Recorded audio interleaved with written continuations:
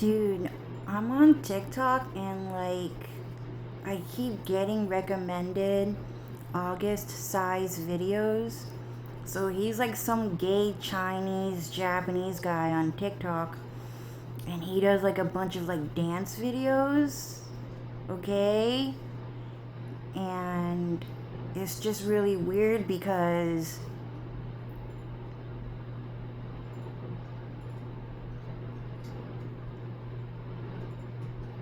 that guy is really ugly, first of all. So first of all, he's really ugly and he's super gay looking. And he has like a very similar personality to Uki Uki Daisuke. Because he just wants to be like, what do you call that? An idol? Like a, like a,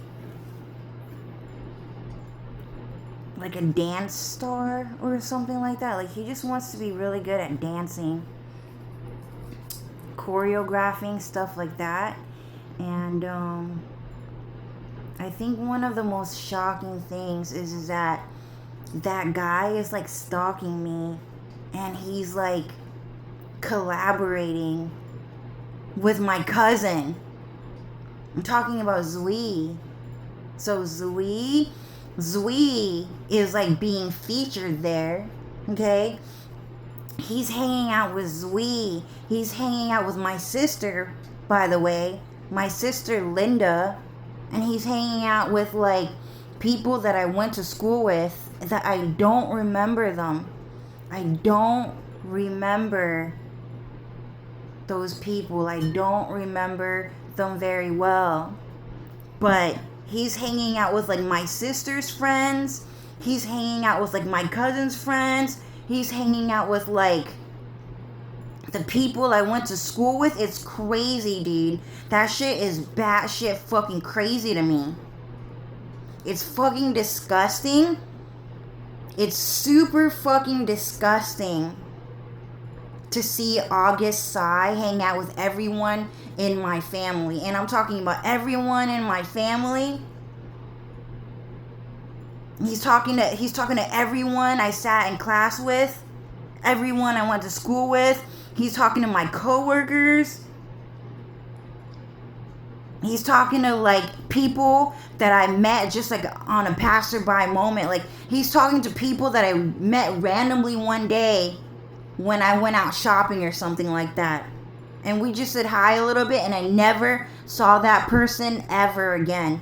Like he's talking to a whole bunch of people that I only met for one fucking day. That shit is fucking crazy, dude. And he's doing even crazier shit and he's like, dude, Cho's like the biggest bitch I ever fucking met. I fucking hate her, dude. I fucking hate her. She's a fucking dumb bitch. I'm gonna get her, man, for real, dude. He's taken for granted. He's mine. And he was saying that shit in like every single video, dude. In every single video, like August Sai, he's saying to my sister, to my cousin, to my classmates, he's talking to everyone. Everyone. People that I would just randomly meet. Just randomly meet.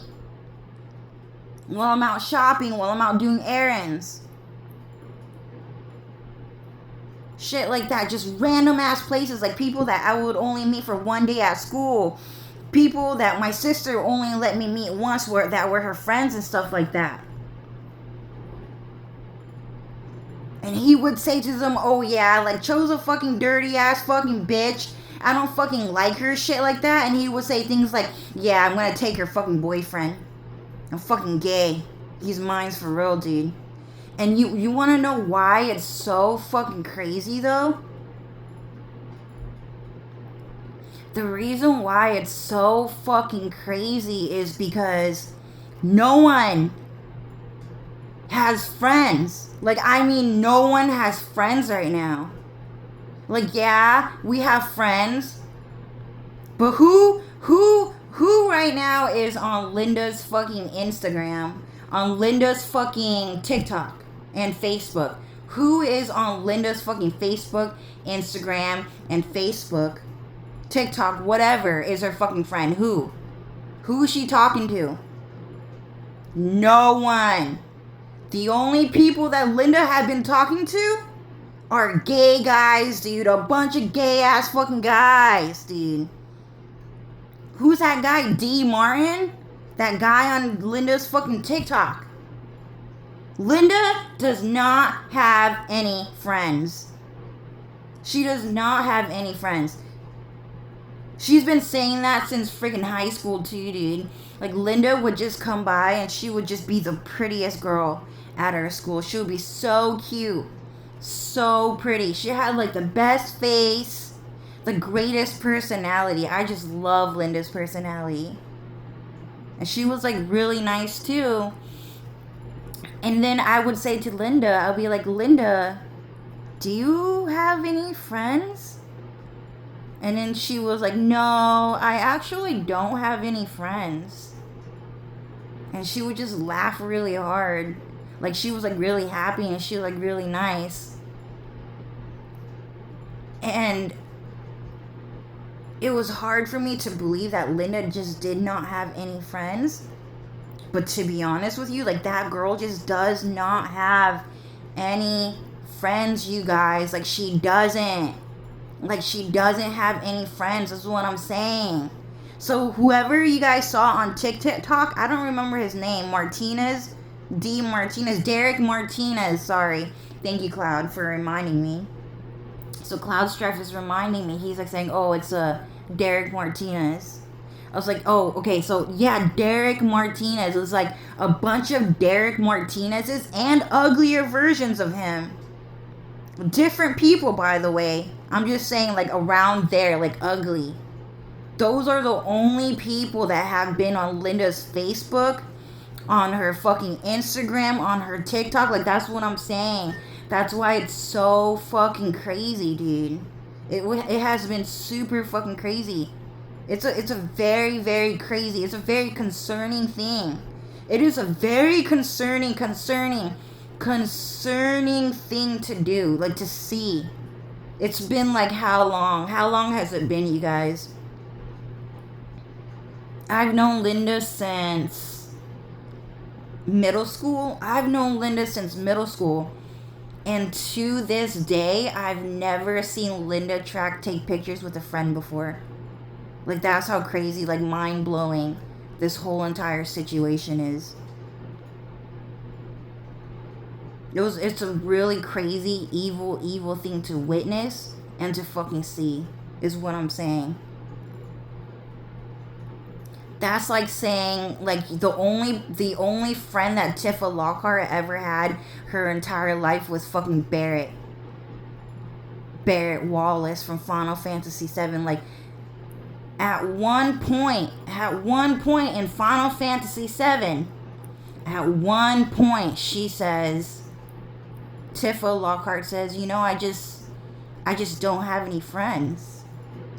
You guys. It was a big ass fucking scene. I'm not crying, okay? So I'm not crying. So someone is selling their soul to the devil to get me to cry. So I'm not really crying, okay? But in that scene, Tifa Lockhart, she just kept asking Cloud, like, a whole bunch of questions. Like, wait a minute, Cloud, like, do you have any friends? Like, do you know anyone around here? Like, I don't know anyone. Like, I really just don't know anyone around here, dude. Like, do you have any friends? Like, do you have any family, like, that you can go to? Or, like, do you know anyone around here? Do you have anywhere to go? Like, I just don't know anyone. And I think it was heavily fucking censored. They said something. So Tifa said at one point, it was in the book. I think it was The Tales of Two Pasts. And in that book, I read one paragraph or one quote where it was something that someone brought up, and it was never mentioned again. No one ever talked about it again. But they said the only friend that Tifa ever had growing up was Jessie. Tifa, for her entire life, the only person that she hung out was with Barrett Wallace. The black guy. He was really nice to her, by the way. He was like really freaking nice to fucking Tifa, dude. Like he was not gonna trespass on her. He was not going to trespass on her, and everyone knew. And he made sure no one else ever did that to her too. Right? Like the LAPD, he was never gonna let anyone do that. But what had happened is that Tifa at one point did say, well, the only friend I ever had was like Barrett Wallace. For like a really long time, like elementary school, middle school, high school. Now we're in college, and the first friend I ever made was Jessie Raspberry, the Mexican girl. That's pretty much what they were saying. Yeah, so Cloud just wants to mention that, like, so the reason why the whole entire Marlene thing happened was because, like, Zack Fair was, like, super fucked up. Like, he just wanted that bitch to get fucking touched. Like, all that guy ever thinks about is, like, fucking sex and stuff like that. And yeah, Marlene is a little Mexican boy pretending to be a little girl who stole Tifa Lockhart's, like, anime character doll to say, oh, that's a little Mexican boy. Sexy. Bueno. Evan Law really likes sexy Mexican boys. I get it. But that's pretty much what it is, okay? Like, the whole entire Marlene thing and Barrett Wallace thing, like, that guy was really not trying to trespass on her. Like, he was really not trying to do that, is what Cloud is saying. But the reason why Barrett had his hands all up on fucking Marlene, okay, which is actually just Zack Fair, by the way. So Zack Fair is actually Marlene. And Marlene is actually just a little boy pretending to be a girl. I guess. Okay? So, you might have heard Yachiru from Bleach, the little girl with pink hair. You might have heard it was a little boy. And people were saying, oh, it's hard to believe that's a little boy, but it's a little boy. Okay? So, the reason why that scene is so significant, with the Marlene thing, is because Zack Fair was determined to cheat on Tifa Lockhart no matter fucking what. And that's how literally, like, that's how disgusting that whole entire scene was. It was a crazy ass fucking scene. And the reason why is because everyone lived in the fucking slums. Okay, it was so bad. The whole entire scene was so fucking bad. Like, everyone was like living in a fucking dumpster, like digging through the fucking trash and trying to find some fucking food to fucking eat. Everyone's just saying, man, it just keeps getting poorer and poorer out here. What are we gonna do? It's only gotten worse. And everyone is like out in the open. Big piles of fucking trash because Chinese people won't wash the fucking dishes. They just won't fucking do it. They won't throw away the fucking trash. They won't fucking wash the fucking dishes. They won't let anyone clean up their room. They won't let anyone clean up their fucking room. It's really bad. Like, the slums, dude, it's just fucking trash, garbage everywhere. It was terrible. Like, people were walking around with poop on their fucking face.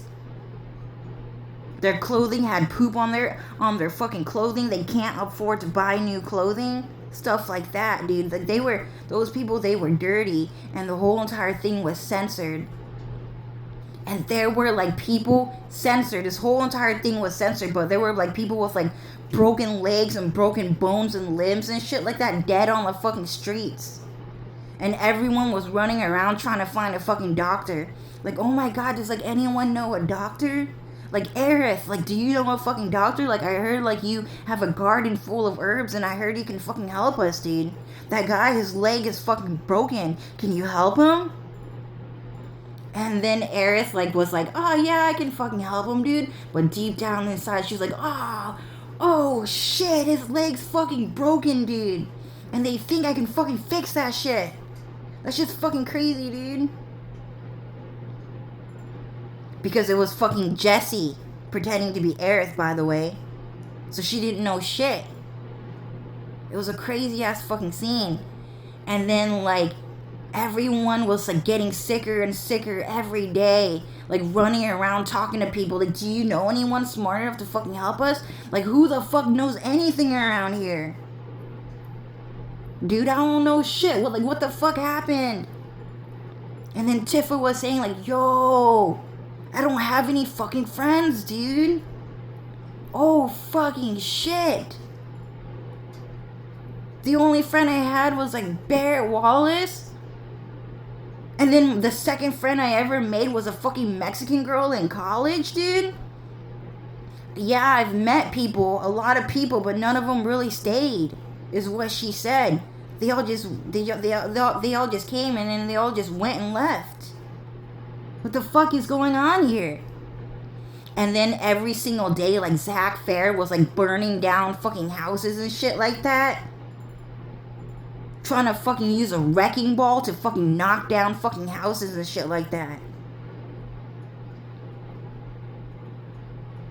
And then every day, people in Final Fantasy VII were like, please, someone help me, please. Like, I don't know what the fuck is going on, dude. Like, oh shit, like, everyone is all fucked up out here. What the fuck? Oh my fucking god. Oh my fucking god, that shit's so fucking bad. Oh shit. Oh my god. Like, shit like that.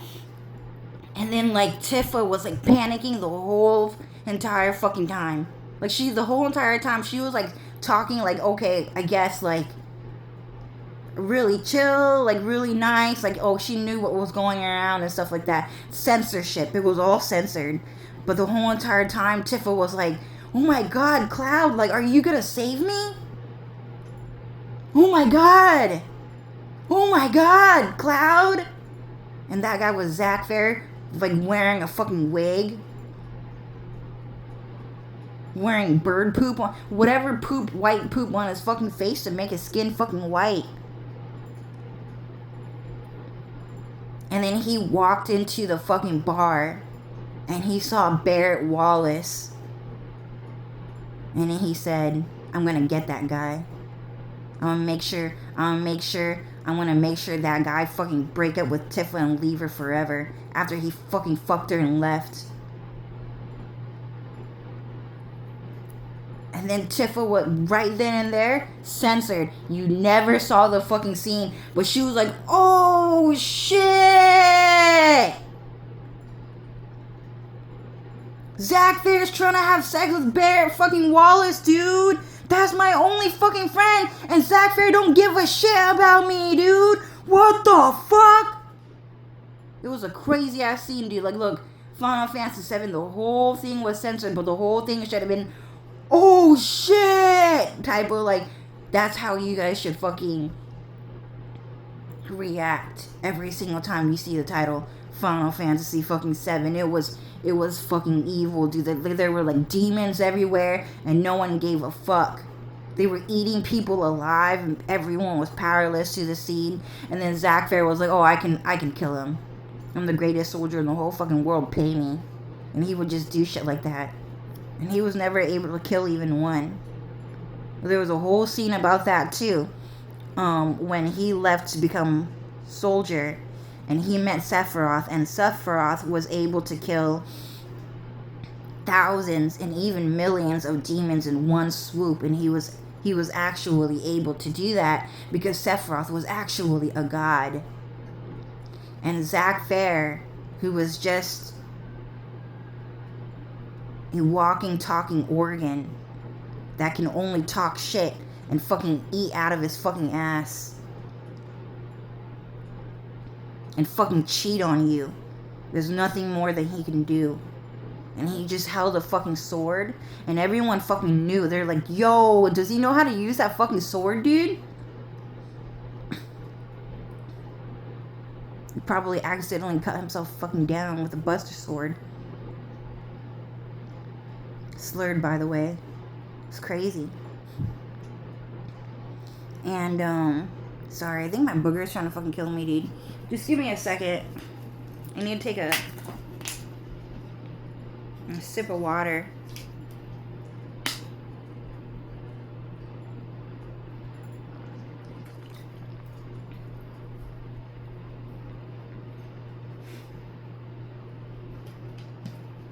Sorry, 1 second.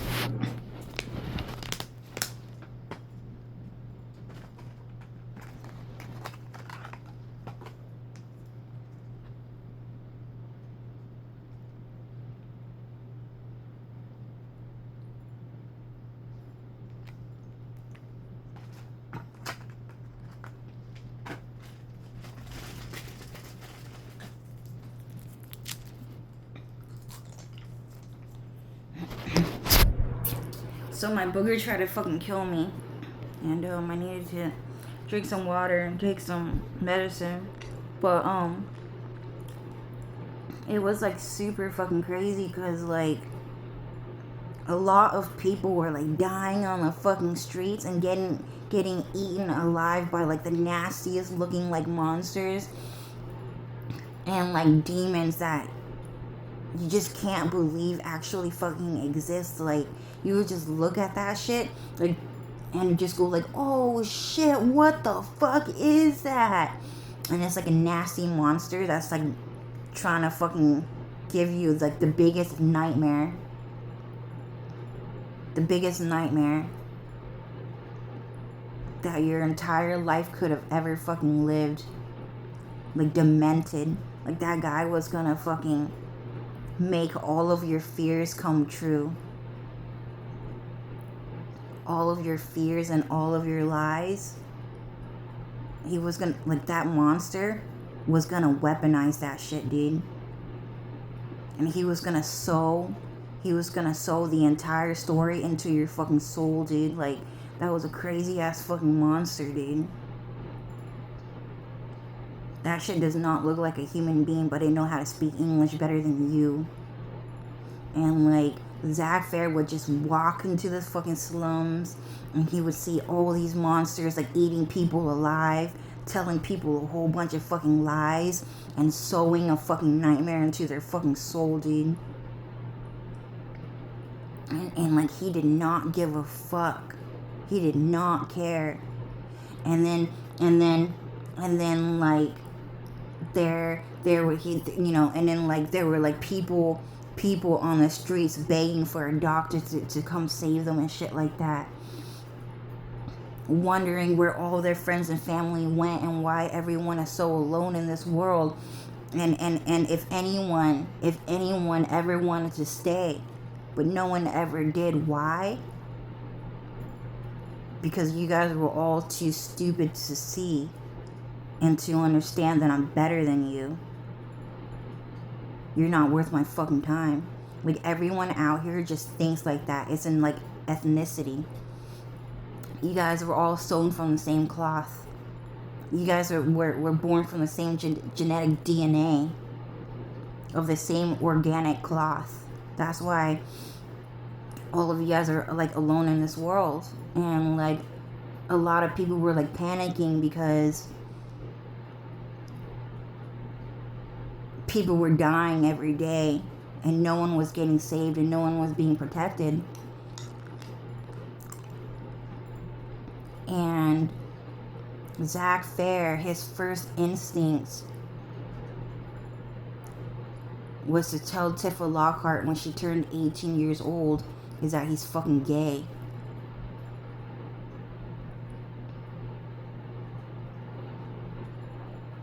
And everyone knew, and everyone in town fucking knew, that Zack Fair wanted to cheat on Tifa Lockhart with Barrett Wallace.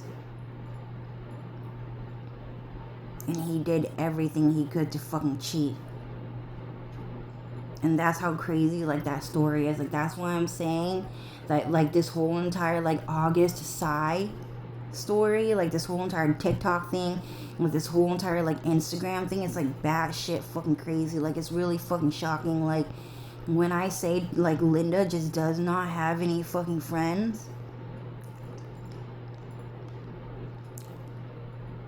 it's exactly what it fucking means. If you go to Linda Tracks fucking TikTok page, like, she doesn't have any fucking friends. And that is the type of life that this world has laid out for her and has planned for her. Okay? So I've known Linda for many, many years. And every single year, I would ask Linda, Linda, do you, like, have any friends, Linda? And then she would always say, no, I actually don't have any friends. I actually don't have any friends. And then that's it.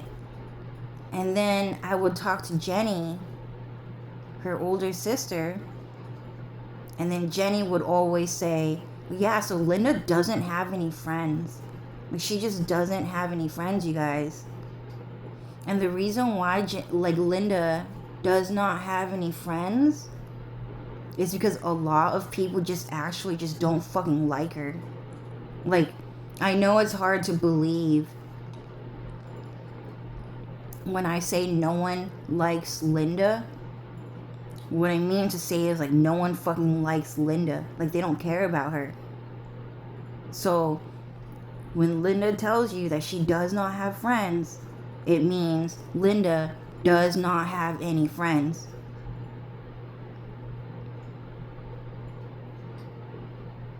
And the reason why she does not have any fucking friends is because of fucking whose name do you guys want to name? It's because of Evan Law. It's because of Elle Lolliot. It's because of Zach fucking Fair. It's a crazy ass fucking world out there. And even me, I keep saying, oh, I don't have any friends. Like, how many years have I told you guys I don't have any friends and I don't know anyone? I've done that for a really long time. For a really, really, really, really, really, really, really long time. I've been on Tumblr since 2014. That means I've been on Tumblr for about 12 years now. And I'm talking about Twitter and Tumblr. And I've told you guys for about 12 years, oh, I don't have any friends. But do you guys see me talking to anyone? Is there anyone in the room with me? Is there anyone in this room with me? I'm alone in this room. If I'm talking to someone, is that person really there, though? Do I have any friends? No, I'm alone. Here, I don't have any friends. They're not here. I don't have any friends. Linda doesn't have any friends. Vin does not have any friends. Vin does not have any friends. I've looked through his Facebook and there are only pictures of him with himself.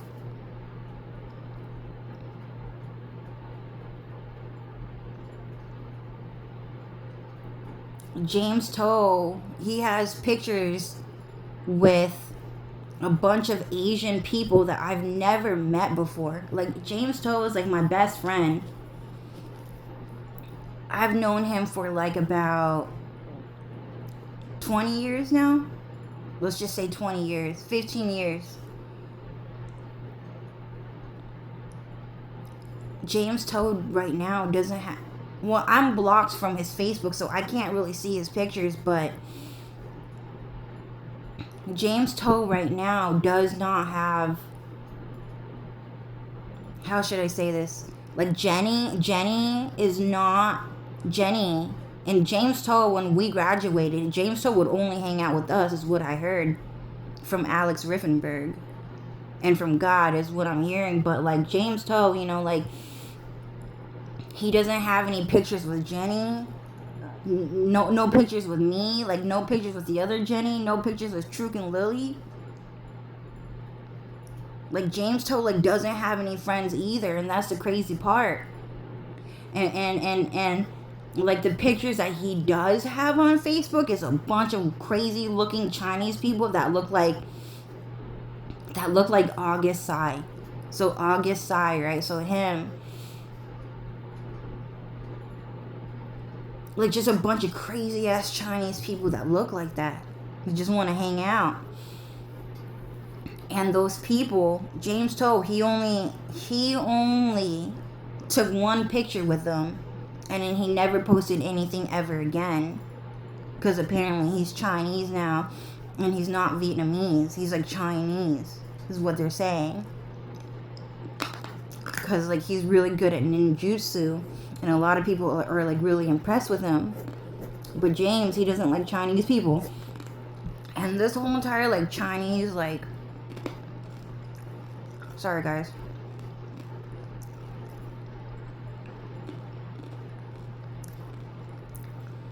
One child policy thing is crazy, dude. This whole entire one child policy thing is not just like, oh, within one family thing, guys. It means that they were killing everyone in China until there's only one person left. That's what the one child policy means. It's not there are like millions of Chinese families, and then they have like one son, and then they grow up in China, and then they develop a society, and then they go to school, get a job, and then they build a company, and then they make and then they make everything. So they sold their souls to the devil to get me to slur. That was a nasty ass fucking slur. Evan Law did that one, by the way. That was a crazy ass fucking slur. It was a nasty ass fucking slur, dude. I've never heard that shit before. I've never heard that sound before, dude. This is the first time I ever heard that shit. For real. I'm being serious, and I've never stuttered or slurred before. Yeah, so Cloud is saying like, Cho, like when you, back in the day when you would talk, you wouldn't get all snotty. That's a very recent thing that Evan Law introduced into the world with soul selling. So he sold his soul to the devil to give everyone a fucking booger in their fucking nose and their neck, their throat. But anyways, guys, so the whole entire one child policy thing, it means that so the Chinese father and the Chinese son, that they, and even the Chinese mother is what Cloud is saying, if she is real, but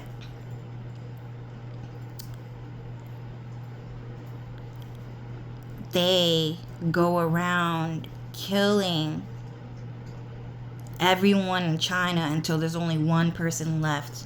And that means all other families must die and only one Chinese person must live. And that's what the one child policy means. So James Toe, he could not be friends with Chinese people anyways, because Chinese people think in that way. So in reality, you know, like James Toe, his real friends, he's forbidden to ever see them ever again. And man, that was what happened with James Toe and like Hinata was the fucking worst. I don't know the story. I don't know what happened. But Cloud Strife, Alex Riffenberg, Dylan, and Lucifer, and Zhao Yun, by the way, are all fucking complaining about her. Because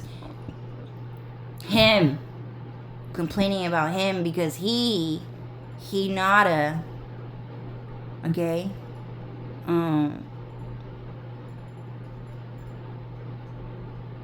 Oh, I see what you're saying, Hinata.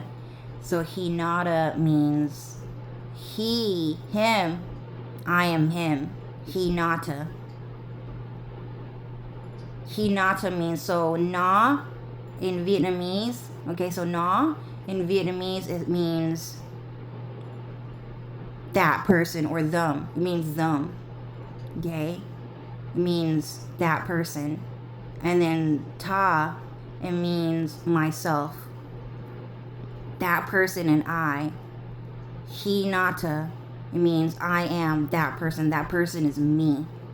So a self-insert, okay, so very important to know this, but a self-insert character or a mindset means is that when they see someone else, when they see someone that is not them or someone else, they look at that person and then they they use their mind to insert themselves into that person, and they automatically assume that that person is themselves, or that that is the person that they want to be. So Hinata means I want to be him. Does that make sense? I want to be him. Hinata. So he means I am a man, and then Na means that person is me. So he means that Hinata is a man, is a boy, and then Nata means he is me and I am him. Does that make sense? So it's kind of like saying, oh, like just imagine walking in someone else's shoes, and you are that person. Does that make sense? So it's a very famous quote. Just imagine walking in someone else's shoes. Okay, yeah, there are like double standards, multiple standards of what that sentence could mean, and a lot of people think just imagine how hard it would be if it was that person. So that's why you would not want to treat them that way, right? But as a secret terminology and meaning behind that, it means that person is self-inserting themselves into that person's shoes, and that person thinks that that person is himself. Okay, so it's a very, very, very important ideology to understand. Sorry, slur. They sold their souls to the devil to get me to slur. Okay, so it's an important ideology to understand. Identity theft is a very, very, very, very, very, very, very, very, very, very, very, gotcha cloud, important thing to understand out here. And Hyuga, the last name Hyuga, if you look at the characters, the letters, it looks like a fingerprint. So Hyuga is fingerprint, fingerprint, fingerprint. So there's 2 U's and a G and an A. And then there's a Y, and then there's like an H. Okay, so it spells out fingerprints. So Hinata Hyuga means he's trying to steal people's fingerprints as well. Does that make sense?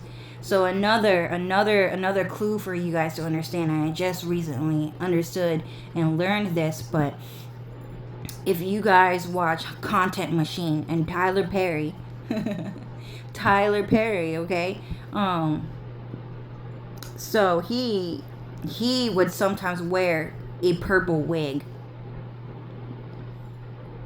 Tyler Perry would sometimes wear a purple wig, and he would represent like the LGBT clan and the LGBT community through lesbianism and transgenderism, and sometimes the gays and the bisexuals. The reason why Tyler Perry would do that is because Hinata Hyuga is literally actually a man, an Asian man who wears a purple wig just like that, and he walks around just like that, a really ugly wig, okay, and he tells people that he is a fucking woman, and that is Hinata Hyuga, okay, and Hinata Hyuga is actually Sasuke Uchiha. He is Sasuke Uchiha, okay, they are literally the same person but different clones. Okay, very important to know. That is why the Byakugan and the Rinnegan, the 2 purple eyes that both Hinata and Sasuke have are both purple, and the reason why is because they are both the same person the whole time. So Hinata Hyuga is actually Sasuke Uchiha, you guys. Okay, and so that's very important to know. So Hinata is actually a boy the whole time. Okay, and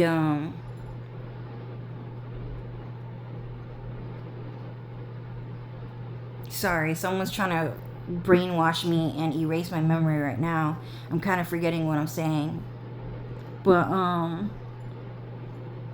there was a scene. Thank you, Cloud. He's reminding me. There is a slur. They sold their souls to the devil to get me to fucking slur, okay? So,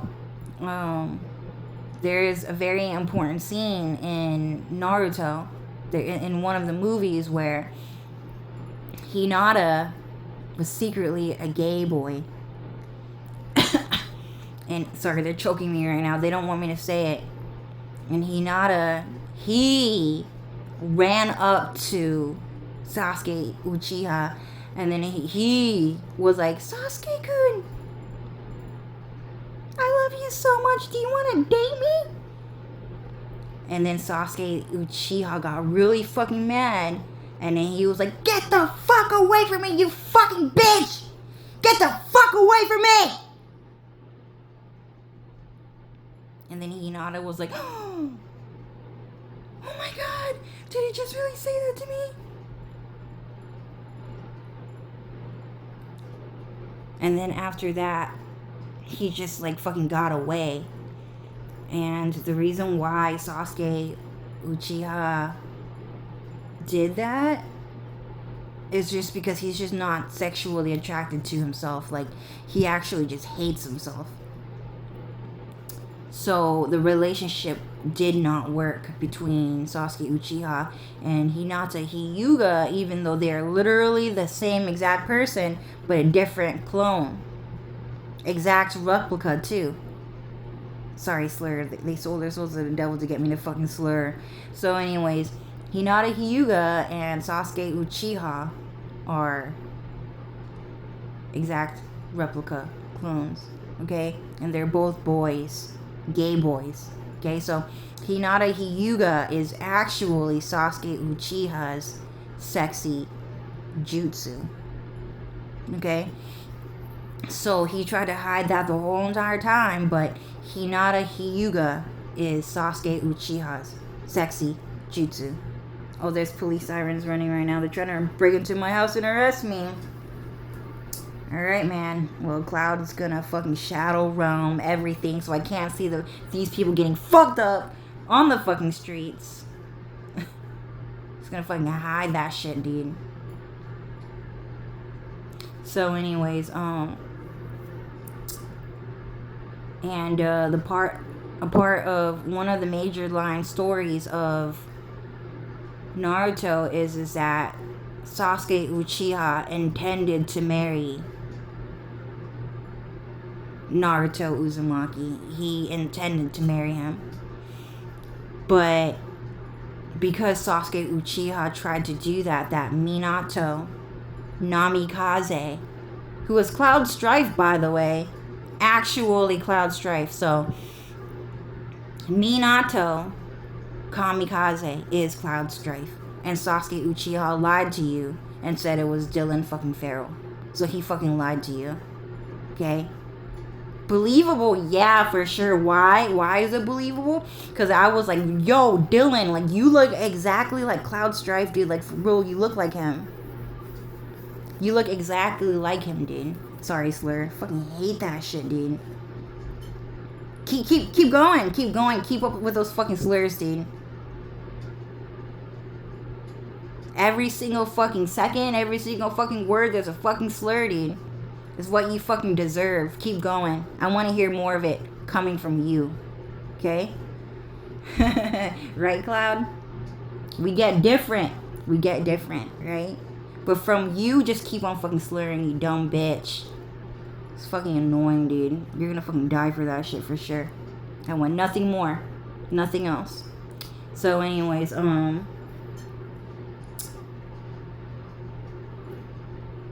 I forgot what I was saying. They keep fucking wiping my memory, dude. I keep forgetting, dude. It's like I can feel the idea leave my mind. It doesn't have to be that way. It's just Cloud is just like giving me hints. But oh, sorry. Yeah, thank you, Cloud. So Minato Uzumaki. No, not he is Uzumaki. You can call him Minato Uzumaki, but it can be Minato Kamikaze, and he is Cloud Strife. Okay, And so Naruto Uzumaki is also Cloud Strife. He is Cloud Strife, and he is the son of God. So Naruto Uzumaki is the son of God. Okay? So yes, you can be your own child. You can be your own dad. You can be your own grandpa if you understand how that works. Okay? And in a multitude of ways, if you somehow give birth to a child in whatever way you give birth to a child, in any way, through like sex and rebirth, or through magic, or through any other way, I don't know. Those are the only two I know, but I heard there's like a googleplex ways to give birth to a fucking child. So Naruto Uzumaki is actually Cloud Strife being his own son. Okay? And what that means is that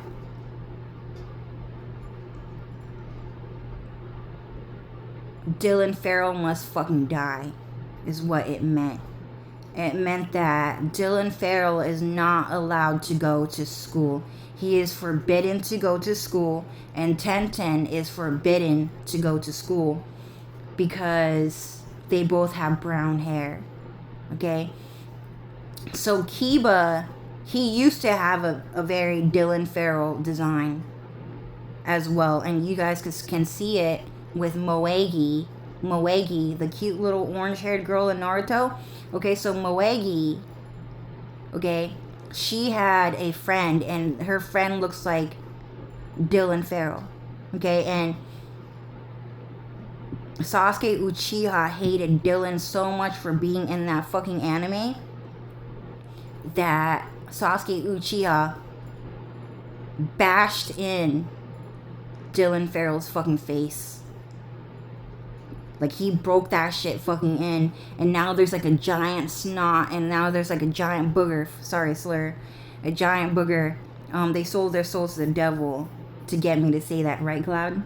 Because he said, Joe, you better fucking tell them. Okay, fine. They sold their souls to the devil to get me to fucking slur, to stutter. Right, Cloud? Okay, I said it.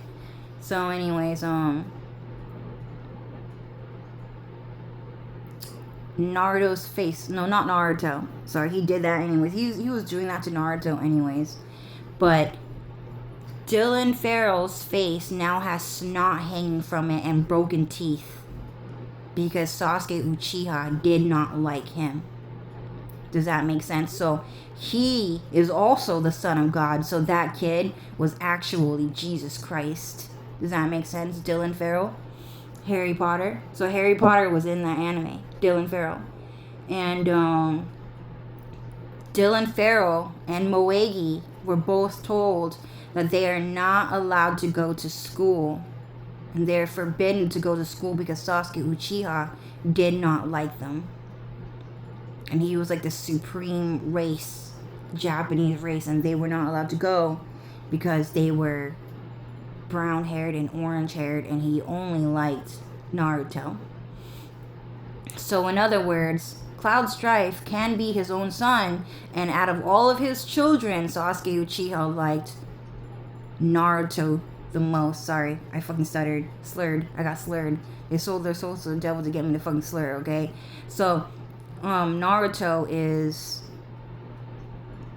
Sasuke Uchiha's favorite child of God, and he did not like the other ones, and he thought and felt that he deserved that they should die without any friends or support in life.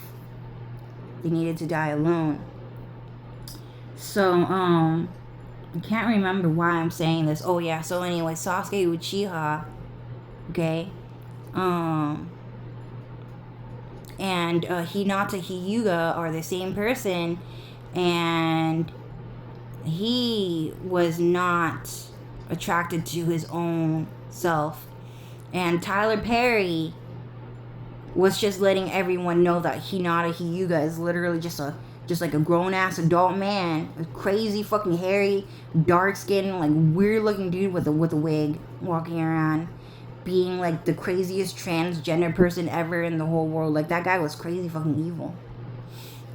So Tyler Perry, he made a video, a movie, a short movie, and in that movie, he said, so sorry, okay, Cloud. So they sold their soul to the devil to get me to slur and to stutter, okay?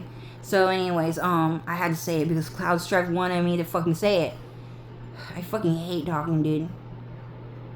Bingo. Exactly. So let's just keep the hatred there, dude. Just keep it there. Okay? But you're gonna start thinking other things. Something beyond hatred. Something a little better than that. But no. Bingo. Do you get it? True hatred. You forgot. So anyways, oh, he's crying right now. Because he heard true hatred, dude. He heard about that shit. Bingo. So anyways, Tyler Perry, he made Content Machine. He made a short video, a movie. And in that movie, he said he was giving people an example that some people, they just cannot date themselves. Because they just don't like themselves, and they are too selfish, and they are too greedy. They are too selfish, and they are too greedy to date themselves, and they need to date someone who is not made out of true hatred, but maybe someone who is a bit more loving and a bit more kind and caring to support him in his goals and his mission to kill everyone that has ever lived in true fucking hatred. And that's what he needed in life, apparently. So, yeah, so Content Machine kind of pretty much gave you guys a bunch of secret codes, a bunch of hints. Okay, so that character, Tyler, is pretty much not necessarily cosplaying, but giving you guys, like, a hint that someone with the purple wig is going around doing these things, and it's Hinata Hyuga. And Hinata Hyuga is actually Sasuke Uchiha, a fucking man pretending to be a woman. Okay? Super fucking serious. So anyways, no one in this world has friends except for Sasuke Uchiha. And that's kind of the point here. That's kind of like... Sorry, he's trying to fucking steal my fucking bag, dude. So August, Saya's trying to steal my fucking bag, but the reason why the whole entire thing is so fucking crazy is just because...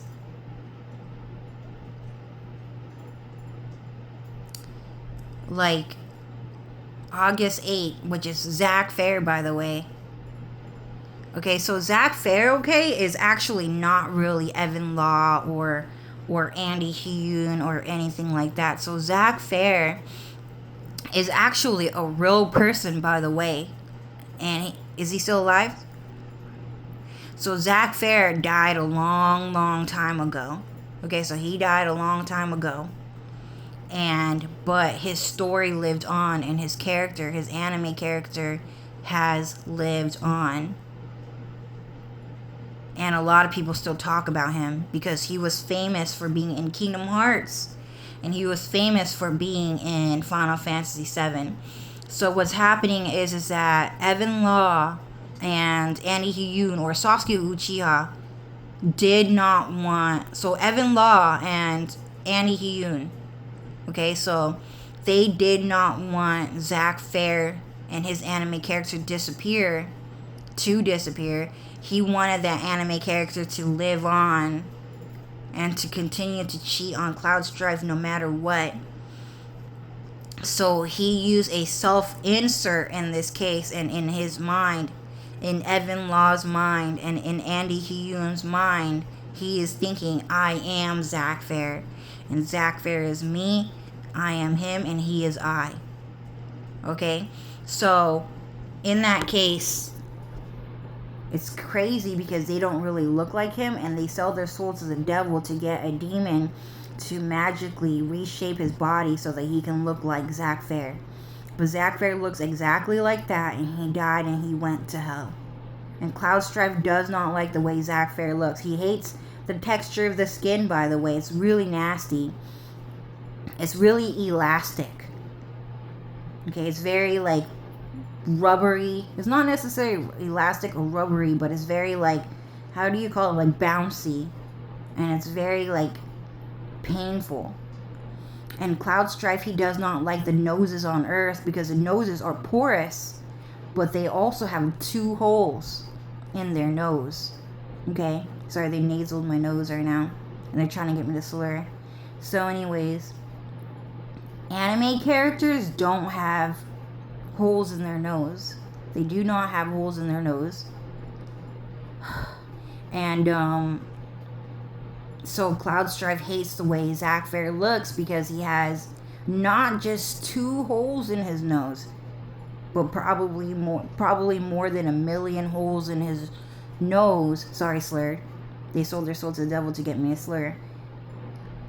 Like Zack Fair probably has, and Evan Law and Andy Yoon probably has 1 million pores on his nose, filled with boogers and tears and snot and dirty air and farts permanently locked inside his fucking nose. The pores of his nose and 2 big holes to breathe with. And Cloud Strife does not like breathing. Okay, so Cloud Strife just does not need to breathe, and he does not breathe. It's a very organic thing. Like, some people just need to fucking breathe, and some people don't. So Cloud Strife hates Earth noses. They have wings, and they have holes, and they have lumps and everything like that, okay? And he hates eyelids. So Cloud Strife hates eyelids. Okay? So yes, anime characters blink, but they do not have eyelids. And then Zack Fair just said, or Andy Yoon and Evan Law just said, yes! And then they just died, and then they just went to hell. And they will never come back to Earth ever again. And there's some other fucking human being, sorry, not human being, some other lump of organic flesh, humanoid species that's going to sell his soul to the devil to steal Evan Law's identity and to become and transform into him. So that guy is now going to walk around Earth a new man, and he is now Evan Law. There's a brand new person who is now Evan Law walking around, and now Andy Yoon walking around. Sorry, I just burped. They sold their soul to the devil to get me to burp. Okay? So anyways, what's happening is that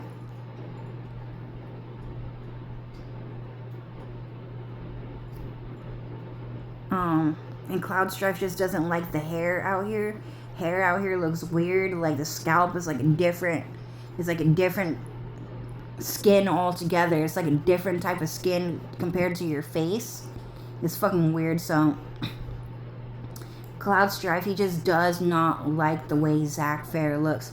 Like, some people are saying, well, Zack Fair is kind of a good looking guy because, you know, he has like a really straight face. He has really white skin, blue eyes, and yeah, like, you can fix his hair a little bit, and he would just be a really good looking guy, is what a bunch of Asian people and Mexican people and European people are saying. But Cloud Strife just doesn't like it because you have holes in your nose, and you have lips, and you have teeth, and you have eyelids, and you have organs. Like, he just does not like that look. And so a lot of you guys can't believe that, oh shit, Zack Fair went to hell, even though he's like such a great looking guy. It's like, yeah, like, why would you keep that guy around? Okay? So anyways, Zack Fair, so everyone have the same, sorry, slur. It's fucking annoying. Keep it up, keep going. I don't give a fuck, dude. I'm talking to you. I'm talking to you. It's fucking different. Okay? Go ahead. Just bump up all the fucking slurs, dude. Just keep it up. Raise the fucking numbers when I'm talking to you. So anyways, so they're just slurring. Like, there's like a bunch of like magic that's like fucking French kissing my fucking tongue and moving that shit around, dude. And I'm like fucking slurring, dude. Fuck that shit. I fucking hate that shit, dude. It's just Cloud Strife's fucking magic, but I fucking hate that shit, dude. It's fucking pissing me off. But anyways, so what I'm saying is that It's not really French kissing me. I'm just saying that to make it a joke. But it's like, there's like a type of magic that's like pulling. It's like pulling my fucking lips and like my fucking tongue. And shit like that. But anyways, so everyone out here is the same, and like no one wants anyone to have friends, right? So you guys kind of heard about it, where like Mexican people, they do this thing. Oh, Evan Law did that, by the way. Bueno, sexy Mexican boys, French kissing. Okay, fine, whatever, dude. So anyways, so Mexican people, they do this thing where they illegally invade like telephone operators and like that job sector, and then they start talking to people because they want to talk to people because they're looking for friends, they're looking for ideas, they're looking for people to talk to, they're looking for like, oh my god, what the fuck, oh shit, oh my god, so many people just fucking died, dude. Oh shit, he's on the fucking streets and his leg's fucking broken. Is there like a fucking doctor around here, dude? Oh my god, dude. That's so bad. And like a bunch of telephone operators are like picking up the phone and they're like, hello? Yes. What did you need? Oh, okay, you need to go see a doctor. So what's your high school degree? I mean, what's your educational degree? Some college? Oh, you have a master's degree in what? The medical field? So do you know any doctors in the medical field? Let me transfer you over to the doctor that you want to talk to. Let me meet him. Okay, yeah. All right, okay. And then they would just do shit like that. Like that's how they try to meet doctors. They walk into the building and they're looking at a pair of fucking lungs and some fucking eyeballs and two noses and two lips. And they're saying, "Oh, hi, so you're the doctor?" "Yeah, I'm the brains around here." "Oh, cool. Well, I know a couple of doctors, too." "Oh, really? What school they go to?" "Harvard." "Oh, really? I went to Harvard, too." Like, shit like that. It's fucking crazy, dude. And, so Mexican people and Chinese people and European people, they would just do shit like that. Crazy, crazy fucking world. Doctors, all doctors are evil, by the way. All doctors are evil, okay? And, so what's happening is that, you know, all those people, they would in real life, for some reason, they would just say, shut the fuck up, shut the fuck up, shut the fuck up, shut the fuck up, you're so fucking annoying, you're so fucking annoying, shut the fuck up, shut the fuck up. And everyone just does that shit out here. And you know what people do? They shut the fuck up. They shut the fuck up. And you want to know what happened? No one talked to anyone for over 30 years in America. No one ever talked to each other before, and that's how bad the situation is. It's a really, oh shit, no one talked to anyone. Yeah, like no one talks out here. Do you get it? Like no one talks. Oh shit, Linda doesn't have any friends? Nope. Linda doesn't have any fucking friends. Truk and Lily, the valedictorian and salutatorian, don't have any fucking friends? Nope.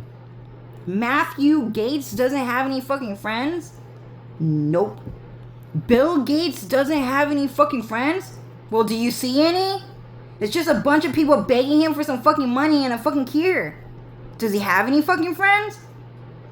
Who's Bill Gates' best friend? Who is it? Tell me. Do you guys fucking know? He doesn't have any fucking friends. And when he's talking, who is he talking to? He's not really talking to anyone. He's just kind of explaining a couple of things and that's it. And explaining things is not really a conversation. It's kind of not. You're just kind of reading a script and then that's it. You're just explaining something. He's not talking to anyone. No one is talking to anyone. No one is talking to anyone, you guys. Like, that's how bad that shit is. And so the devil, when he showed you that Mexican people are like telephone operators and they're like tech operators, they're on the computer helping people out how to solve a certain problem on the computer or on the phone or at the bank. Okay? So you guys saw that. The devil was talking about that. And what those guys have been doing is they have been blocking people from talking. Shut the fuck up. Shut the fuck up. And then they go to the telephone operators because they really want to fucking talk to someone to see if someone fucking knows. Do you know? Know what? The truth. Does anyone know the truth? Does anyone know what's going on around here? What the fuck happened? I don't know, but he fucking died. I know. He's like still kind of alive, but he's like dead. His body's like still moving around in pain, but he's like fucking dead, dude. He's a fucking goner. It fucking sucks because he can't fucking die, dude. But his body is still broken into pieces and shit. Like, he's fucking done. Is there anyone that's gonna pick up his body and fix that? There's like millions of them out here that's fucking dead, dude.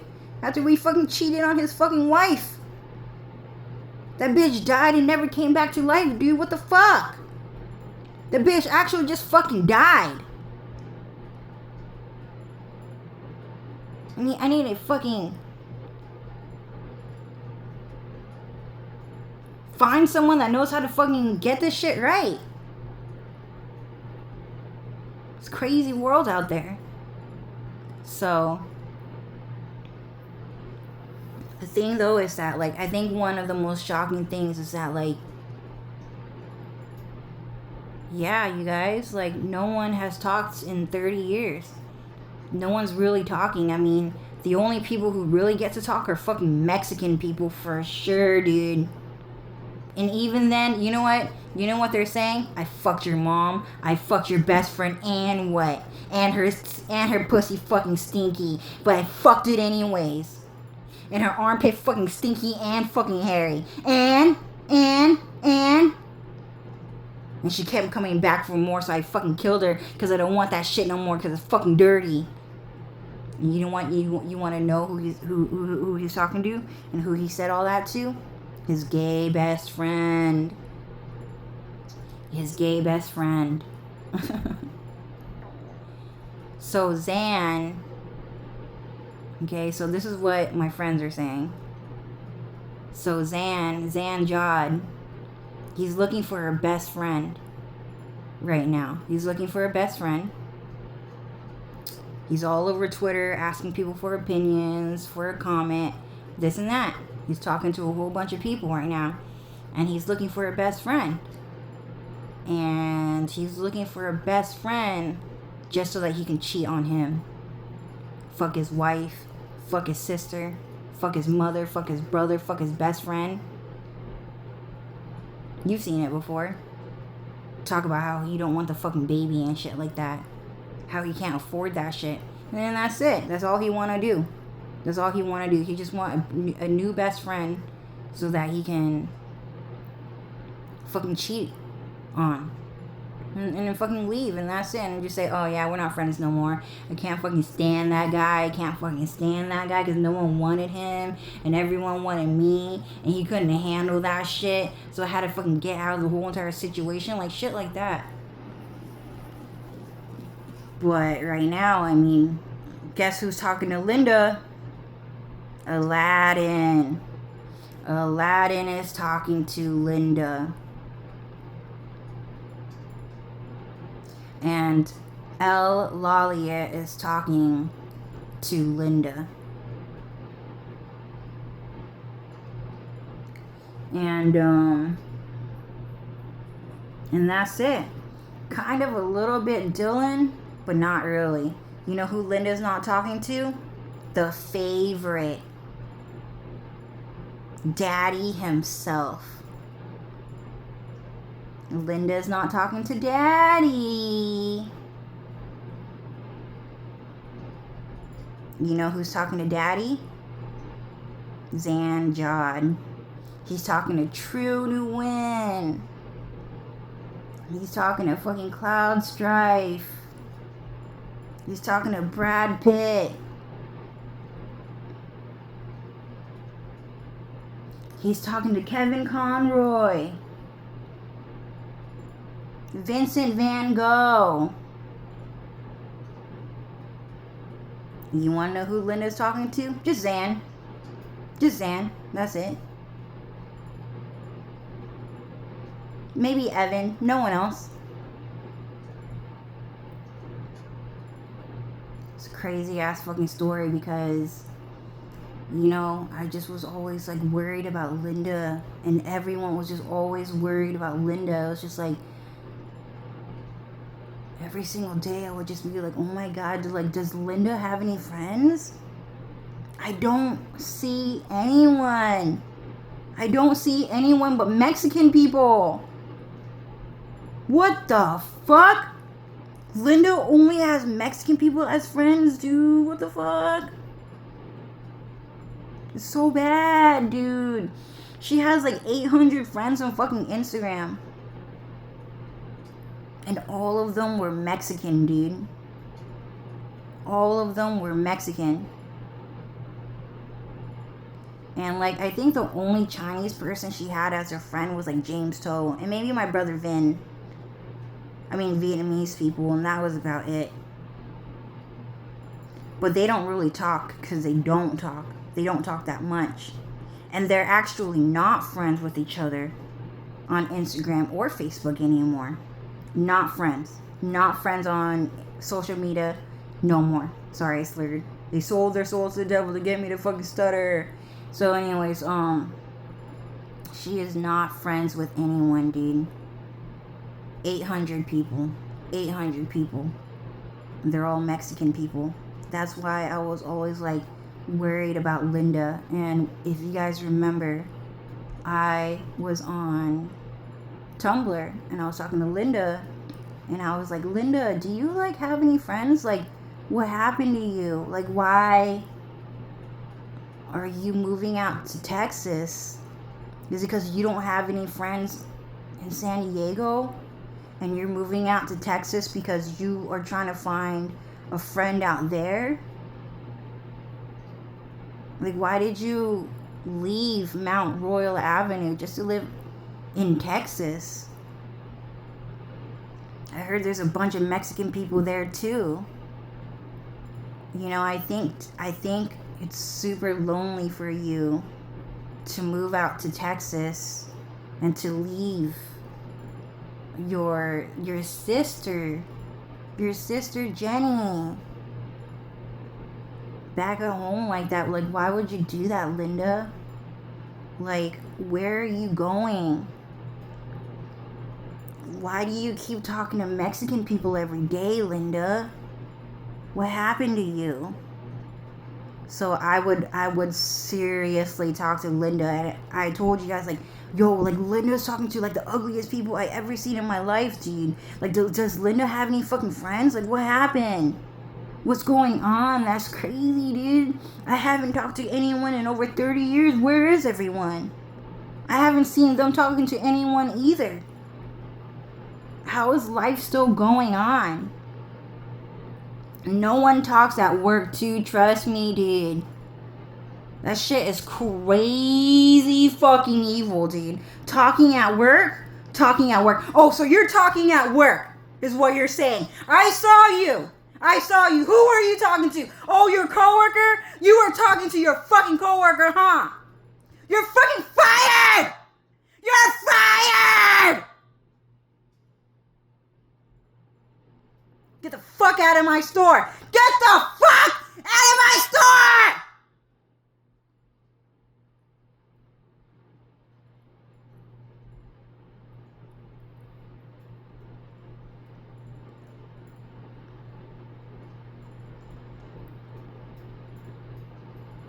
It's just hella fucking illegal, dude.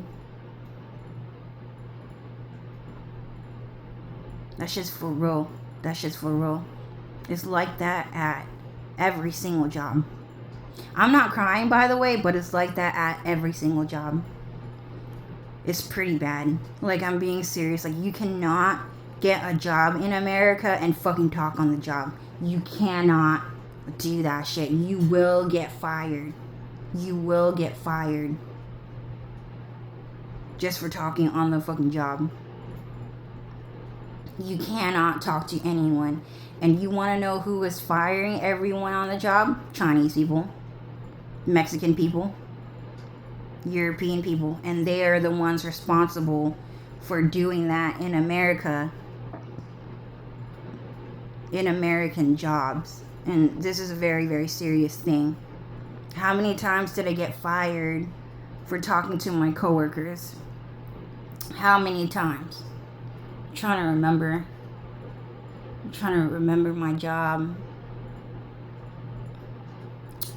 Well, anyways, I don't want to recount how many times I got fired for that, but we'll just say that I got fired every single time. Every single time I got fired from my job.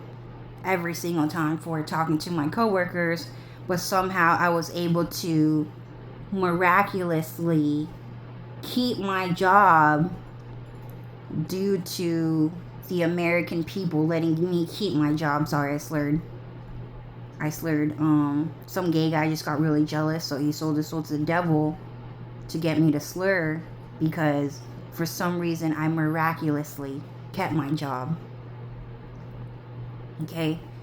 But I just want you guys to know that that shit is for real.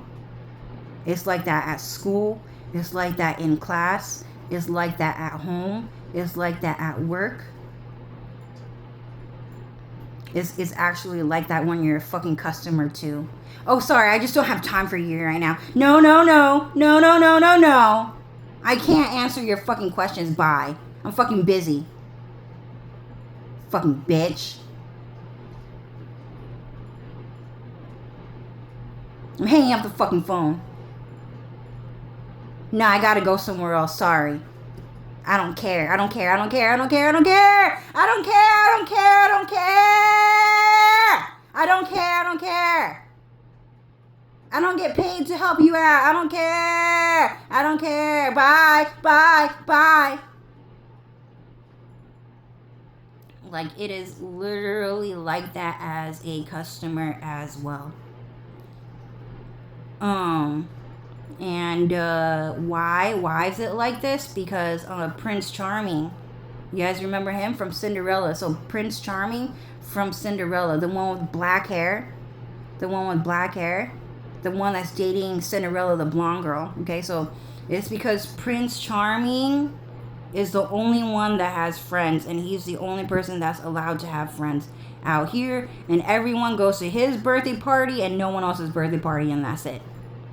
But everyone thinks like that. So everyone out here thinks like that. And there can only be one. There can only be one. And that was Zack Fair. Or maybe Evan Law or Zanjad. Whichever. I guess they're all fighting for the Game of Thrones. And everyone is lining up and everyone's trying to talk to Cloud Strife. Because he's the most famous person in the world and everyone's trying to get married to him. Does that make sense? But everyone thinks like Prince Charming from Cinderella. No one else has a fucking party. There's never been a party before, dude. Oh my god. Prince Charming did it. He has a fucking party, dude. Whoa. That's crazy, man. Can you believe it? A fucking party. Wow. But I just want to say that it has been really, really crazy. It has been really, really crazy because from what I've heard from Alex, Cloud Strife, Lucifer Dylan, from what I've heard is that everyone is craving a conversation with someone. Everyone wants to fucking talk to someone. Does that make sense? Like Zanjad, like he sold his soul to the devil. Like he worked really hard to be able to stand in front of Cloud Strife Brad Pitt, okay? And to be able to have people lining up to fucking talk to him. And just to tell everyone he's fucking gay. What a downgrade, what a downgrade, what a downgrade. I'm an upgrade. You're a downgrade, you're a downgrade. Your pussy fucking stink. Your armpit fucking stink. You look like a fucking monkey. You look like a fucking gorilla. I look like Prince Charming. And he just sold his soul to the devil to be able to fucking have that type of Prince Charming party. Like, everyone is lining up to talk to Zanjad. Okay? And he wants to give everyone his opinion. Kind of thing. Like a popularity contest. Using Twitter opinions from the general masses. From the whole group of people. Mirror, mirror on the wall, who is the most beautiful of them all? Is it me or is it you? Is it me or is it them? And that's what he is using his power to do. And yeah,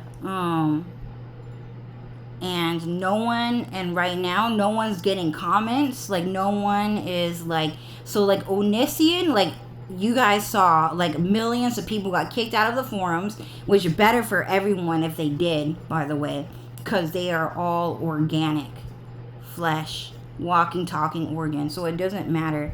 You guys all think the same anyways. Cheese pizza, cheese pizza, cheese pizza is all you guys fucking think about. Thank you, Cloud. He said, Teenage Mutant Ninja Turtles. They really like cheese pizza because they are old turtles, wrinkly old turtles, and they don't have to be wrinkly, but they like cheese pizza. Code word cheese pizza. Okay? They like young people. They like kids. But I just want to say, like, man, it's crazy, dude. Like, one of the craziest parts in Revelations was seeing a Content Machine tag their best friend, okay? Was seeing Michael Mazzatelli tag Tyler Perry on Instagram. And that was a really, really, really shocking moment, because I was like, wait a minute. Did he just tag his best friend on Instagram? That's crazy, dude. That's really, really crazy. I've never seen that before. All I see is a bunch of people talking to people they don't know on the fucking internet and out on the fucking streets like they don't know each other. No one knows each other out here. Why? Because you're all too fucking stupid to understand that I'm better than you. And you're not worth my fucking time. And shit like that. It's pretty fucking crazy. So, I saw that, though. I saw Michael Mazzatelli tag Tyler Perry. And it got me thinking, wait a minute. When was the last time I saw someone tag their best friend? When? How long? And then the next page, it was a Mexican man pretending to be a woman, okay? Frida Kahlo is a Mexican man pretending to be a woman. And that girl, Kristen, they call her Kristen, so that's Frida Kahlo's AI CGI character. So that girl is actually just a fucking girl, right? So that character is actually just a girl.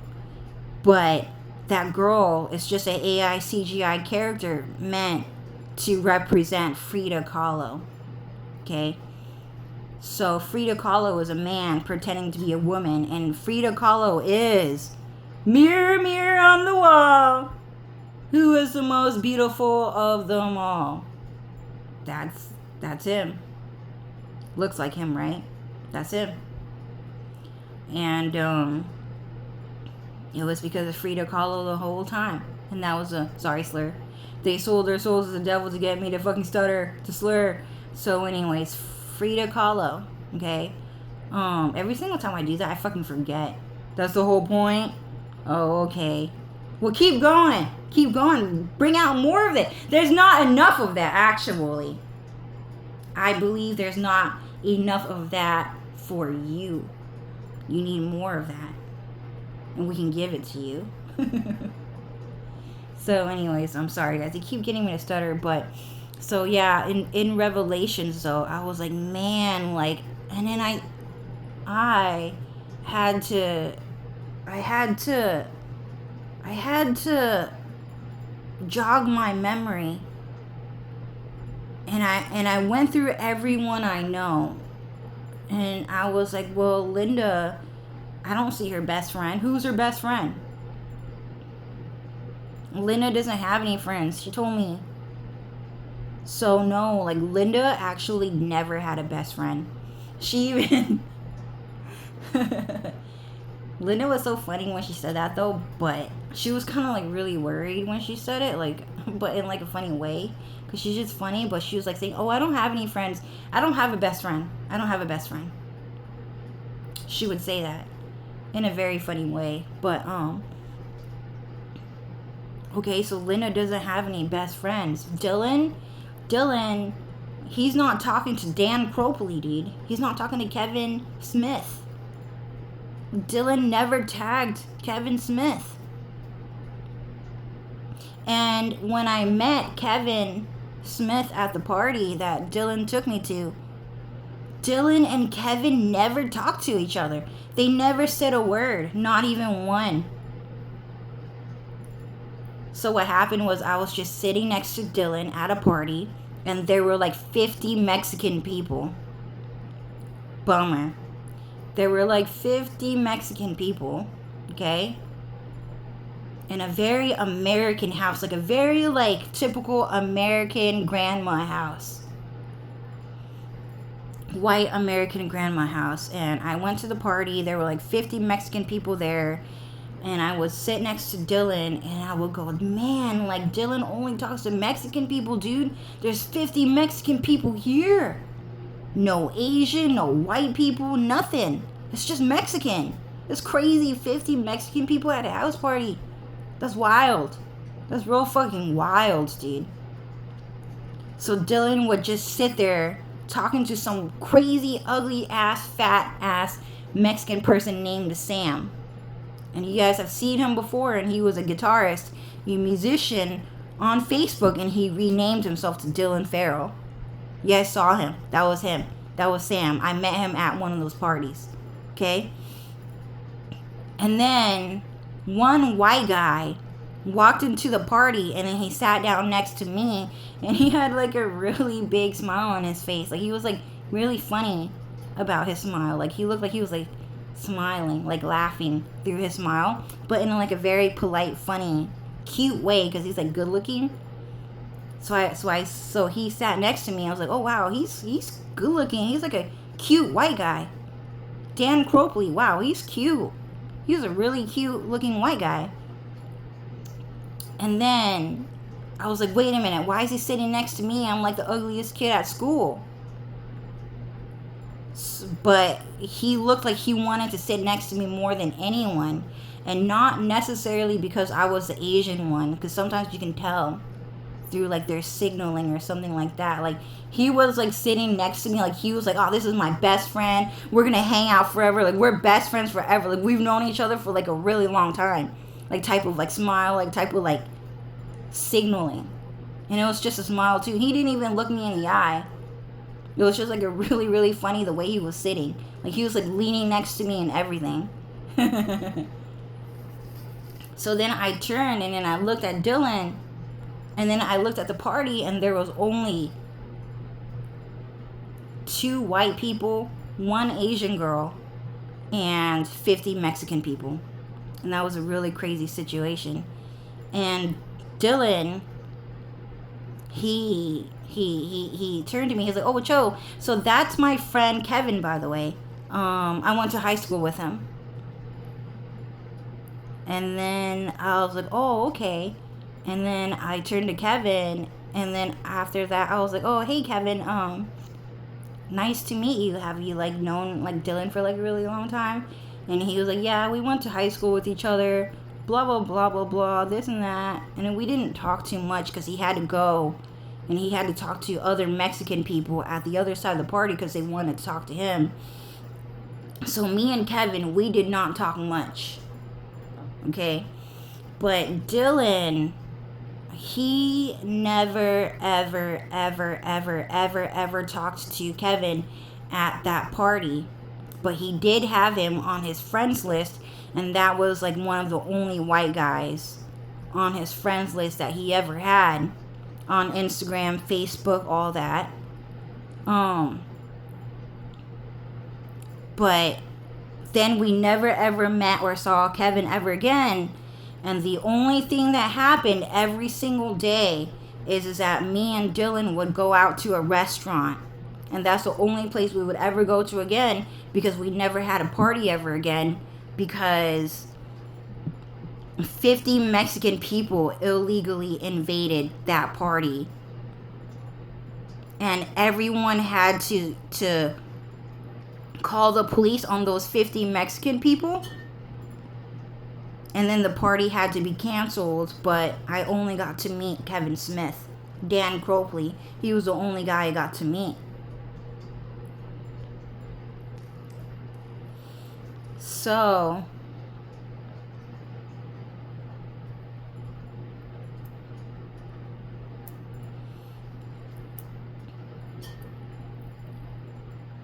I would think about Dylan, and I would look at his Facebook and his Instagram, and every single day for 10 years, 12 years, I would look, and you want to know what happened? Dylan did not have a best friend. He did not talk to anyone except for Diego Rodriguez and a whole bunch of different Mexican people, by the way. Like every single day, me and Dylan, we would go to a restaurant. And a bunch of Mexican people would just walk up to Dylan. Mexican men. Every single day, a new Mexican person would walk up to Dylan. And then they would just start talking to each other. And I would just assume that they knew each other for a long time because of the way they were talking to each other. Like they just knew like certain information. They just knew certain information that made me think that they knew each other for a while now. And then Dylan would also turn to me and he would say, oh yeah, this Mexican guy is blah, blah, blah, blah, blah. I've known him for a really long time. I've known him since elementary school. And then there would be another person. I've known this person since middle school. And then there would be another Mexican person. And I've known him since high school. And then there would be another Mexican person. Oh, I met him in college. And then there would be another Mexican person. Oh, he was my coworker. And then there would be another Mexican person. Oh, I met him through my brother, Zach Fair. You know that Mexican looking guy? Bad Bunny? My brother, Bad Bunny, Zach Fair? Yeah, I knew him. I knew him through him because they were like best friends. And then we would go to another restaurant, and then there would be another Mexican person, and then there would be another Mexican person. I was like, oh, I know him. He's gay. Oh, he's a gay college professor that teaches here. He doesn't like you, but he's like a gay Mexican guy. I'm just letting you know he doesn't like you. I've known him for a really long time. He used to be my elementary school teacher, and then he finally earned his degree through going to school, and now he's a college professor, and so now he teaches here. Oh yeah, that Mexican guy that you went to elementary school with. Do you remember him? Yeah, I went to middle school with him. Yeah, I've known him for a really long time. Oh yeah, that other Mexican guy. That Mexican guy, Ryan. You know Ryan? Yeah, he's my best friend. He's my Ryan, the ugly Mexican guy that looked like Shaggy. Long hair, super long hair, past his fucking waist. Ryan, the Mexican guy. Yeah, he's my Mexican best friend. And then we will go to another restaurant, or we will go to school, and then we will go, oh yeah, I've known that Mexican guy for a really long time. I met him at a party. And ever since then, we've been like best friends. And then another day, another Mexican person would come by.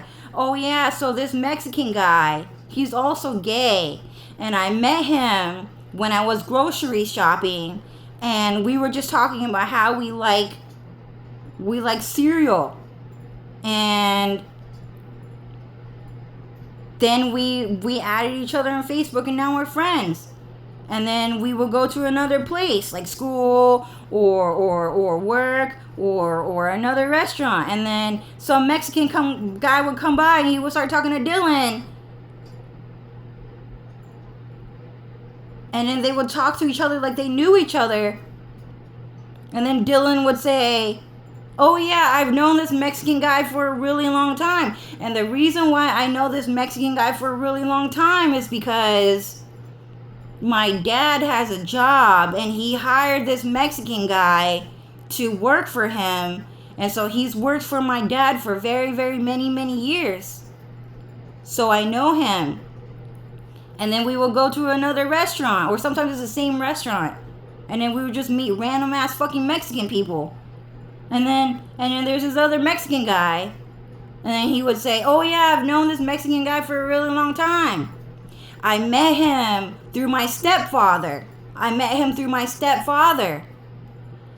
And so my stepfather also runs a business, and he's like a gardener, and he hires these Mexican people to do gardening for him. So I've known him for a really long time because my mom has known my stepdad since actually middle school. So they've known each other for a really long time, and my dad, he met my mom after my stepdad. So technically my stepdad knew my mom longer than my real dad. But yeah, so that's how I met that Mexican guy, because he also got hired by my stepdad to do gardening. And then we would go to another restaurant, and then some Mexican guy would walk up to Dylan, and then they would talk to each other like they knew each other for a really long time. And then Dylan would say, oh yeah, so this Mexican guy, I knew him for a really long time. So I met him through my mom this time. I met him through my mom because my mom, she needed a babysitter, and she hired a Mexican woman to babysit me and my brother. And so the reason why I knew him was because he is the babysitter's best friend's son. So I've known him for a really, really long time. And then we would go to another restaurant, and then another Mexican guy would walk up to Dylan, and he would start talking to Dylan. And then they would start talking to each other for a really long time. And I was never included in any of these conversations, by the way. You want to know why? It's because he's gay and he doesn't fucking like me. I was the ugliest kid at fucking school, duh. I was the biggest downgrade you've ever fucking seen. I don't give a fuck about Cho. I don't give a fuck about Cho. I don't give a fuck about her. As they would say. Fucking downgrade. Anyway, Linda's cool. I like Linda, is what they would say. So anyways, another Mexican guy would come by, and then they would start talking, and then they would talk to each other like they've known each other for a really long time. And then Dylan would say, oh yeah, I met him in college. So I met him, like I have class with him. And sometimes he comes to this restaurant too. So yeah, so I met him in my math class that I'm taking this semester in college. So I met him, and so I just met him. So yeah. And then we will go to another restaurant. And then at the restaurant, Dylan, some Mexican guy, would walk up to Dylan, and then they would start talking. And then Dylan would say, oh, I've known this guy for a really long time. I've known this Mexican guy for a really long time. So he owns this restaurant. Sorry, Cloud. You're getting tired of it? He's saying people. So Cloud Strife is saying people are getting tired of this story. Yeah, well, let's keep going. Let's just keep going. Evan, you know how much Evan Law loves those sexy little Mexican boys. Like, Evan Law just loves these sexy little Mexican boys. He really loves these guys, dude. We gotta keep going. He has endurance. He has an endeavor to never stop and to keep on going. I gotta keep going. Okay, so, and then this Mexican guy, so he owned this restaurant. And Dylan is a regular at this restaurant. So he's known this Mexican guy for a really long time because his parents would take him to this restaurant ever since he was a little kid. And that guy was like a master chef. Sorry, slur. They sold their souls to the devil to get me to fucking stutter. So Dylan has known this Mexican guy for a really long time. And because he owned this restaurant and his parents really liked the food here. So they were regulars at this restaurant. And then Dylan said, well, I'll take you around town. And, he, as a restaurant owner, has friends. And so I'll take you to a couple of their restaurants because, they're successful business owners. And I've known those guys for a really long time, too. So then we go to their restaurant, and then the Mexican guy would walk up to Dylan, and then they would talk like they've known each other for a really long time. And then we would go to that restaurant, and then they would talk, and then Dylan would turn to me, and he would say, oh yeah, so this Mexican guy, I've known him for a really long time. And the reason why I've known him for a really long time is because he co-owns his restaurant with his best friend that owns the other restaurant that we were at the other day. So he's a really good friend of mine, and I've known him for a really long time. So they have like 4 restaurants. These guys, they have 4 restaurants, and we have to meet all of them because, like Mexican people are like family people. And they really like to get to know everyone's friends and family. So we have to get to know all of them because they really like me and my family. And because you're my girlfriend, they want me to bring you around. So you gotta meet them. And then we would go to those restaurants. We were about to.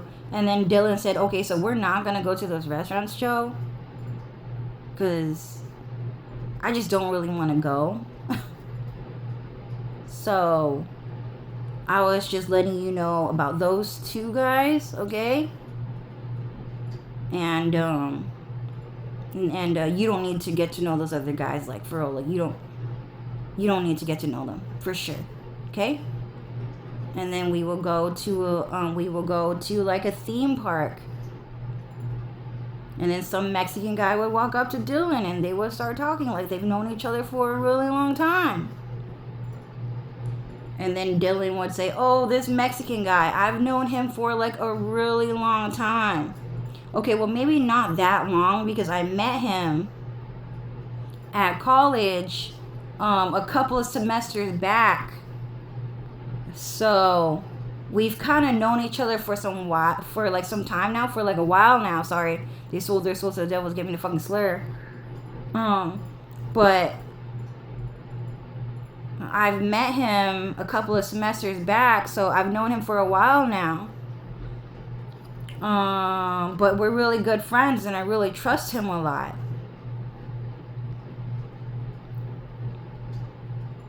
And then we would go to like another fucking theme park. And then some Mexican guy would walk up to Dylan, and they would start talking to each other like they've known each other for a really long time.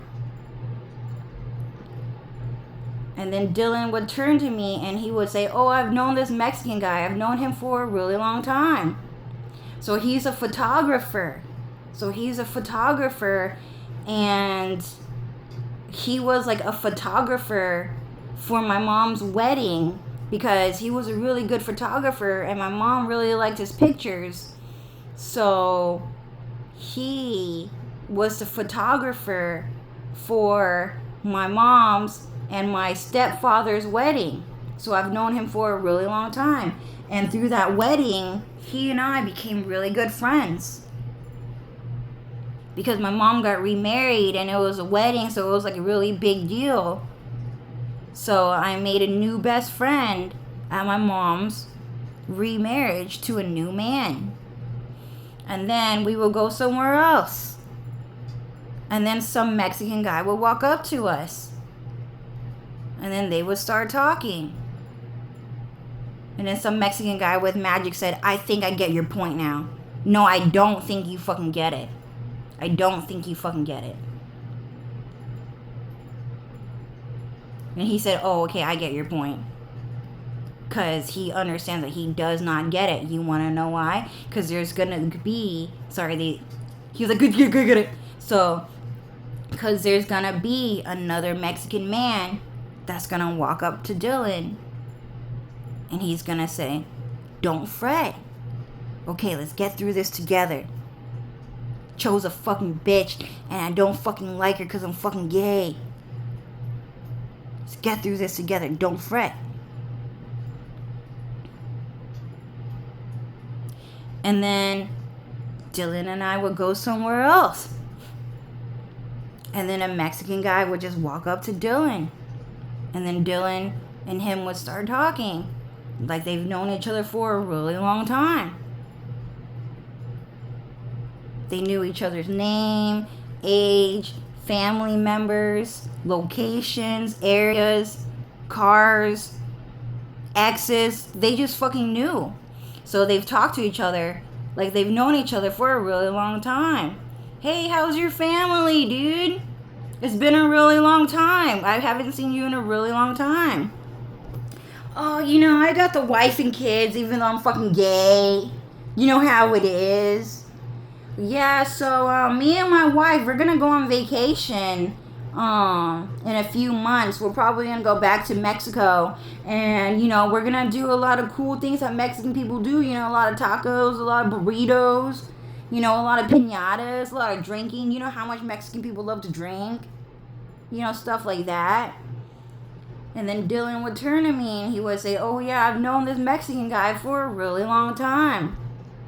Yeah, I know his entire family because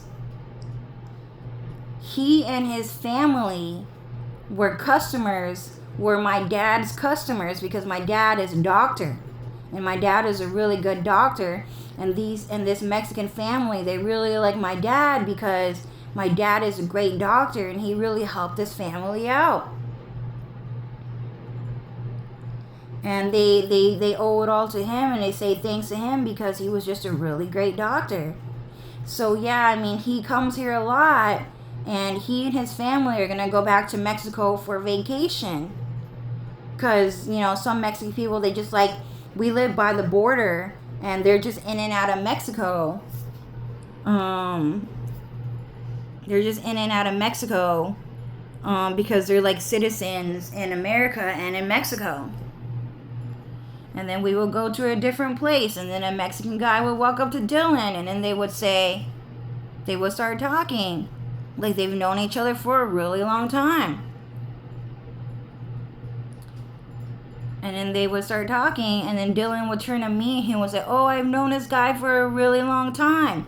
His name is blah, blah, blah, blah, blah.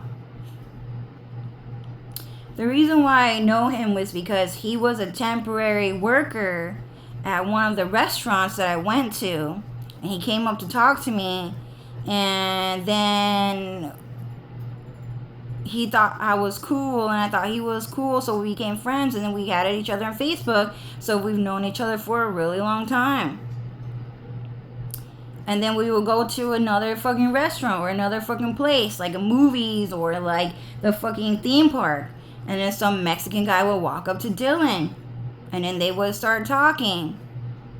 And then they would act like they've known each other for a really long time. And then Dylan would turn to me and then he would say, oh, hey, so this is blah, blah, blah, blah, blah. His name is blah, blah, blah, blah. I've known him for a really long time. Dang, they wiped my memory. I don't remember. I forgot what I was gonna say.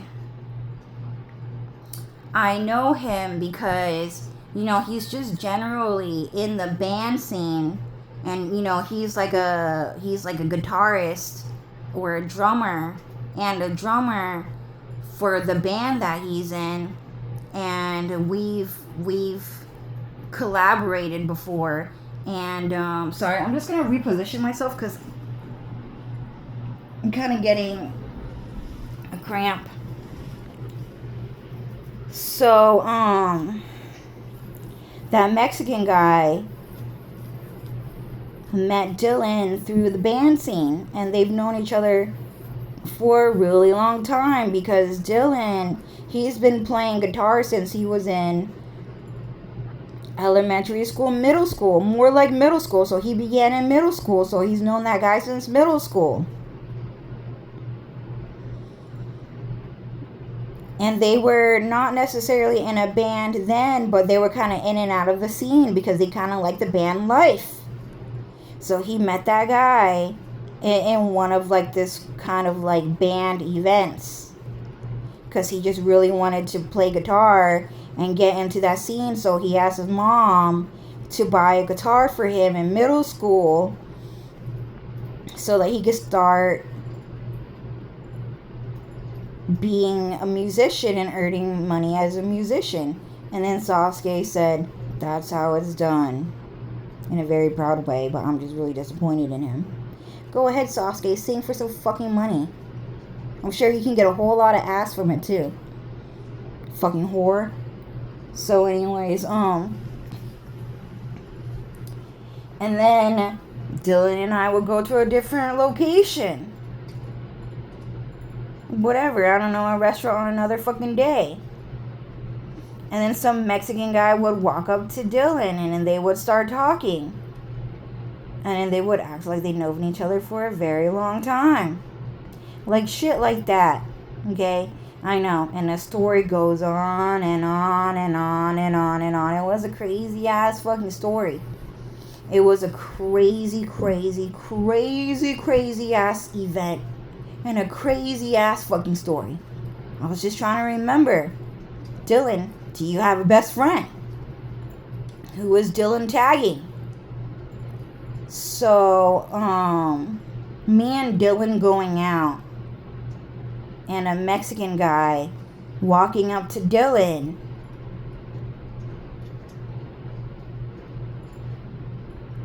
And they would apparently know each other for a very long time. Okay, so that was pretty much every single time.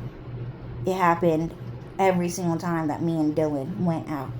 That's what I'm saying. It's a true story. So when I told you guys, yeah, I dated Dylan for like 2 years. But when I say that Dylan and I did not really talk that much, that's the reason why. That's the reason why. So I'm not crying. They're just trying to get me to fucking cry right now for some fucking reason. But, when I say Sasuke Uchiha said point taken. So when I say, I don't really know Dylan that well because he and I don't really talk and we did not really talk that much. That is actually the reason why. Okay? It was pretty fucking bad. And it actually made me hella fucking mad. It made me hella fucking mad because I just wanted to talk to Dylan. I wanted to get to know him a little more. Because I really like him. Why? Because he's a vegetarian like me. I haven't seen or met a vegetarian in a really long time. I haven't met a sheep-eared person ever in my life. So I just really want to talk to Dylan, and I don't want to talk to a bunch of monkeys. But when I tell you guys that it was like this every single time, it was like this since the third day me and Dylan started dating. Just about. Or maybe even the first day me and Dylan started dating. Or on the date. Okay?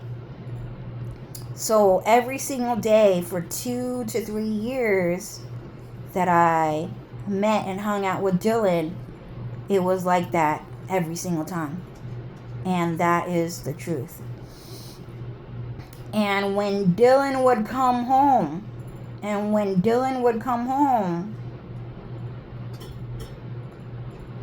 he would start talking about Mexican people a lot.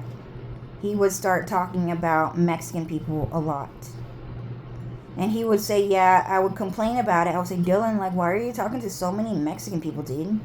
Don't you think that's kind of weird? Like, look at yourself. Like, I'm not trying to be racist or anything like that, Dylan, but where are your real friends? And you don't have to introduce me to your real friends because Dylan.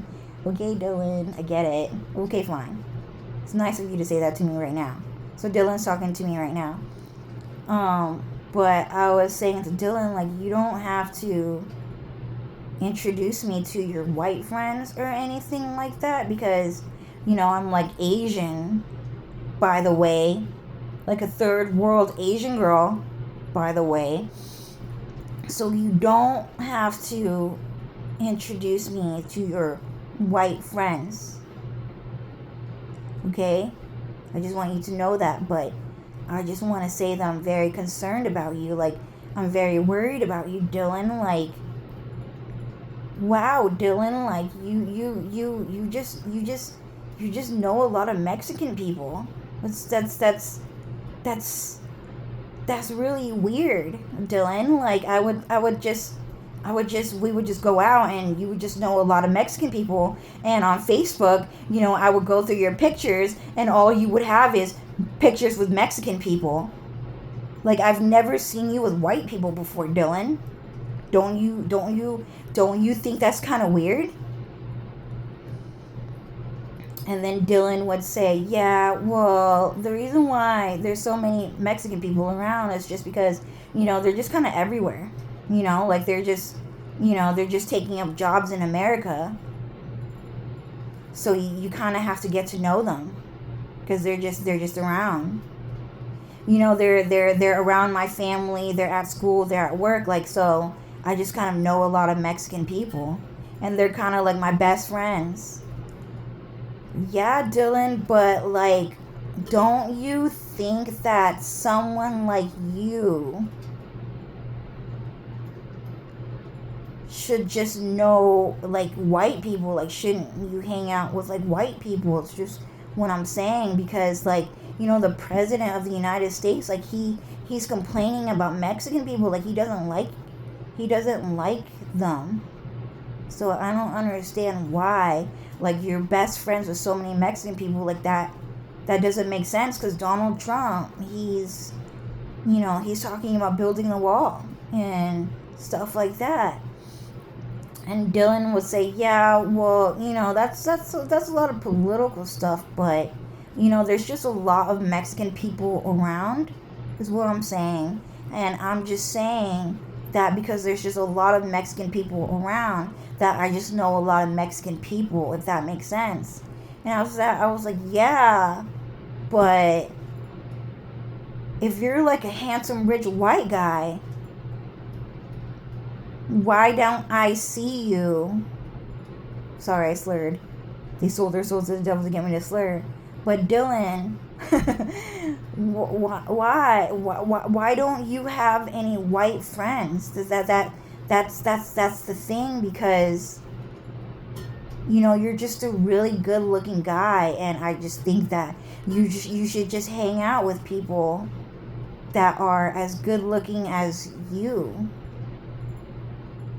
And, like, sometimes we will go out and there would be white people around, like really pretty white people, like sometimes as pretty as you and sometimes not. You're the best looking one, of course, but you never talk to them, is what I'm saying.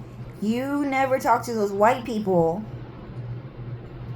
And you're just always talking to Mexican people, is what I'm saying. And even if Mexican people did not come around, if they left, or, you know, this and that, like, you would just still not talk to white people. Oh, well, it's just because I don't really know them, and they were just kind of there, if that makes sense. But yeah, I actually just don't really have that many white people as friends. And the reason why is because people just think it's kind of weird. People just think it's kind of weird to just see white people hanging out with each other. Like, they just think it's kind of really, really weird. So I just don't really do it that much. And they just start thinking like really, really racist things. Okay? So I think that you don't understand racism that well, Cho. So you don't understand racism that well. But the thing is that there are just people who think it's very threatening to see white people hang out with other white people. And they think that white supremacy is like the greatest threat in the world. So I just don't really hang out with white people for that reason. And I kind of just hang out with Mexican people for that reason, if that makes sense. Because it's like really racist. Do you get it? I guess, but I'm just saying, I just don't understand. Like, and not only that, but you're with me. Like, I'm your girlfriend, Dylan. Like, I'm your girlfriend, by the way. I'm the ugliest girl in school. Like, I'm your girlfriend. Like, don't you think you should be like dating like a white girl? You know, like, I don't know what hair color you might like. You know, like, you can date someone like Cece Frey, or you can date a blonde girl like Linda Track. I just don't understand why someone like you is with me. Someone this ugly, by the way, and not with someone like Linda and Cece Frey. And then Dylan would say, well, I don't really think you're ugly, Cho. I think you're kind of cute. And I know you don't believe me, but I just think you're kind of cute.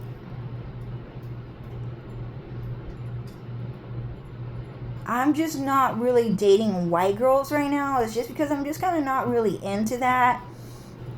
And I just kind of think that Cece Frey, she just kind of looks like a bitch. Like, she just looks really bitchy to me. Like, she just looks really mean. Oh my God, Dylan, like, you just cannot talk about Cece like that. Like, why does everyone keep calling her a fucking bitch? Everyone keeps doing that.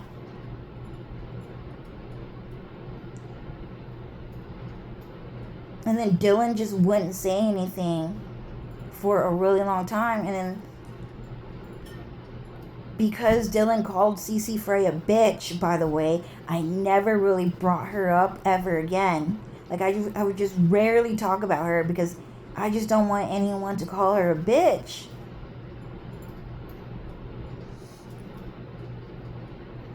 So I very rarely brought her up, and he would just say, so white people are just kind of not my thing right now. And I know it's kind of like confusing, and I know it's kind of like hard to understand because you don't really understand these things, but white people are just kind of not my thing right now. And I just happen to just know a lot of Mexican people, and that's it. And that's just it. So Dylan and I would just have that conversation. And I'm just reflecting on that, and I remembered that. And to be honest with you, like, Dylan just never, ever, ever talked to white people. Like, there were like a couple of white people that he would introduce me to, but he would never, ever talk to them again. They would move to another city, and then they would start talking to Mexican people. So Dylan would introduce me to white people, and then those white people would move out of town, and then they would have 50 Mexican people surround them. And then those white people would start talking to Mexican people. So like Kevin Cropley, okay, so he's talking to the jewel thief. And in a couple of videos, in the background, they would have a painting of Mexican men. And he's talking to a Mexican woman, by the way, a jewel thief. He's talking to a Mexican woman. And they're talking about a bunch of guys that she knows as a fucking lesbian. Talking about kids and stuff like that. So, Kevin Smith, he now goes by Dan Cropley. Yeah, so he when I met Kevin, he was a certified actor. He had like the degree, he had like the certification, he even posted it on his Instagram. Oh, here's my Hollywood certificate in Hollywood actorism. And he would have like a couple of modeling pictures, and all of those pictures would look different because all of them were AI CGI generated. And then he would have one picture, and only one picture, where he looked like Dan Cropley. Okay? And so what would happen is that Dan Cropley is now talking to a bunch of Mexican people. He's talking to a bunch of Mexican people at the mental illness hospital. Sorry, slur. They sold their souls to the devil to give me a slaughter. Okay, and so, he's talking to a bunch of fucking Mexican people at the mental illness hospital. He's talking to a bunch of Mexican people that are police officers that are trying to arrest him. He's talking to a Mexican lady who wants to fucking date him. And, they're censoring that, kind of, but, you know, there are signs. There are signs, like they do talk about Mexico a little bit. And Kevin Smith was driving to Mexico. And they were talking about Vaughn. In like 2019, 2020. And then, yeah, so that's kind of what it was. And I just did not understand why that was happening. But I guess that's the reason why Dylan was saying, oh, well, white people are just kind of not my thing right now. So, you know, it's just kind of Mexican people are everywhere, so people just know Mexican people, is what he would say. So then, sorry about this, but, you know, so I'm just letting you guys know that Dylan, he doesn't have any friends. Yeah, like, he did talk to them a couple of times, and all of a sudden, now they talk to a Mexican person like every single day. Like every single day. Like every single second. Like every single day. Like there's always Mexicans are everywhere. Like talking to them like they've known each other for a really long time. It's crazy. So it happened to fucking Kevin Cropley. It happened to Sarah Danger King. You guys might have seen her on TikTok. It's happening to like just the people that Dylan introduced me to, and there was not a lot. So for the past 10 years, 12 years, Dylan has only tagged Mexican people on Facebook and on Instagram for a really long time. And the same thing is going to happen to Timothy Evan Thomas for a really long time. Like this Diego Rodriguez thing is going to happen for a really long time. And you guys are gonna get to know even more Mexican people for more days to come for a really long time. It's gonna happen for a really long time. So, Linda doesn't have any friends. She's talking to Mexican people that she's known for a really long time. And she's talking, and now I'm talking, and she's only tagging Mexican people, for sure, for a really long time. And then Dylan, he's also only talking to Mexican people for a really long time. And then I went on to Vaughn's page, not Vaughn's page, but now I'm thinking about Vaughn, my best friend, my cousin. Now that's what I'm talking about. What happened to your son? Yo, fuck you for saying that. Now that's what I'm talking about. No one give a fuck about you. Hey, just let your son fucking die. Everyone's talking about Vaughn, that's better. Just don't even talk about your fucking son. No, that's what I'm talking about. Don't talk about my fucking son. But I would talk to Vaughn. And Vaughn, she was my best friend. And it's not really that I was stalking her or anything, but I did. But people just kind of noticed, like, try to get to know, okay, who is she, are your friends and family talking to? You know, you get to know them on Facebook. You see who's around, who they're talking to, this and that. And every single year, Vaughn never, ever, ever, ever, ever, ever posted pictures of friends that she went to school with. And that happened for a really long time. Every single year, I would meet Vaughn, and she would seem so happy, and she would seem so bubbly, and so heavenly, and so smart, and so nice that I would assume that Vaughn had a lot of friends. But Vaughn never added anyone on Facebook for a really long time. So Vaughn would come by, and then I would ask Vaughn in high school. That was like around the last time I ever saw her again, because of the divorce, the child custody court case that was going on in her family. And when I was in high school, 9th grade, 10th grade, sometimes we only see each other only once a year, and not even having a summer vacation together. But Vaughn, she would come by, and then I would ask her, I would say, Vaughn, like, do you have any friends at school? The first time I asked her, and she said, yeah, I have a lot of Asian friends. My best friend is Bree. I've known her. She's Filipino. She looks like Jonalyn, by the way. Doesn't she look like Jonalyn? Yeah, she looks like Jonalyn. Yeah, so she was my best friend since kindergarten. And, I just really love Bree.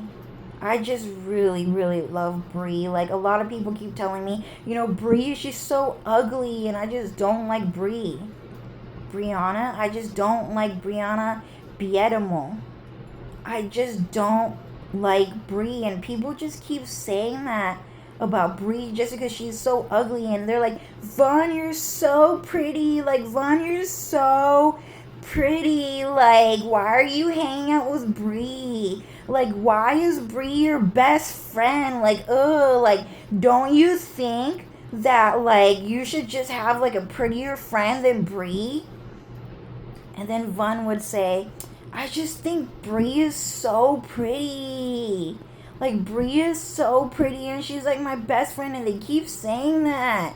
And it kind of makes me mad, because, like, I just love Bree, because, like, she's, like, my best friend. Like, she's my best friend, and they keep saying that I deserve to have prettier friends. Like Bree is just so pretty, is what Vaughn would say. She would actually complain like that. And then I would be, oh my God, Vaughn, Bree is so ugly. Like, Jonalyn is so ugly, dude. Like, what do you mean she's pretty? Like, Vaughn, I get it. Like, sometimes I wish that, like, you had a prettier friend because you're so pretty. But, like, Brianna, like, she is ugly. And if you want to be her best friend, then yeah. But, like, people are saying, like, Vaughn, you're, like, pretty enough to be best friends with Truk and Lily. Like, you're pretty enough to be best friends with Truk and Lily. And everyone wants you to be best friends with Truk and Lily. But, like, I'm, like, in the way. Sorry, they sold their souls to the devil to get me to say breast and stutter. A slur, okay? So anyways, like, but Vaughn, like, everyone thinks that you guys should get rid of me and that you should be best friends with Truk and Lily. And I never said that, but it's what I was thinking. And then Vaughn would say, you know what makes me want to cry? Because just because Bree is ugly, it doesn't mean that she doesn't does not deserve to be my friend. Okay, there, I said it. But I think that Bree is really, really pretty. And that's what Vun would say. And then in the back of my head, I would be like, oh my god, like Bree is like ugly, dude. Like she looks exactly like me. A little prettier than me. Bree is a little prettier than me, but she's like ugly like me, Vun. And then Vun will be like, I know, but like Bree is like so pretty, dude. You guys, like she's so pretty. And Vun would just say that. But that would be Vun's best friend. And what would happen is that the reason why Vun would say that is because Brianna Biedemo is actually Linda Track. That's why Linda kept saying that. I mean, Vun kept saying that. It's because she's just an ugly version of Linda. Like it's just pretty much, it's like Moana. Okay, so Moana is Brianna. Okay, the M turns into a B. Moana is Brianna Biedemo. She's B in Puppy Cat. She's Jonalyn. They look exactly the same, okay? Jonalyn, my best friend, and Vun's best friend, Brianna Biedemo, just looks like Moana. Okay? So that's what Vun would say. And now I'm like, oh, it's because Brianna Biedemo and Jonalyn are Linda. So that's why he kept saying that she's so pretty. And you were complaining because they were trying to making her ugly. But she overcame it all and she stayed pretty. Oh, okay, yeah. So if I was Vun, I would say the exact same thing. But Vun never, ever, ever talked about Brianna Biedemo until high school. No, until college. So in high school, I would talk to Vun and I would say, oh yeah, I know a couple of friends. Like, I want you to meet them. Their name is blah, blah, blah, blah, blah. And I don't remember. Yeah, I have a couple of friends in high school, this and that. And then a couple of years later, I would ask Vun again. And I would say, Vun, do you have any friends? And then she would say, so I actually don't have any friends. I actually don't have any friends because, there's just a lot of people at my school that I just don't like. And I only hang out with Minxie. So a lot of people think that it's weird that Minxie is my best friend even though she's my sister. And they think that we should hang out with different people at school. But, like I'm her older sister and I always make sure that Minxie hangs out with me because she's my younger sister. And I need to take good care of Minxie because that's what family is. And everyone at school always knows it's Vun and Minxie. It's Vun and Minxie. It's Vun and Minxie.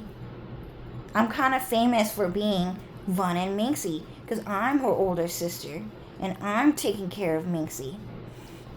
So when I go to school, I hang out with Minxie because Minxie is my best friend. And we don't really like the other kids at our school too much because they're kind of mean. So, no, when I go to school, I just hang out with, like, Minxie at lunch and after school.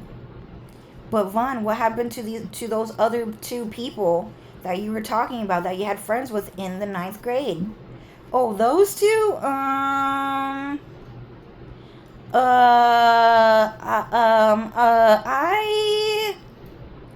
not friends with them anymore because I had a couple of classes with them, and then we just kind of drifted apart, and then they just hung out with other people, and now I just hang out with Minxie because Minxie is my best friend. And Cho, you know how close me and Minxie are. You know that everyone likes her family because we're cute. Yeah, Vun, I feel like I feel like you're super popular because everyone likes Vaughn and Minxie. Like, Vaughn and Minxie are like famous to me. Like, everyone loves Vaughn and Minxie because they're both super pretty and they're super cute and they both have the best personalities and everybody just loves Vaughn and Minxie's personality. Like, that's the thing. So yeah, I can understand why you two would go to school and would just be best friends and not hang out with other people. Like, I understand that like so well. But like, you don't have any friends at school? No, I just don't have any friends at school. Sorry. So I've just been hanging out with Minxie, my sister, at school since ninth grade till graduation, and then that's it. Okay, but what would Minxie do without when you graduate? Well, I'm sure, like, Minxie will be fine on her own. And then, in college, Vaughn told me that she had a best friend named Brianna Biedemol that she's known since kindergarten. And then I would say, Vaughn, like, why didn't you tell me about Brianna Biedemol before? Well, the reason why I didn't tell you is because, no, Joel, like, I told you before. You remember? Like, I told you, like, Brianna, she was my best friend since elementary school. No, Vaughn, like, you told me that you only hung out with Minxie. No, I told you that Brianna was my best friend a long time ago. When we were at elementary school, I told you, remember? No, you never told me. So, but I guess a lot of people kind of like, sorry, my family's super fucking famous and I did not know. But even with Vaughn, for a really long time, since kindergarten up until college, Vaughn actually never, ever, ever, ever tagged anyone. She never did it. And the only person that she ever tagged was Brianna Biedemol. And the reason why she would only tag Brianna Biedemol is because my best friend is Jonalyn Lemma. And the reason why that's happening is because me and Vaughn are the same exact person. Okay? And Brianna Biedemol and Jonalyn Lemma are the same exact person, and they both kind of look like Moana. It's just a clone variant, but they look alike. They are both Linatrax ugly clones. Okay? And the reason why that is done is a secret code. Okay? That means this. So Vaughn is actually Cho Nguyen. Vaughn is literally Cho Nguyen. And what had happened is that L. Lolliot, what he did is that he took Cho Nguyen's pictures. Okay, so Cho Nguyen had very cute baby pictures. Very, very cute baby pictures. Okay? And then L. Lolliot, what he did is that he took Cho's baby pictures and then he created a second profile, a second online profile, and he tried to create a new character based off of Cho Nguyen's baby pictures. Okay? And what happened is that Evan Law recreated Cho's baby pictures and gave Cho Nguyen an ugly face. A super ugly haunted face. You guys have seen that face before in haunted movies. Like The Sixth Sense. I was that fucking bitch for real, dude. Okay? I was in that fucking movie. He gave me that fucking face. Okay? It was a scary movie. So what happened is that he gave me a haunted face for my baby pictures.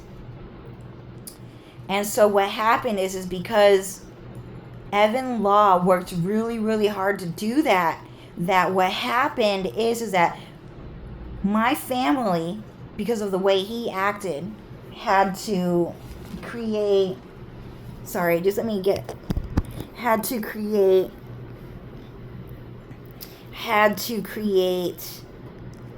a brand new Tesla robot based on Cho Nguyen's stolen baby pictures.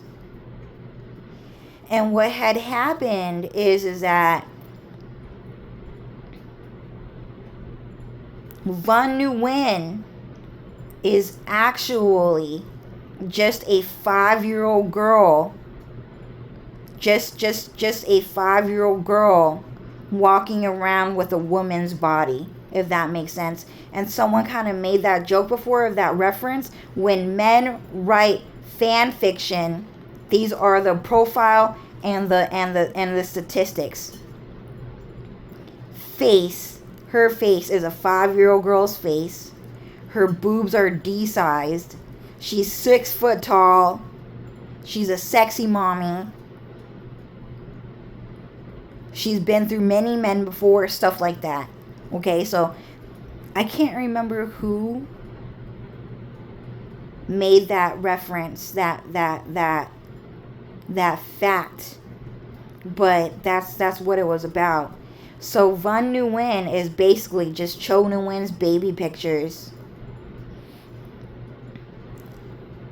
and she got recloned, if that makes sense. So Cho Nguyen got recloned, and then Van came into existence, and then Cho was downgraded into an ugly girl that you guys know of today.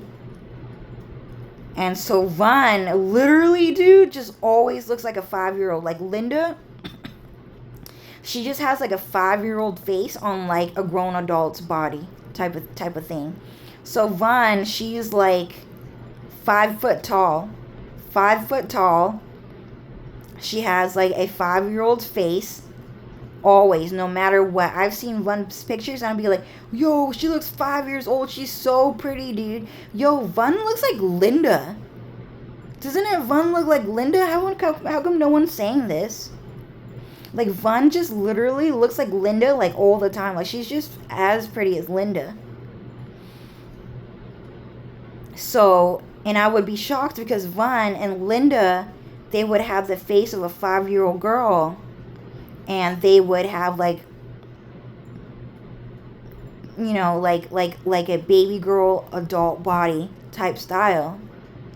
So anyways, so yeah, I just wanted to add that in there. I just think it's really important because they keep on fucking stopping me from saying it. Sorry, they sold their souls to the devil to get me to slur. So anyways, so Van, she is actually just me. My baby pictures got cloned, and then that created Van Nguyen, if that makes sense.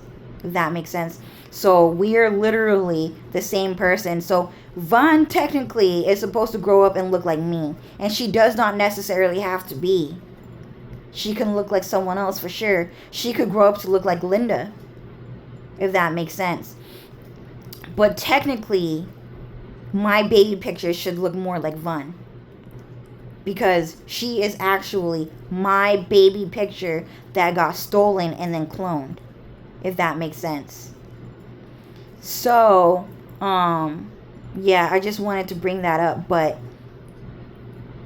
anyway, so Van, she's really pretty. So Van, she does not have any friends, and she never ever tagged anyone except for Brianna Biedemo like 3 times in 1 year.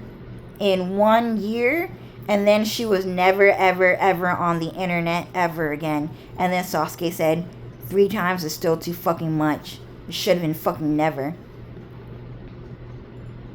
Well, let's keep on going. Let's make sure it's fucking never. So anyways, you don't need to see that shit. Nobody have friends out here. I'm all alone in this world. No one understands me. What is this pain? Yeah, shut the fuck up. So anyways, Van, those are the only 3 pictures of a friend that she has, and she never talks to anyone else. So pretty much it's just Van and Jonalyn, pretty much. So anyways, or Van and Moana. But she's prettier than Moana, but something like that. So anyways, but other than Brianna Biedemo, and then Sasuke said that's a Doomve, Van only has Mexican people talking to her on Facebook, and they've known each other for a really long time. Hey, Vaughn, how's it going? I've known you for like longer than 8 years now. Ha ha ha ha ha. How you been, dude? Yo! Pablo, how you been? Yeah, like blah blah blah blah blah. I remember when we used to go to school together, and like we would sit together in class and you would like tell the funniest jokes. Yeah, I know, dude. Like, I'm so funny, huh? Like, blah blah blah blah blah. Like, it's been so long, we should hang out. Yo, Marlon, the Mexican dude, how you been? Yeah, Vaughn, I just wanted to say hi, how you been? Like, stuff like that. And there's been like a lot of Mexican people up and down Vaughn's Facebook page. But other than that, beforehand, there weren't that many Mexican people. I think it's because the school district would have gotten them in trouble. But more like in college years, like Mexican people really came out. So then what had happened is that Vaughn would talk to a bunch of Mexican people on the internet, and she's known them for a very long time. And Dylan would talk to a bunch of Mexican people that they have known each other for a very long time. And Linda would talk to a bunch of Mexican people that they've known for a very long time. And that shit is super fucking crazy. Super, super, super fucking crazy, okay? So, the reason why I'm talking about this is because what I'm saying is that it is super shocking and mind-boggling. Sorry. They sold their souls to the devil to get me to fucking slur. So, it is super mind-boggling to see, what's his name again? August 8th. No, not August 8th. August Sai. Talking to Vaughn Nguyen's younger brother on TikTok is what I'm saying. And the reason why is because on Facebook, Zui is what we call him, Zui. Sometimes we call him Yui. Sometimes we call him Yui or Yui. Okay, so we call him Yui sometimes, but we go by Zui sometimes because the letter D can become the letter Y or the letter Z in Vietnamese literature, language. So Zui is on TikTok. Vaughn's little brother is on TikTok dancing with August Sai. And it's super fucking shocking. And the reason why that happened, the reason why it is so shocking is because my cousin, Vaughn's little brother, Zui Nguyen, has never, ever, ever posted pictures of anyone he went to school with.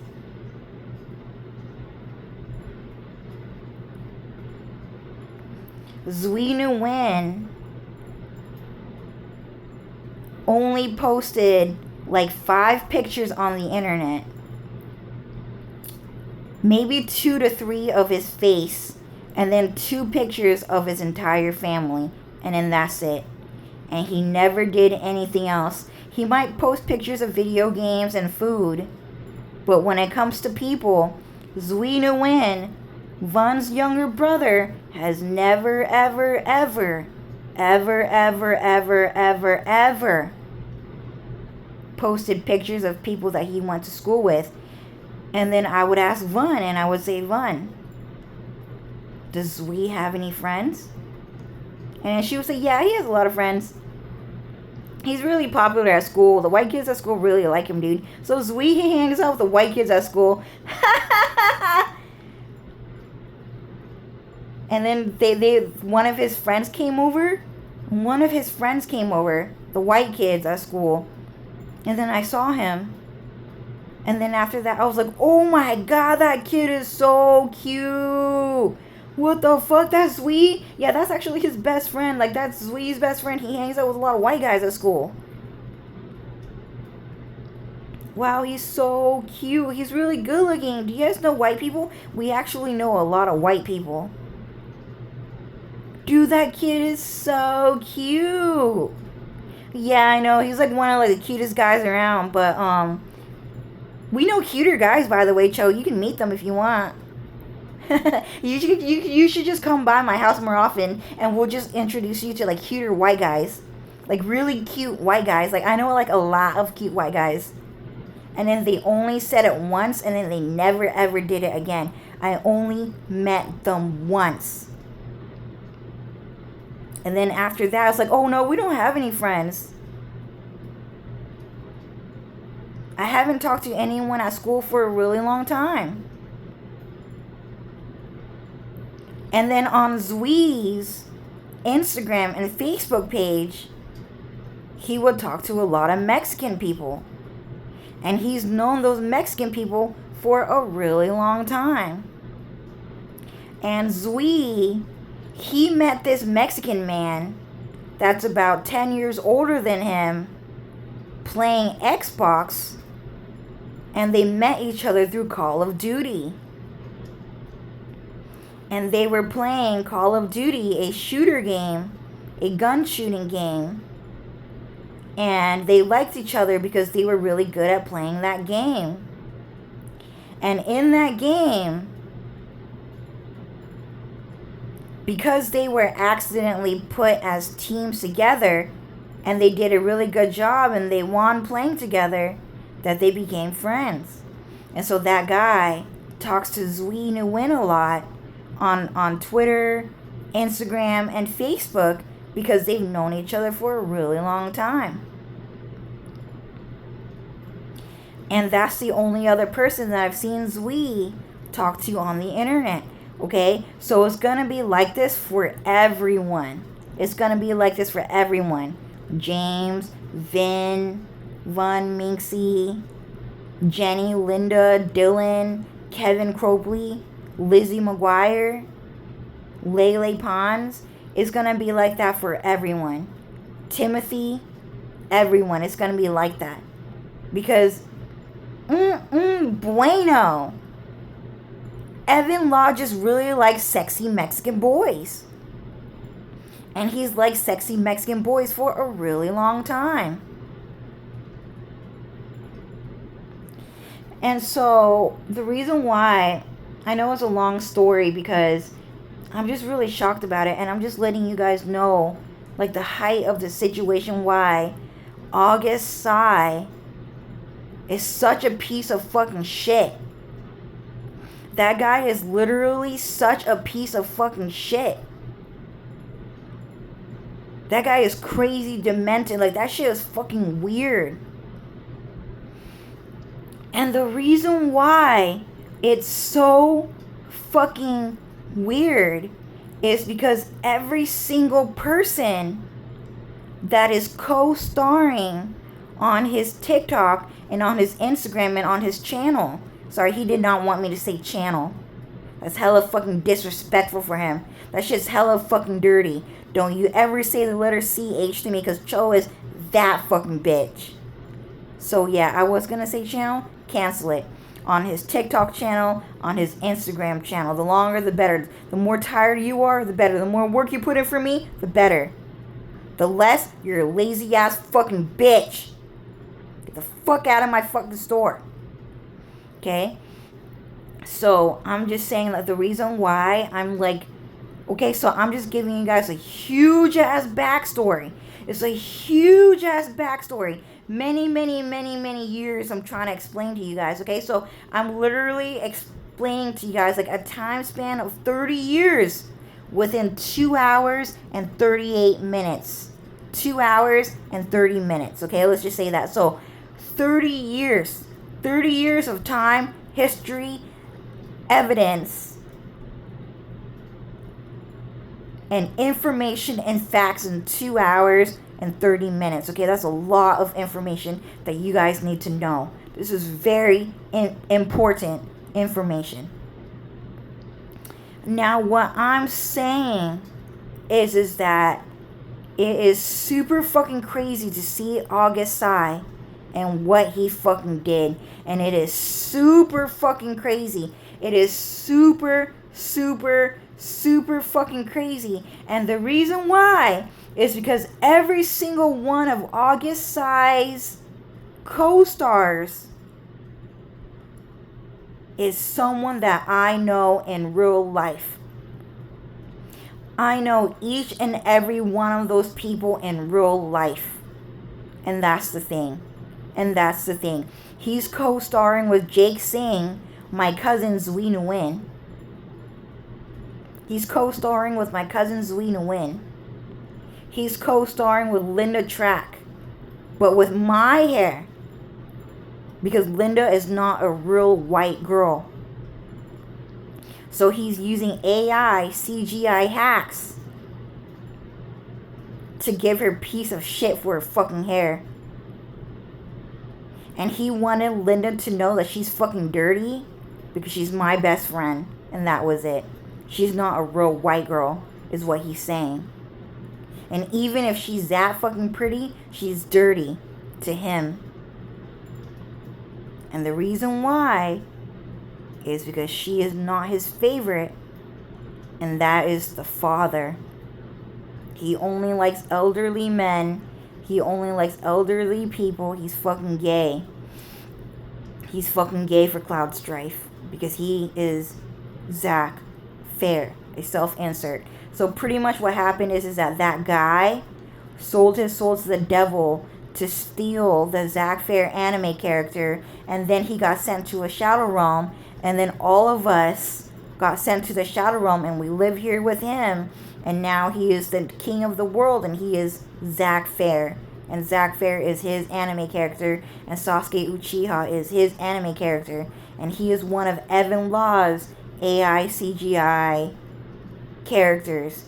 Which is... And that guy, by the way, is real. So, August Sai is a real person. So, he might look like an AI CGI generated character. But what I heard is that August Sai looks exactly like that in real life. He's just a Chinese guy with white skin and kind of somewhat a straight looking face, but it's kind of crooked and lumpy. See, he's kind of like around like Kazuki, JP, like they're kind of around that area. Like he kind of looks like him, right? So, the reason why it's so creepy is because there's like a bunch of background characters and there's a bunch of side characters in his TikToks and in his Instagrams. And all of those people, I know those people. I know all of them. I know all of them. I know everyone. I just can't remember them because a lot of them, I only met them once. I only met them once. And some of them a couple of times more, but that's it. You want to know why? Because no one talks to each other out here. No one has friends out here. And that's a very important thing to know. Everyone's only talking to themselves. And there's a telephone operator on the phone waiting to talk to you right now. Because he's trying to find someone to talk to too. But right now, everyone is walking a lonely road. And there's no one there beside them. And that's why this is so weird. That's why this is so weird. And the reason why this is so weird is because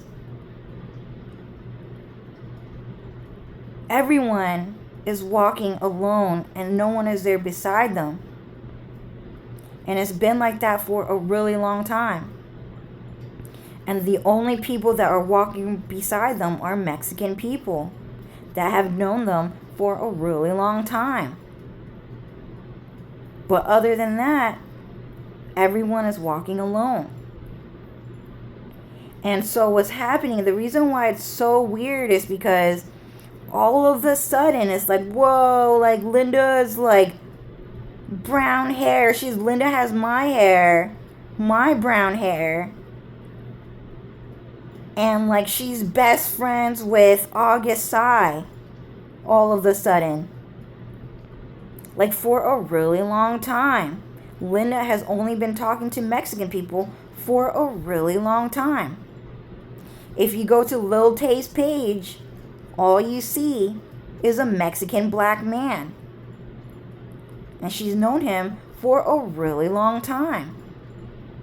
If you go to Linda Track's TikTok, there's a Mexican man there, Derek Martin. And she's known him for a really long time. There are no Asian people on Linda Track's Instagram or TikTok. And there never has been. There have never been Asian people on Linda's page, on Dylan's page, on Vin's page, on Von's page, on Zwee's page, on my brothers and sisters' page. And this has been going on for a really long time. There are only Mexican people on everyone's page. And this has been going on for a really long time. The reason why it's so shocking is because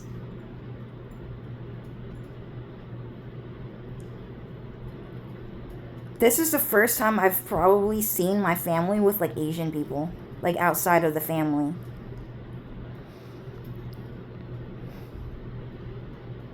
Like this is like the first time, like, whoa, Zwee, like you've only been talking to Mexican people for a really long time. Like, why all of a sudden you hanging out with August Sai? Linda, you've been hanging out with Mexican people for a really long time. Why are you hanging out with August Sai? He looks like Evan Law, but with like white skin. So, actually, Evan Law. So that guy is actually Evan Law. And he looks exactly like that because he got a magical transformation. And now he looks like that. And now he also looks like Evan Law. So I'm just saying that it's just really mind-boggling and it's just really, really crazy. And the reason why is just because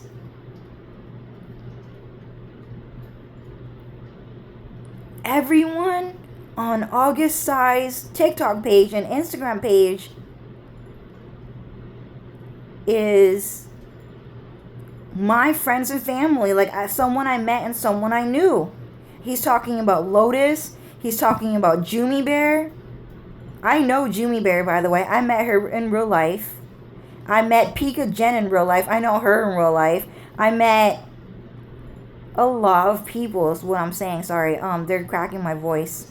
They sold their souls to the devil to crack my voice. So, anyway, so August Sai, he's co-starring with my friends and family. He's co-starring with my sister, my classmates, my cousin, my brother, by the way, too. Linda, co-workers, passerbys. Like he's collaborating, co-starring with everyone that I know in real life. And I am translating everything that he is saying. And what he's saying at the bottom in translation in English subtitles is different from what he's saying in Japanese. And in Japanese, he's saying Cho is dirty. Cho is really, really dirty. Like, you're better than that. You know better than that. You know Cho is really, really ugly.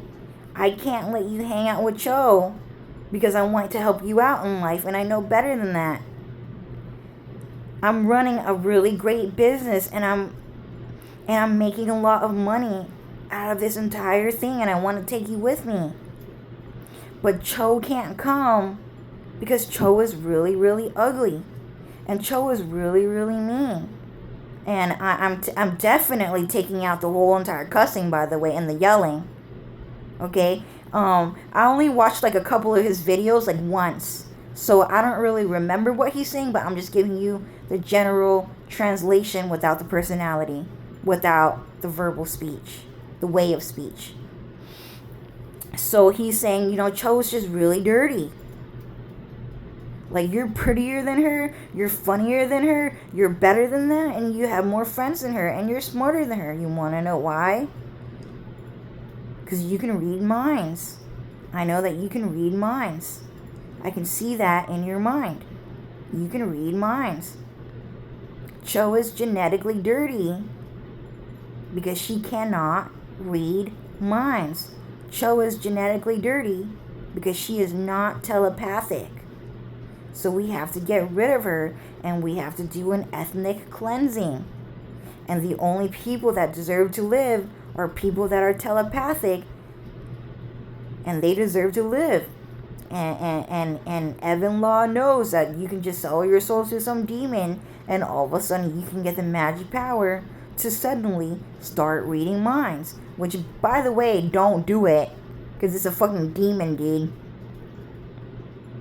And then Cloud Strife said, and then they're gonna do it anyways. Because they're impulsive people, and they don't give a fuck, and they are devil worshippers. So they're gonna do it anyway when they find out. But technically, you can just talk to someone that knows magic, like a witch doctor or something, and they can give you the power to read minds. But Evan doesn't want that to happen, because you're not allowed to go to school. Only Evan gets to go to school. Only Sasuke gets to go to school. And you don't. Only Zack Fair gets to go to school. And you get a fucking watch. You don't get to go. But you can fucking watch. Because he's a fucking porn star. He's a fucking porn star. And you can get him to, and you can fucking watch. So they're trying to talk about Bill Gates because they want to, because they like, Wadati.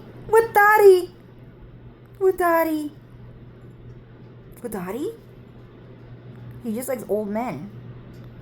You can hear the wedding bells. He's thinking about sex with old men. And then Zack Fair said, Evan Law said, fuck you. Don't fucking say that shit about me.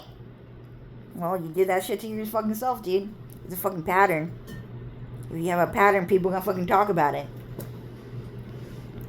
So what's happening is that so August Sai, he's saying that stuff to them, like, you know, like you need to let go of Cho. She doesn't matter anymore because I'm here. Like, I'm here for you. Like, at least I care about you. Like, Linda, I gave you really nice hair. Like, you can't get that on your own. Look at those curls. Like, I comb your hair better than you comb your fucking hair. I gave Zui white fucking skin. I did that. So, you know, I have like creams that I'm selling. Like skin whitening creams that I'm selling.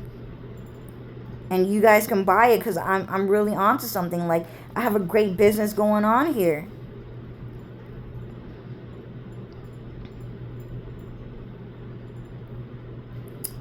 So that guy is talking to like people everyone that I know, like Linda, my cousin Zui, my sister too.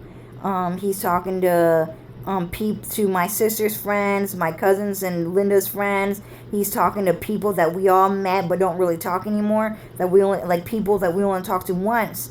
And he's talking to all of them. He's saying like, Cho's a bitch, right? Cho's a fucking bitch. And then they're all like, yeah, I think she's a fucking bitch. This is all AI CGI generated, by the way. And he stole the intellectual property or the identity of all of my friends and family, is what he's doing. He's been stalking and collecting the identities of everybody that I know in my Asian community. And he's talking shit about me to all of them. And in his AI CGI computer generated movies. So what's happening is that he's already met everyone in my community, friends, family, coworkers, and all of them have already debuted in his 850 movie count on Instagram, okay? 800 movies on Instagram is what we're saying. Onward to 900, okay? And he said that to all of them. And and every single one of those is always gonna be, you know, Cho's a fucking bitch. We need to get rid of her. She's fucking dirty. She's fucking ugly. You saw it. You saw the camera flip on her fucking channel. You saw she's a fucking fat ass, ugly ass bitch that can't fucking shower, can't fucking take care of herself. She's fucking weird. And she can't read minds. She's fucking dirty. People that can read minds gotta stick together. You know, I have a business, and a lot of people are signing contracts and investing in my business. You guys, you have to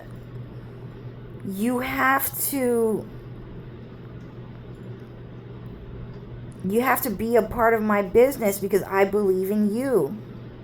And the reason why it's so crazy is because his entire business is built upon relationships with my family and my friends and my coworkers. And that's the thing. That's the reason why it is so crazy. And the reason why it's so crazy is because that guy has not introduced a single character in his movie that I have seen so far that is not my friends or my family. That is his own personal relations, is what I'm saying.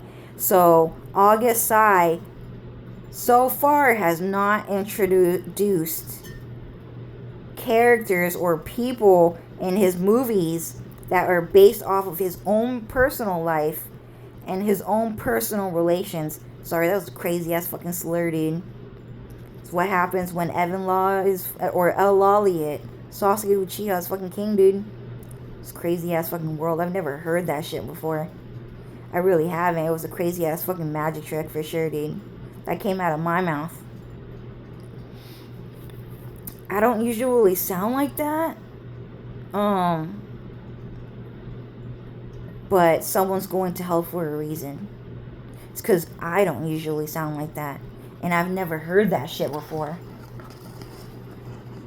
I've never heard it before. Why, you know, why should he deserve to have a fucking business?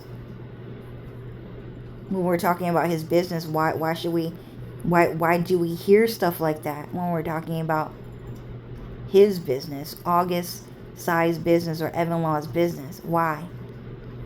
Okay, so far I've watched like about 10, 15, 20 of his videos, and all of those videos are based on people that I know personally, and they are based on my life. And so far I have not seen anyone that he has met personally and built relations in his own personal life. And that's why it's crazy. The reason why it is so crazy is because Alex Riffenberg, my best friend, Cloud Strife, Dylan Farrell, and Lucifer are talking to me, and they told me, like, so Cho, we've been talking to you about Evan Law for a couple of years now. Okay, so we're finally revealing to you who those people are. And we kept saying Sasuke Uchiha was doing it, but it was like Calvin, Evan, Zan, Daniel, Armando, like those people, okay? They were behind the whole thing. This whole entire cheating scandal. They were saying, so Evan Law, he refuses to hang out with other people because he thinks he's better than them. And he's trying to make it seem like he hangs out with everyone, because at one point he did try to do that. And now he finally climbed the ladder and he found us, and now he won't hang out with those people back in China anymore, because he's realizing that he's better than them and that he deserves to hang out with Cho's family. And Cho gets excluded from the entire thing, and that is the Chinese Exclusionary Act. So, Gemini explained to me. So he's the one who explained to me. So Cho, the Chinese Exclusionary Act. Okay, so part of the main elements is that they were excluding you. So you are the one that was being excluded in the Chinese Exclusionary Act, and everyone in your family got included. So Linda, Fong, Tu, your little sister, Vin, Dylan, fucking all the white kids at your school, because he's racist. Super fucking racist, okay? Not a good thing. And then, like, Linda, Jenny, fucking all of your Jonalyn, all your best friends. Maybe not Jonalyn because she's fucking ugly, but like everyone in your family and friends are invited, but you are not invited, and that is the Chinese Exclusionary Act. And in a way, it works like the one child policy, in which that girl is not invited because the Chinese family hates her the most, but they do build relations around her. And that is the Chinese Exclusionary Act. And as a result, that means that it is illegal to be Chinese in America, because now America is also excluding China from Hollywood. Okay? So Hollywood has excluded China from Hollywood movies for a very long time. And the reason why is because they were doing a Chinese Exclusionary Act on Vietnam, on Cho Nu-Nguyen, on the president's daughter. And they were trying to throw a big ass party around the president's daughter's classmates, brothers and sisters, but the president's daughter was not invited because China did that. So because China was so exclusionary to the president's daughter, that China for a very long time has been excluded from Hollywood. And there were a lot of complaints in the Hollywood sector about how China is not represented, or Asians are not represented. Slur. They sold their souls to the devil to get me to slur. There is not a lot of Chinese representation, Asian representation in Hollywood, and no one knew why. But the reason why is because the Vietnam War was so violent and so serious that no one would ever mention why. But because China was so exclusionary to the president's family, that America excluded China from all of Hollywood. And what Hollywood did is that they put China's boyfriend, the bueno sexy Mexican boys, on TV.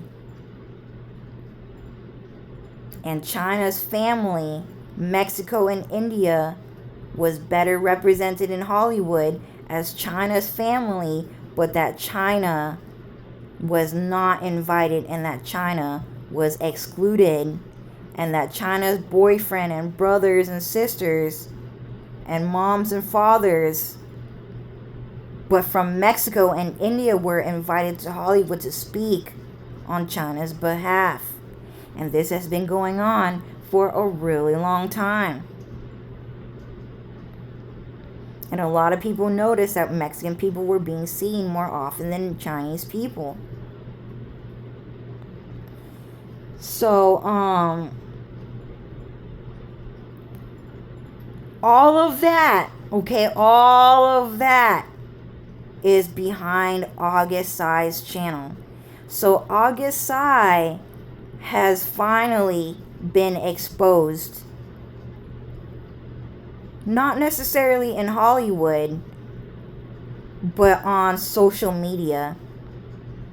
And he had to steal AI computers and to sell his soul to the devil, and to beg Cloud Strife to produce Hollywood movies for Evan Law, and to give him a physical magical transformation, a magical boy transformation where he has white skin, where he's better looking than Evan Law.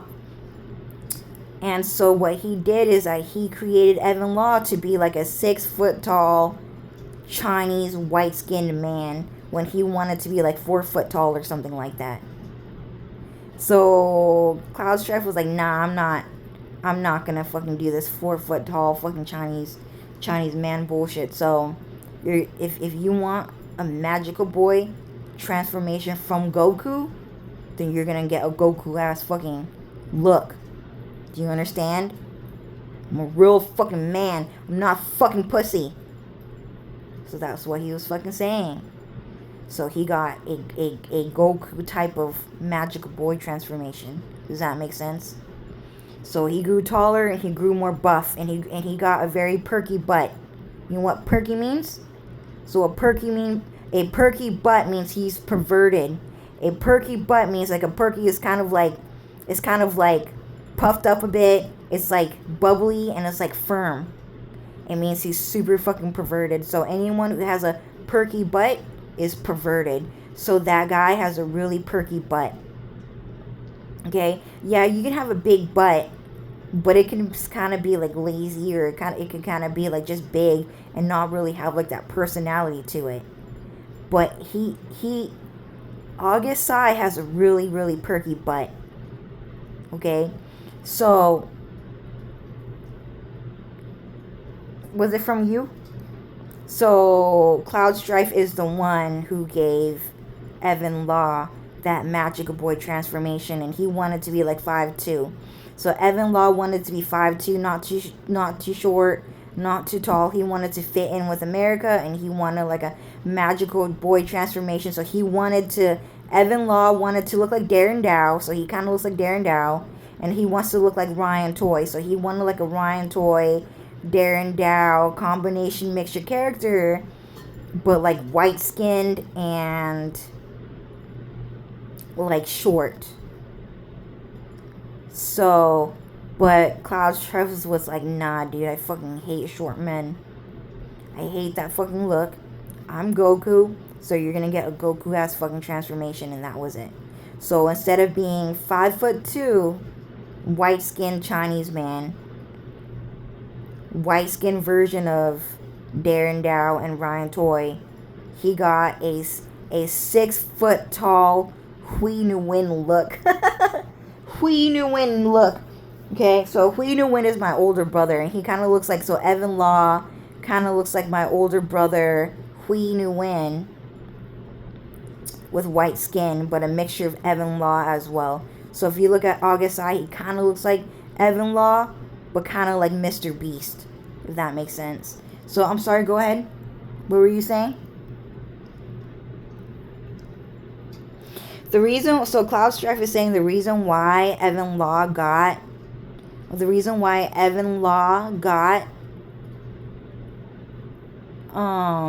Hui Nguyen look is because Hui Nguyen is actually Darren Dow. Okay, so Darren Dow, his name, he goes by the name Un Hui. And the name Un Hui, sorry, they choked me for a second. Okay, so Hui spelled backwards. Okay, so Hui is H-U-Y. And if you reverse the name backwards, it's Y-U-H. But the letter H can be converted and misread or retranslated to N. So it's Y-U-N or Y-U-H. So Hui is Yoon backwards. And the reason why Evan Law got the Hui Nguyen look, my older brother look, is because he is an ugly version of Darren Dow and or Zhao Yun, because Evan Law was constantly cursing Darren Dow to get uglier, Zhao Yun to get uglier, and then he became Hui Nguyen as we know today. And so because Evan Law kept on selling his soul to make Zhao Yun's nose bigger, to give him a Neanderthal forehead, to give him a decrepit fucking chin, to give him like large fucking cheeks, to make him 6 foot tall and fucking stinky. Okay, that is Evan Law's recreation of Zhao Yun, if that makes sense. So what happened is that it's because Darren Dow goes by Un Hui, Mr. Hui, right? And then Hui backwards is Un Yun. And then Un Yun is now Hui Nguyen. And then Yoon Nguyen is like this ugly 6 foot tall person, a cursed version of Darren Dow. So what happens is that Cloud Strife gave Evan Law, the cursed version of Zhao Yun that he created, and now is like a mixture of Hui Nguyen and Evan Law, and that's what happened. So that's why August Tsai looks like who he is today. So in other words, that's a reference to my older brother. So in a way, yeah, August Tsai kind of looks like my older brother Hui, with an Evan mixture and a white skin transformation. So my whole family, dude, everyone, all of my family is inside August Tsai's movie, and that's why it's so fucking shocking. Like that's why I just turned on the camera. I was like, oh my god, that's so fucking bad. Like what the fuck? Can you guys believe it? Like, oh my god, Fong Tu Hui, Vin, Thom, Vun, Minxie, fucking Veronica, Jonalyn, Linda, fucking Brianna Biedemo. Like, everyone is being talked about. Like, everyone I know is in his movies. It's so weird. And then he's saying, like, so, Cho, your family, they told me that they don't like you. And that they like me better than you, is what he's saying in Japanese. You and your mom are too ugly to be a part of my family, is what August Tsai is saying. And I myself have built a company, and I have hired your cousin, your brothers and sisters, your best friends, your schoolmates, and everyone, your coworkers. They were all hired, but you did not pass the test because you are the ugliest, meanest, stinkiest bitch that I have ever fucking met, is what he's saying in Japanese and Chinese as well. And what he's saying is that you will never, Cho, you will never, ever, ever, ever, ever be a part of my family, and you will never, ever, ever be hired to work for me, and we are all happy without you, is what he said in Japanese and in Chinese. Super fucking shocking. Super fucking shocking. And the reason why is because Linda every single day says things like, well, Cho, you're like my best friend.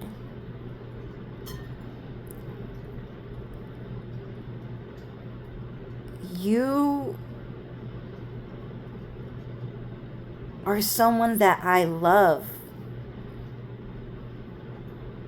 And he told me that you are not worth loving because the color of your hair is black.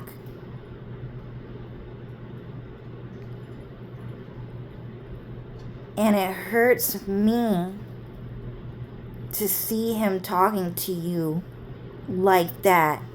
Not only to me, but to the entire world. Cho is my best friend. And I think that Cho is pretty.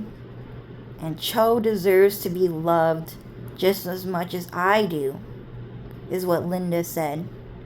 And even Vun would say that. Alex, Dylan, Vin, my brothers and sisters, even my sister Fong, like, she would do that. She would say the meanest fucking thing.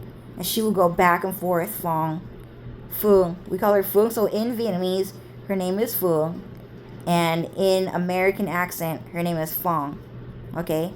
Like Hong Kong Phooey. Her name is Fong. Okay? We call her Fong. So Fong, she would say like, oh, hell no, Cho, you never did anything for the family. I never gave a shit about you. You never did shit around here, this and that. And then sometimes Fong would just, the next day or another day, Fong would say, my sister, she would say, Cho, like, you're like my little sister. Like, of course I'm here for you. Like, You don't understand how much I love you, Cho. Like, I just love you so much. And you don't understand that. You don't understand how much I love you. And, like, you think I hate you so much. Like, you think I hate you so much, but I don't. It's so bad. How much you think I hate you, and like, but I don't. I don't even know why I'm crying. This Evan Law is like fucking crying right now. For some fucking reason. He sold his soul to the devil to get me to fucking cry right now. So I'm not crying. And I'm trying to fucking get like that magic spell to like get the fuck off me, dude. I can feel the fumes, dude. I can feel the fumes of magic like fucking like fart bagging my fucking head, dude. I can feel the air, dude. Okay, so I was not crying. So Evan Law just wanted me to cry right there, and that was like a magic spell. Okay, so I was not crying.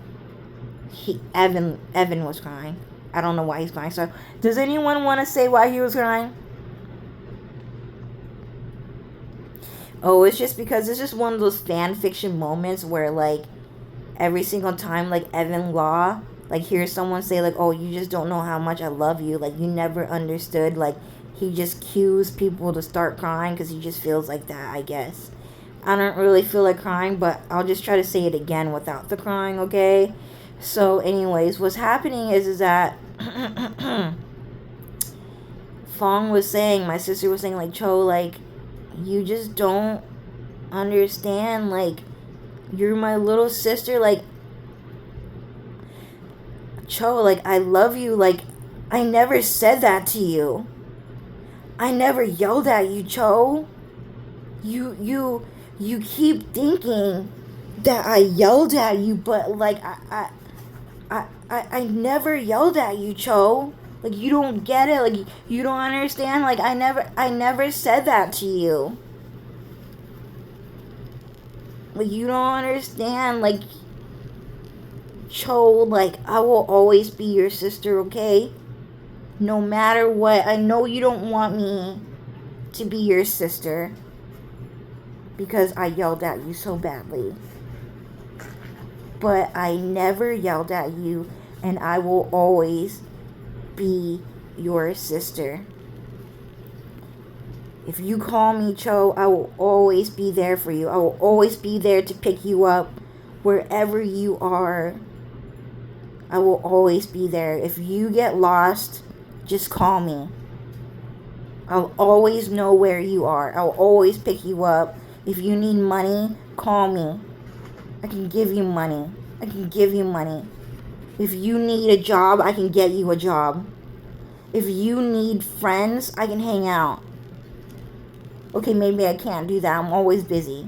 I'm, like, really busy, like, all the time. Like, you don't know how busy I am, like, all the time. Like, sometimes she does cry, though. Like, my sister, like, she did cry. So, I'm not really crying right now. Sorry, that's a magic spell. But my sister would cry. And she would say, Cho, I never said that to you. Like, you don't understand, but I never yelled at you like that, Cho. Like, you don't believe me, but I never yelled at you, okay? Like, I love you so much, and I never, whatever you're thinking, I never did that to you. It was so evil, like, it was so mean. I didn't do that to you. And she would just cry. And she would just say, my sister doesn't believe me. Like, I never did that to her. And then I would go to school. And I would just start crying. And then I would say, my sister, she hates me so much. Like, the things she said about me was so horrible. It was so awful. It was like the most evil thing I ever heard in my life. I can't believe it.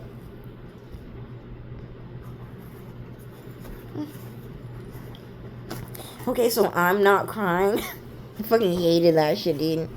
You know, Chinese men, you know, they cry a lot. Why? Why do Chinese men? Why is, what's her name? Haley Bailey in the chat. Because they're trying to get Haley Bailey to cry all the fucking time. Sorry, I can hear Haley Bailey's voice when I'm talking. I can hear Haley talking for me, but what I'm saying, she does kind of look like my sister, huh? Mixed with Belle Delphine and mixed with like a little Mexican or whatever.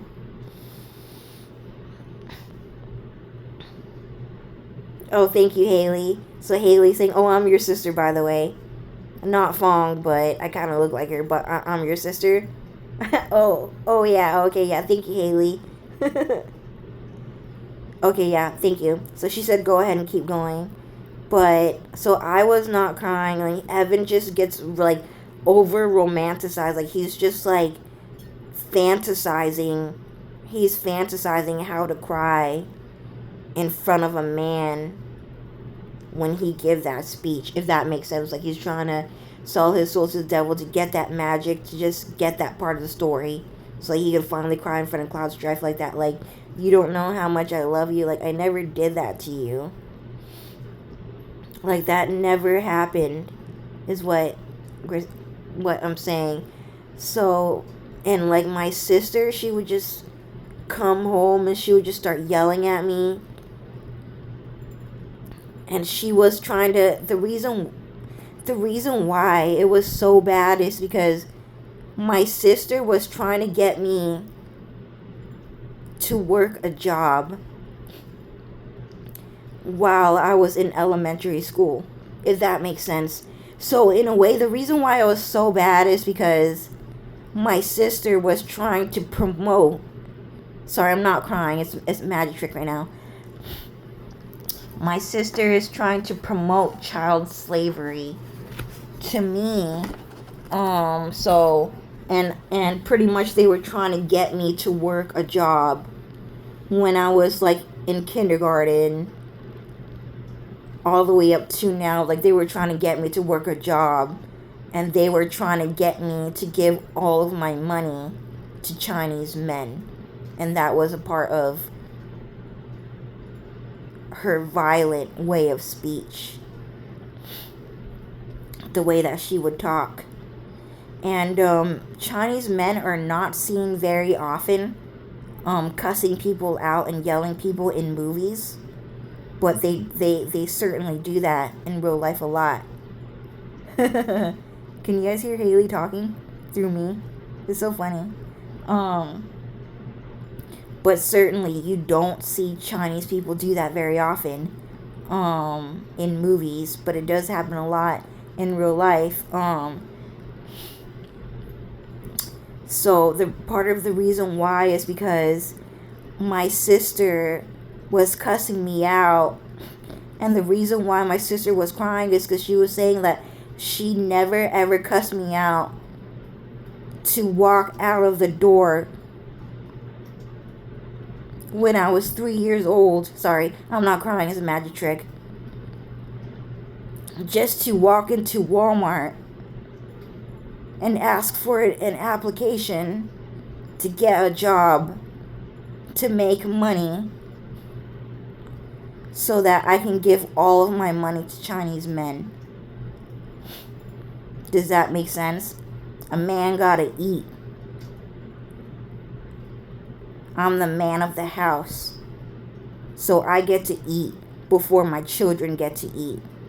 My life matters more than my children. And the father, the dad, he is the graceful one of the family, and he is the most deserving of the family, and the children owe their life to him. Therefore, Cho, you're hella fucking old. You're really fucking old. You're 3 years old already. You need to go to the fucking store. You need to get an application You need to get a job and you need to start paying for dad's bills right now. You're so fucking selfish. You're so fucking greedy. Dad is the best thing that ever happened to you. And you never cared about him. You never thought about him. You don't give a fuck about him. The most valuable thing and the most important thing that you could have ever done in your life was start working at 3 years old and getting a job and paying for your father's fucking bills because of what you fucking did to him. He's broken because of you. He gave birth to you and you never gave a fuck about him. It's about time you grow up and you go to the store or you go somewhere and start making money. Selling yourself, whatever. But you're old enough. You're 3 years old already. Grow the fuck up. So, the reason why my sister would start crying is because she said that to me. She would talk to me like that. Like, Cho, you're 3 years old. You need to get a fucking job.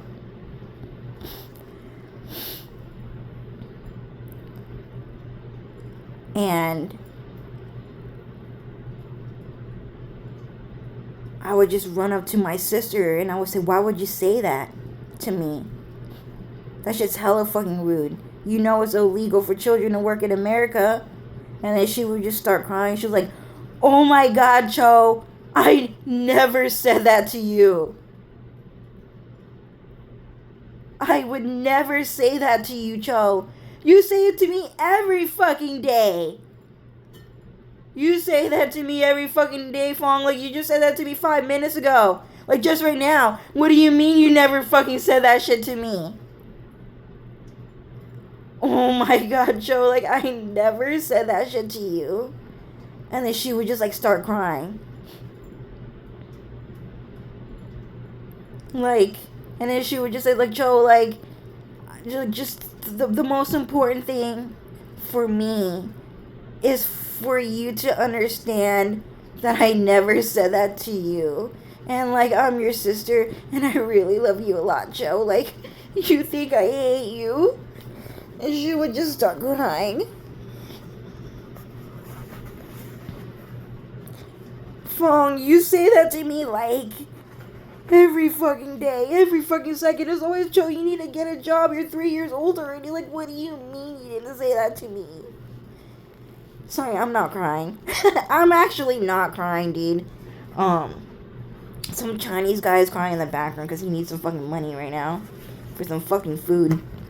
He said, "Toi don't tick," is what he said. Trill Nguyen just said. Sorry, I'm just trying to wipe up my tears before they get fucking absorbed into my skin. So Trill Nguyen is cheering for himself right now. He's like, that's right, I need that fucking money. Trill Nguyen said, "Toi don't wait. I need that fucking money," is what he said.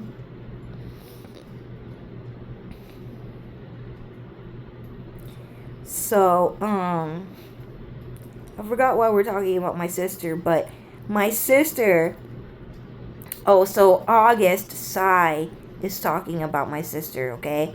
And, so she's in there, and he hired my sister to work for his company, and that's why it's so crazy.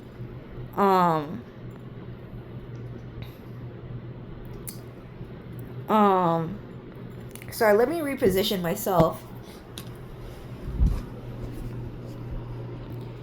Yeah, now I see why now I understand why my sister is saying, "Cho, I never said that to you, Cho." Like, my sister would, like, actually cry when she said, "Oh my God, I never said that to you." Like, she would just cry every single time. And,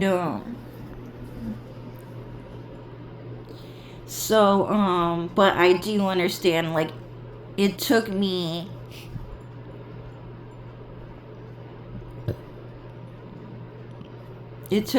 until just a couple of months ago to understand and realize that my sister actually loved and cared about me the whole time, and that she really never said any of that to me, and I understand that very clearly now. Sorry guys, hold on. So I was not crying. Some Chinese guy was crying because he felt, even though he's the richest man in the whole world and everything is made in China, he felt like crying because Chinese men are really emotional. Sorry guys, 1 second.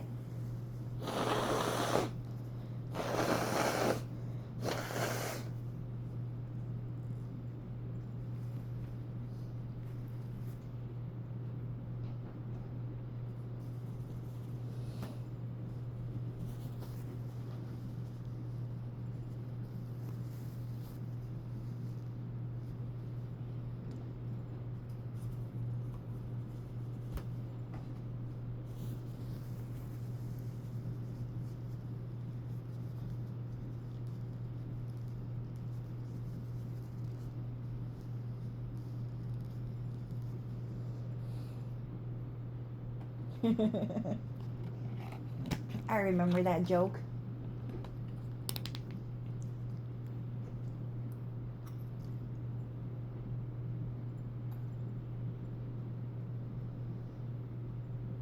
Sorry guys, I have to blow my nose real quick.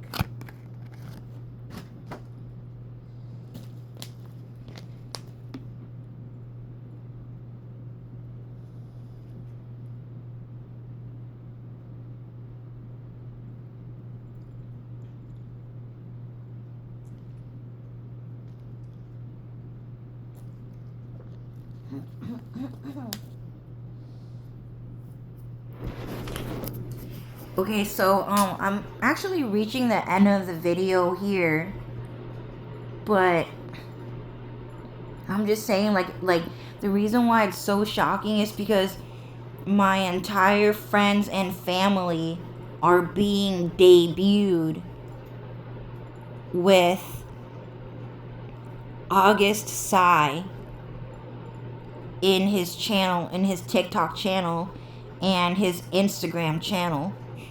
I don't know if he has a YouTube, probably does. And he said all of that. And there are sometimes very rare signs in which those characters that are my friends and family that are taking my side, sometimes it's super fucking subtle. And of course I caught the fact that they are being hostage and forced to do business with him. And it's very shocking.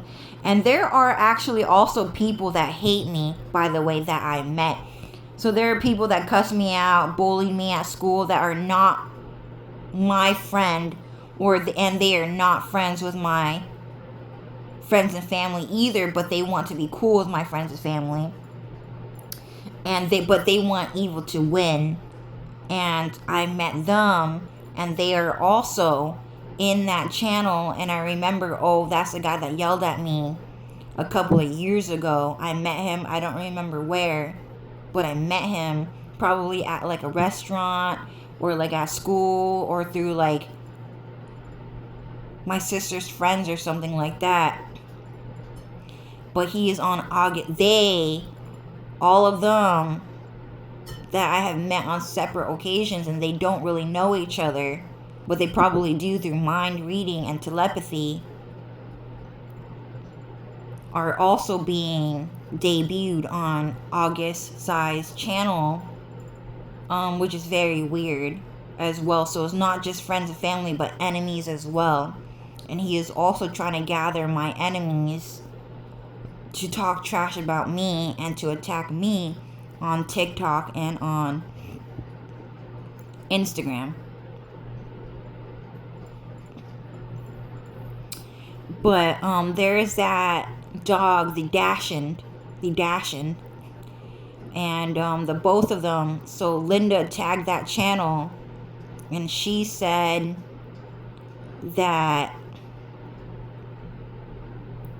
August Sai is saying that my best friend Cho Nguyen and that my dog Bella is worthless trash because Cho's hair is black and she is meaningless, and that Bella is meaningless because she is a dog and she is not worth as much as a man. And so Linda has replied to his TikTok channel, and I have provided you guys that video.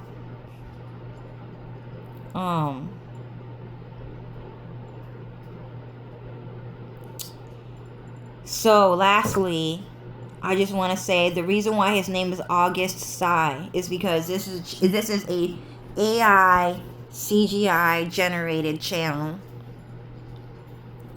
And yeah, so he sold his soul to the devil to get this dirty looking filter on general channel or whatever. He get like white wall purity, women get a fucking dirty ass fucking filter, used filter that they're selling in the fucking slums. Okay, so fucking rich, I'm sure. So August Sai is a AI CGI generated channel, and Evan Law sold his soul to the devil to get this very like famous channel. Sorry. What do you guys want to call it? Famous social media actor, star. Okay, we won't say star because he's not a star for real, but social media actor. And yeah, just definitely be careful who you guys call a fucking star, okay? The stars above your head take that shit really fucking personally. Like, just don't call someone who's not a star a fucking star, because the stars don't fucking like organic flesh and a walking, talking fucking dick. Okay? They don't like that shit. Be careful about that. But so August Sai is referring to August 8. And August 8 is that white American guy. Kind of good looking, kind of ugly. So he went to Vietnam and he was cooking pho. And he was speaking Vietnamese. And he was cooking pho. And he was saying, oh, my girlfriend is Vietnamese, so I came to Vietnam because I want to cook some pho for her. And I'm really good at cooking pho, and I can teach you guys how to make pho. And when he was speaking Vietnamese, it was really good Vietnamese. And so I was on Tumblr, and I talked to him, and I said, oh, hey, August, like, your Vietnamese is, like, really good. Like, I think that your Vietnamese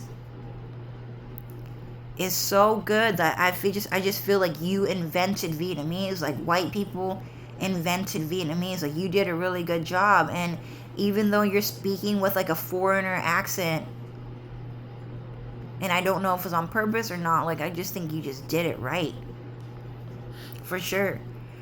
He's not speaking real Vietnamese. He's speaking with like a bit of an accent, like a clumsy accent. It's because Evan Law got mad at him for speaking real Vietnamese. But so he had to put an accent over it. But the reason why, so it was him. Okay, so that guy, August 8, August Forever, right? August Infinity is actually Cloud Strife's AI CGI character. And so what's happening is that August Sai is a direct reference to Cloud Strife in Vietnam.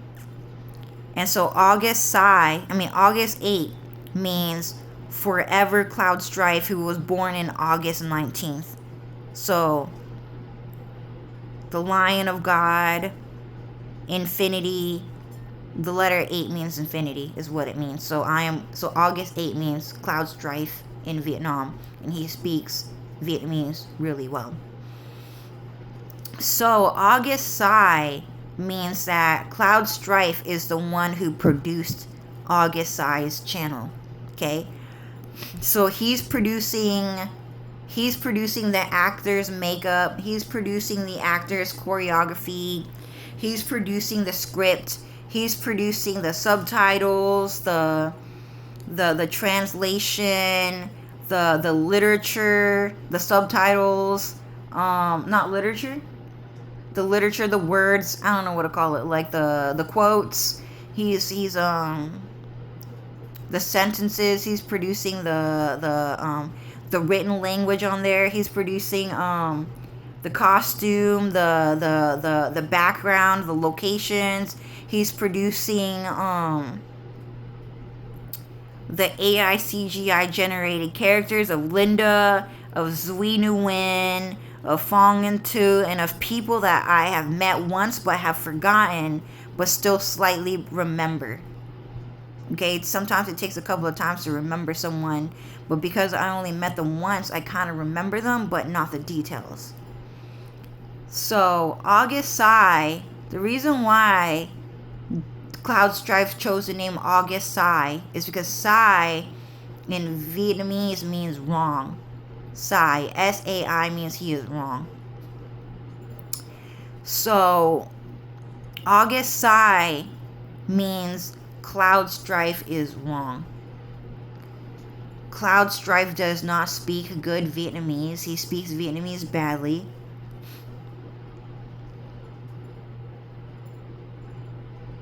And that's what it means. Cloud Strife is wrong.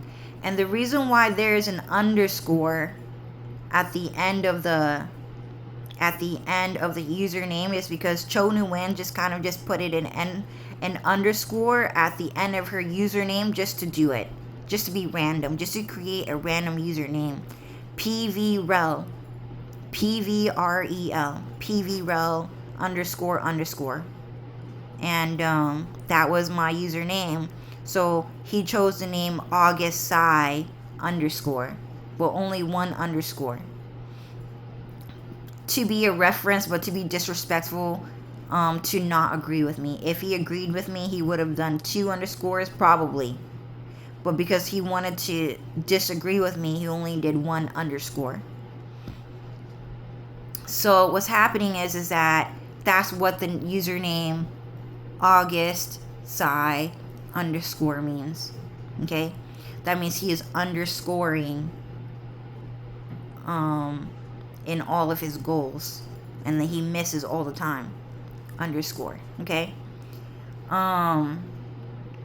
So yeah, so the reason why I just had to pull out my phone is just like, I just feel like I just really needed to talk about this situation and just to get it out there. Just to let him understand that, it's been going on for a really long time. Bueno. He really likes sexy Mexican boys. It's been going on for a really long time. I've just never really seen stuff like this before. Like, my friends and family hanging out with other Asian people. Like, I just feel like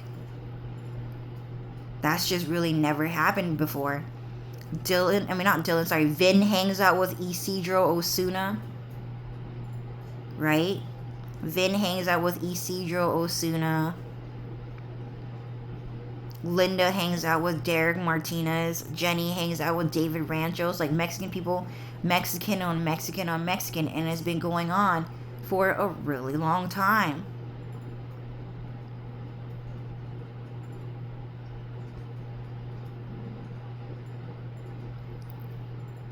And it's just really weird to see all of a sudden a bunch of people that have only been hanging out with Mexican people for 35 years. Okay, and this is the truth. My friends and family have only been hanging out with Mexican people for 35 years. Because bueno, Evan Law, El Laliet, really likes those sexy Mexican boys. And so it is just very, very shocking. It is super fucking shocking to all of the sudden see them hang out with Asian people. on social media. Like, no one in my school or in my friends or family have ever really... Okay, family, fine. Family pictures, fine. And Sasuke Uchiha said family pictures are fine. But not with friends, is what Sasuke Uchiha is saying. You can take pictures with your family, but not with your friends. Because he needs to know who's in your family and who is not. So, and he said, point taken. Point taken. But I'm just saying... Yeah, Jenny Lu with Anna Mendoza. Sorry, I had to go there. just to reference that. Like, Anna Mendoza, whoa, dude. She's uglier than me. Sorry, Anna, but I've just never met anyone that was uglier than me, dude.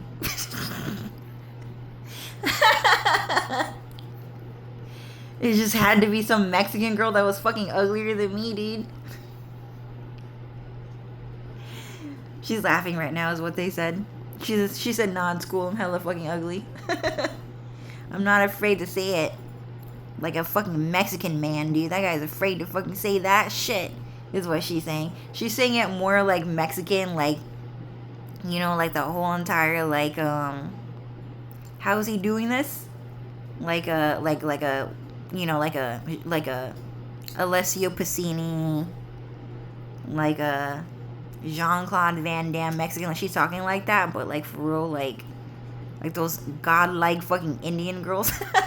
But I'm just saying it in a me way, okay? She's just saying, like, yeah, like Mexican men just can't fucking stand that shit. They can't be called fucking ugly, but Mexican girls don't give a fuck. Like, Mexican girls don't give a fuck if they be called ugly, dude. They really don't. It's just those Mexican guys be fucking tripping, dude. Is what she's saying. I'm not saying it in a very Anna way. I'm saying it in a very street Cho Nu-win way. I'm burping right now, dude. Sorry, they're selling their souls to the devil to get me to fucking burp right now. But anyways, yeah, so I'm at 3 hours and 46 minutes. So, oh, I see what you're saying. It was because I was being way too nice to Anna Mendoza. I was really nice to Anna Mendoza, that Mexican girl. Like, yo, like, that girl was hella fucking ugly, dude. That girl was really freaking ugly. But because Jenny Lu was saying, yeah, well, Anna's really nice and she's my best friend, so I was like, I just felt like I had to be nice to her. I was just really nice to her. I just said a couple of really nice things to Anna. And then they demanded that Anna take down her fucking picture with Jenny Lu because I just said really nice things to her. And Anna Mendoza was forced to do it anyways because she was like the ugliest Mexican girl. And they were trying to fucking Itchy the Witch, my fucking friends and family. And, you know, Itchy the Witch sent Anna Mendoza, the ugliest Mexican girl, to be best friends with my group of friends. And all of us were really, really nice to her, dude. Like, we're like really nice to Anna Mendoza. And the Mexican guys got really, really fucking mad. They got really, really fucking mad at how nice Jenny Lu and Jenny Track and Cho Nu-win was to Anna Mendoza, dude. Like, we were super fucking nice to her, dude.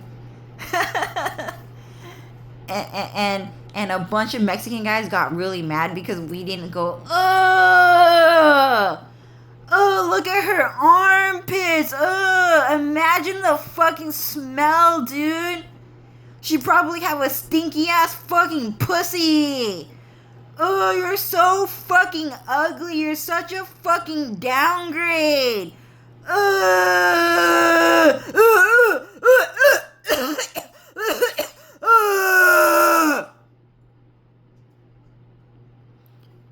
Because we didn't talk to Anna like that, like, Jenny Lu had to take down Anna Mendoza's fucking picture, dude. Because they did not like the fact that we were too nice to Anna, even though she was ugly.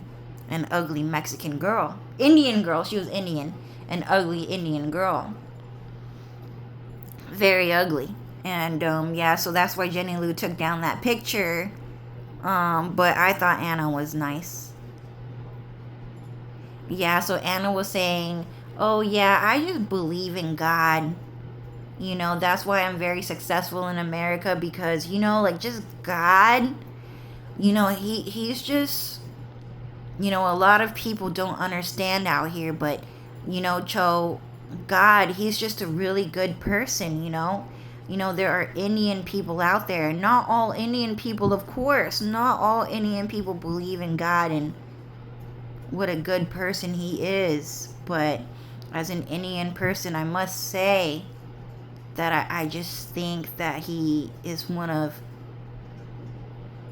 the nicest people around, and I really appreciate what God has really done for these people. So, you know, Cho, I know things have been really, really hard on you, but I just want you to know and to understand that God, he is a really good person. Okay? And I was like, yeah, sure, Anna. And then back in my head, I was like, you know, she said something really nice. I guess I don't believe in God, but man, Anna is really fucking ugly, dude. I would just think that, but I wouldn't say it. I was just really nice to her. And that was it. I was like, oh yeah, Anna, how are you? Oh, okay, yeah, how you been?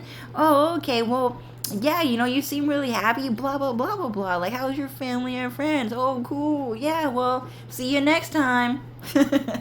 I was just really nice to her. I just didn't call her ugly, but I did think that, for sure. But yeah, so we had to take that picture down, because we did not call her a stinky, ugly bitch.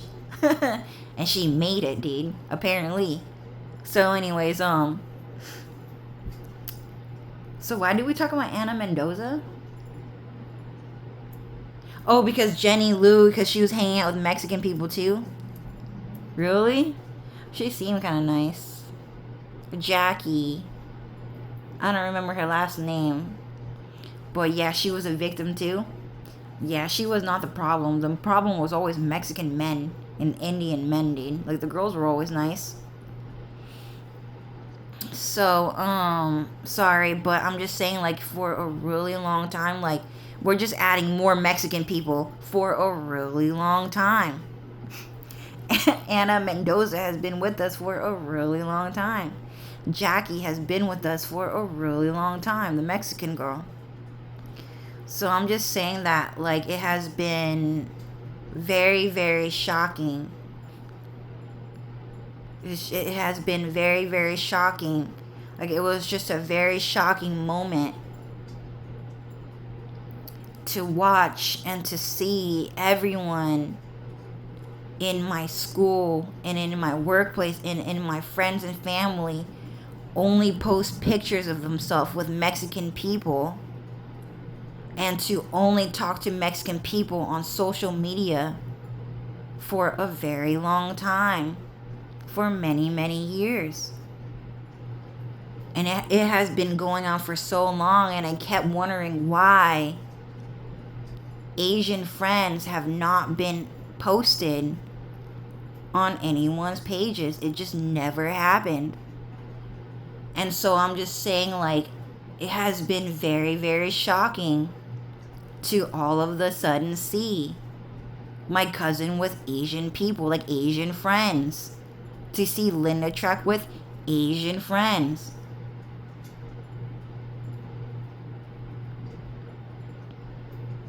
To see Asian people talk about my sister and not Mexican people talking about my sister. So my sister hangs out with Asian people a lot, so she's the only person, wow, that talks to Asian people, dude.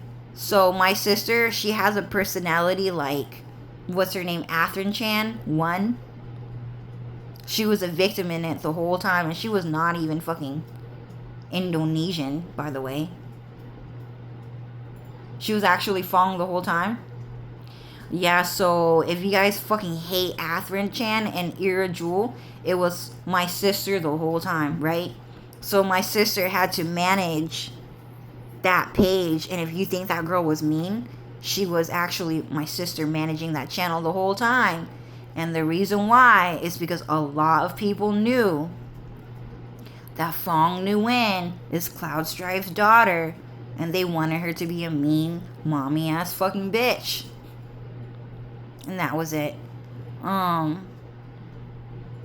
But yeah, so she was like a Mexican Asian Indonesian girl in Final Fantasy VII community. Shocker. But I'm just saying that, you know, just to all of a sudden, just after 35 years of sadness, of pain, of suffering, of anger, of anguish, of calamity, of destruction, of dystopia, of protesting, of homelessness, of brokenness. So many people have died, and so many people are lost, and so many people are not going to come back. So many people are not going to return to what it once was. And it has only gotten worse as time has passed.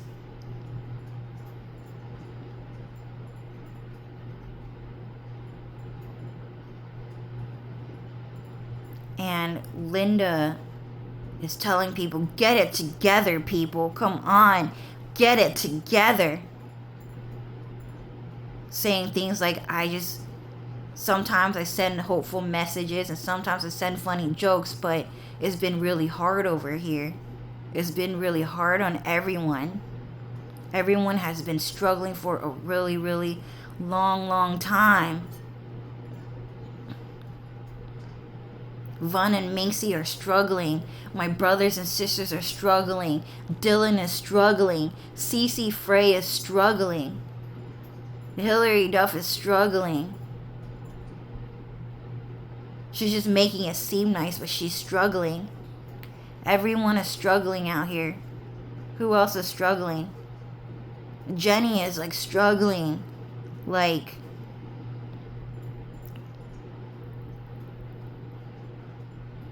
it's just been really hard on my friends and family for so long. And then just to all of the sudden see August Sai's page. And it's like, all of the sudden, Zui gets to have white skin again?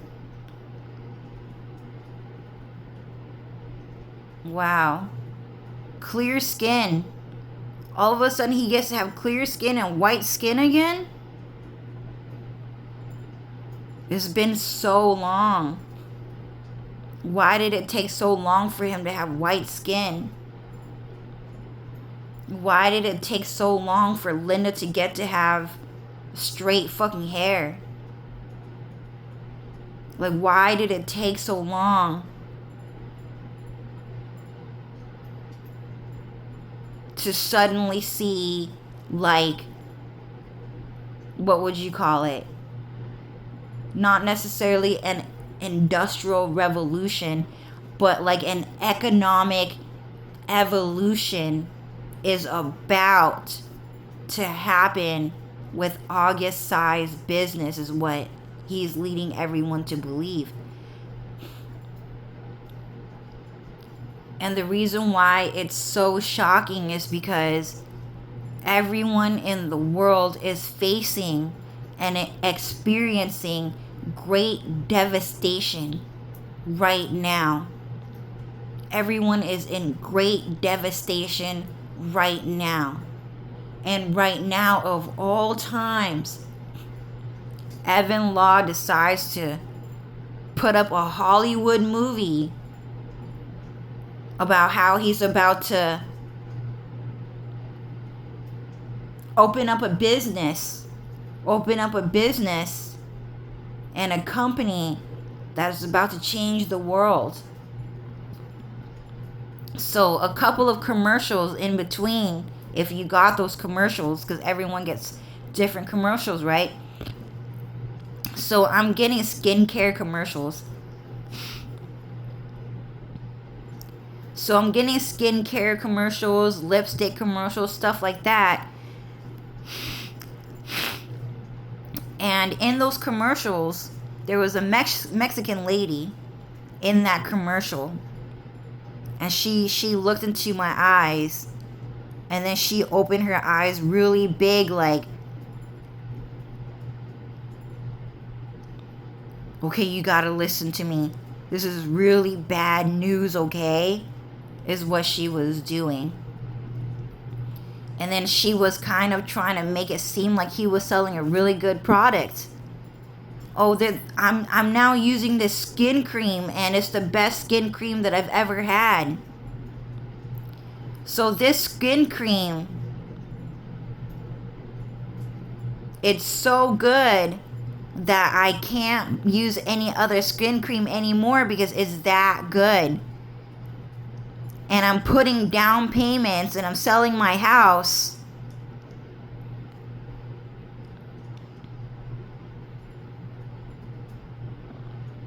And I'm selling my car because this cream is that good.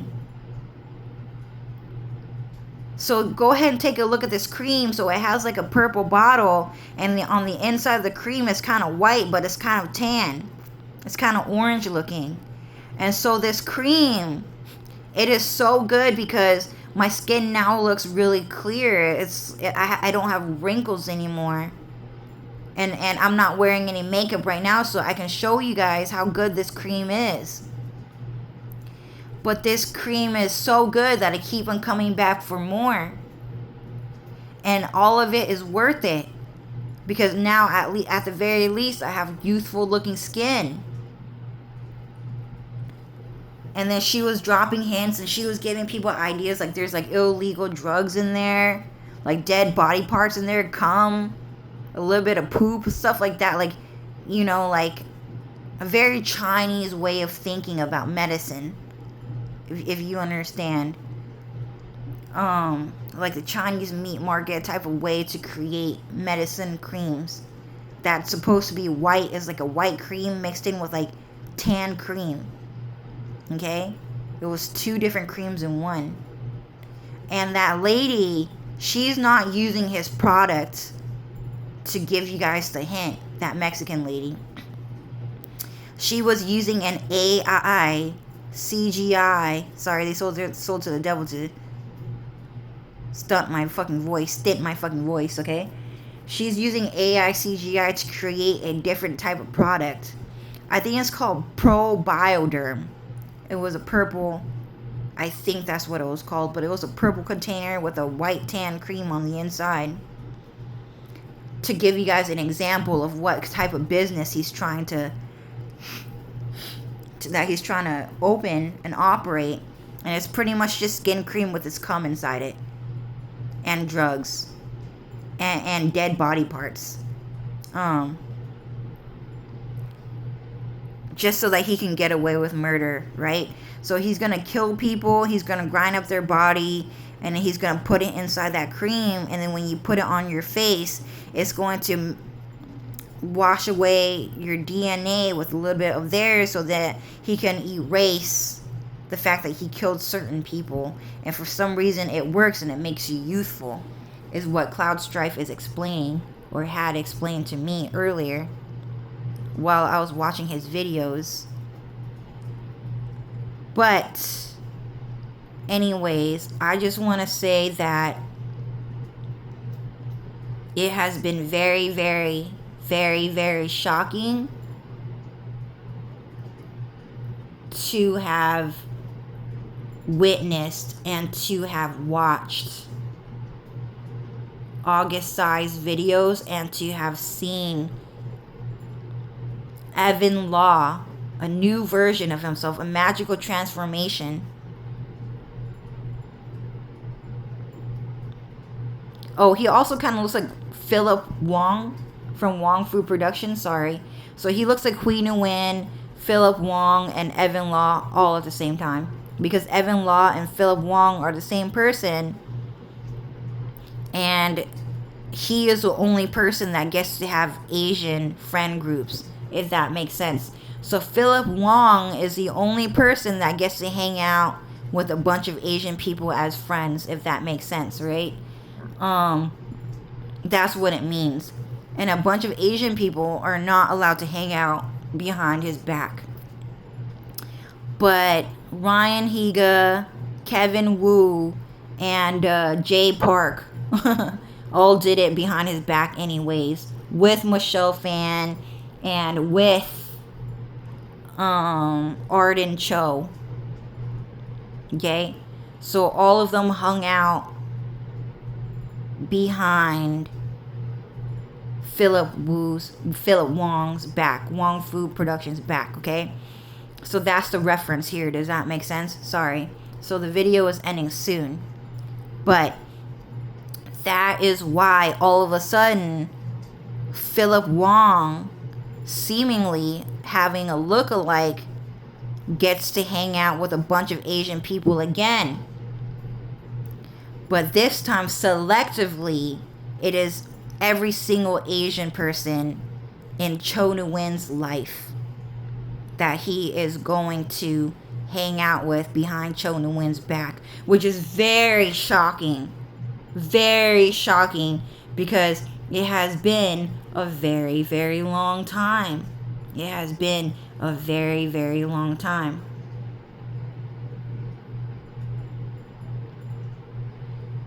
And everyone has only seen sexy Mexican boys for a really, really long time.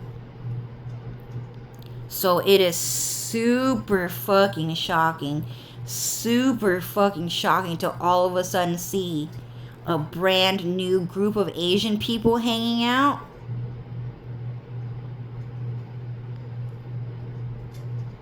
Hanging out with my friends and family. My friends and family personally. And you can kind of tell that, like, Philip Wong or Evan Law is hanging out with Jimmy Bear, hanging out with Lotus, hanging out with Kyle Zhang, hanging out with Harry Onisan, hanging out with fucking Eddie Zhang, hanging out with them. So that's just Evan Law anyways, if that makes sense. He doesn't want to show himself on camera because he is not as good looking as us, apparently. Them is what he said, not you. Them, they're better looking than you. Okay, Sasuke. So anyways, what's happening is that, okay, yeah, there's a new wave of, like, an Asian group hanging out. You don't really see white people hanging out with each other. Like, Mr. Beast is hanging out with a bunch of Mexican people. Tariq, Chandler. Really?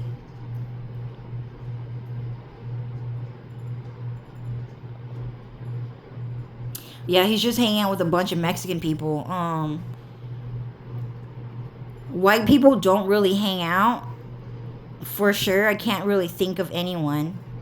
They kind of do, and then they kind of don't.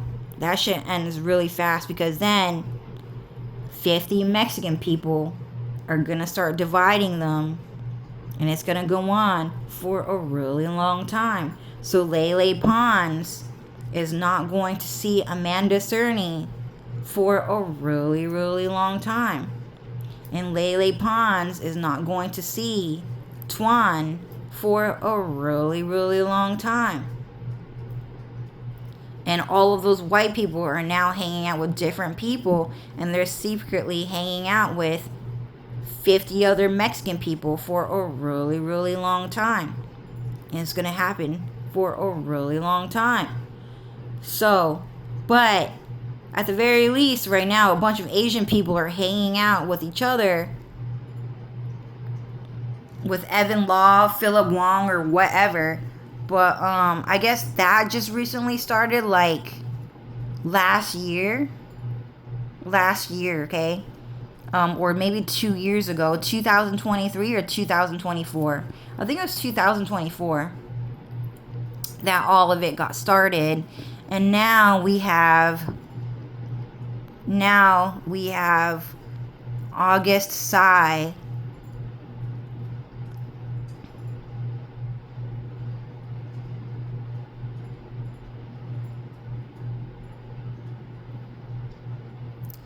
Hanging out with a bunch of Asian people and starting a brand new Asian group of friends.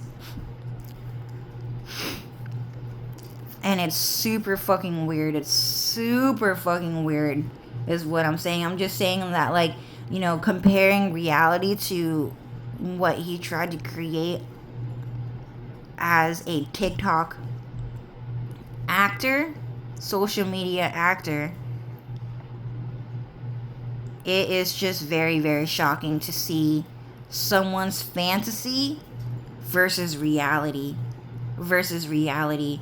And the reason why is just because everyone is in such great devastation. And you guys saw Linda Track's latest TikTok post. And Linda obviously was in great devastation. Devastated. Fear, sadness. Life is not going well. Things like that.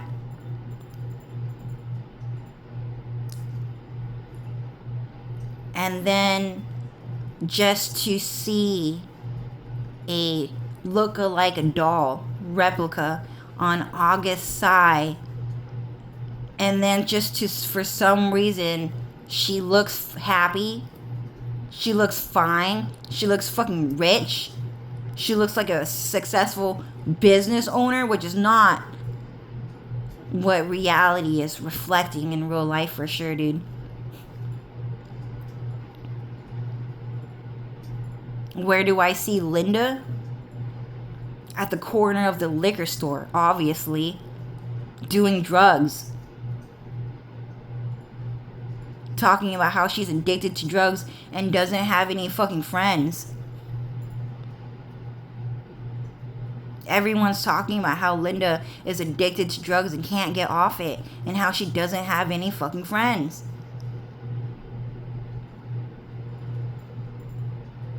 And she's in great devastation right now. And that's the thing. That's why it's so fucking shocking just to see Linda say she's in great devastation right now, grieving in life. And then just to all of a sudden the next day, you know, and like Linda being in like, and then not just like in great devastation, but seeing Linda at the corner store of the liquor store doing drugs, right? So Linda is literally like doing illegal drugs and hanging out with Mexican people and telling the world that she's so fucking sad and that she just wants to go home, is what I'm saying. Okay, it's that bad, is what I'm saying. It's really bad. I check up on Linda often, and it's still the same old story with her. She's still stuck in the fucking slums. It's so sad to see. And sometimes it's best to just, you know, make light of the situation, but to just tiptoe around it carefully. But that's what it is. And then just the next day to see Linda Track as like a Hollywood star. Now she's clean. She's all cleaned up overnight. She's off drugs. It looks like she's been off drugs for many, many years now. Clean. Someone combed her fucking hair. Her hair is now finally fucking straight with the curls that the girls like so much. The anime curls that the girls like so much. The pitch of her tone, the tone of her voice is one note higher. Maybe even a couple of notes higher. Now that she gets to talk to Evan Law. It's a privilege. She's now in an office doing business with Evan fucking Law on August Tsai TikTok channel. She's hanging out with my brothers and sisters and cousins behind my back and I'm not invited. And she's agreeing that Cho's a fucking bitch. That she needs to be abandoned on his fucking channel. And life's great. We're about to have an economic evolution. People are about to have better skin. About to have better sex. Sorry, they sold their soul to the devil, giving a slur. You're about to get better, whiter skin. You're about to sleep better, eat better. You're about to get more money because Evan Law is now a TikTok actor. And everyone's great. It's great. And he knows how to dance. And he knows how to have sex with people after they signed his fucking contract. And he's about ready to make a lot of money. And then one day walk up to Dylan and say, Dylan, Cho's a fucking bitch. And you hella fucking knew. You don't have the right to fall in love with someone like that. She's way too fucking ugly for you. You deserve someone like me. A real fucking man who knows your fucking worth. A man knows a man. And a woman can never replace a man. And you know that. And he's ready to fucking do shit like that. And that's the thing. That's what he said he was gonna fucking do. I don't know. I don't really know what he was gonna say. But I heard along the lines from my friends, Cloud, Alex, Lucifer, and Dylan, that's what he plans on saying and doing. Like, I'm gay. You know I'm gay. Like, you know how this is. You know how it is.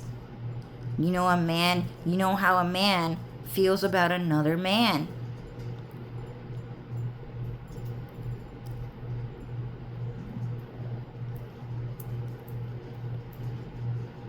Sorry, I'm talking to the gods right now. Yeah, so Cloud is saying that there are a lot of mind readers right now, telepathic people, psychic people who are hearing me as I speak while making this video, while I speak to the phone, speak to you guys, and say that, Linda right now is currently in great devastation. And the last time I saw Linda was at the corner store of the liquor store, buying fucking illegal fucking drugs and doing drugs at home by herself. And she doesn't have any fucking friends.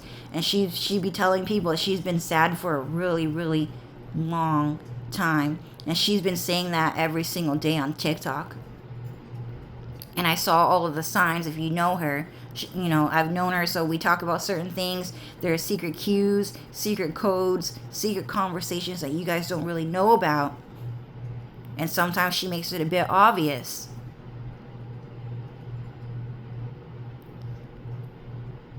And a lot of people are saying it is very shocking. It is very shocking that, back in San Diego, everyone was talking about how Linda is addicted to drugs and doesn't have any friends.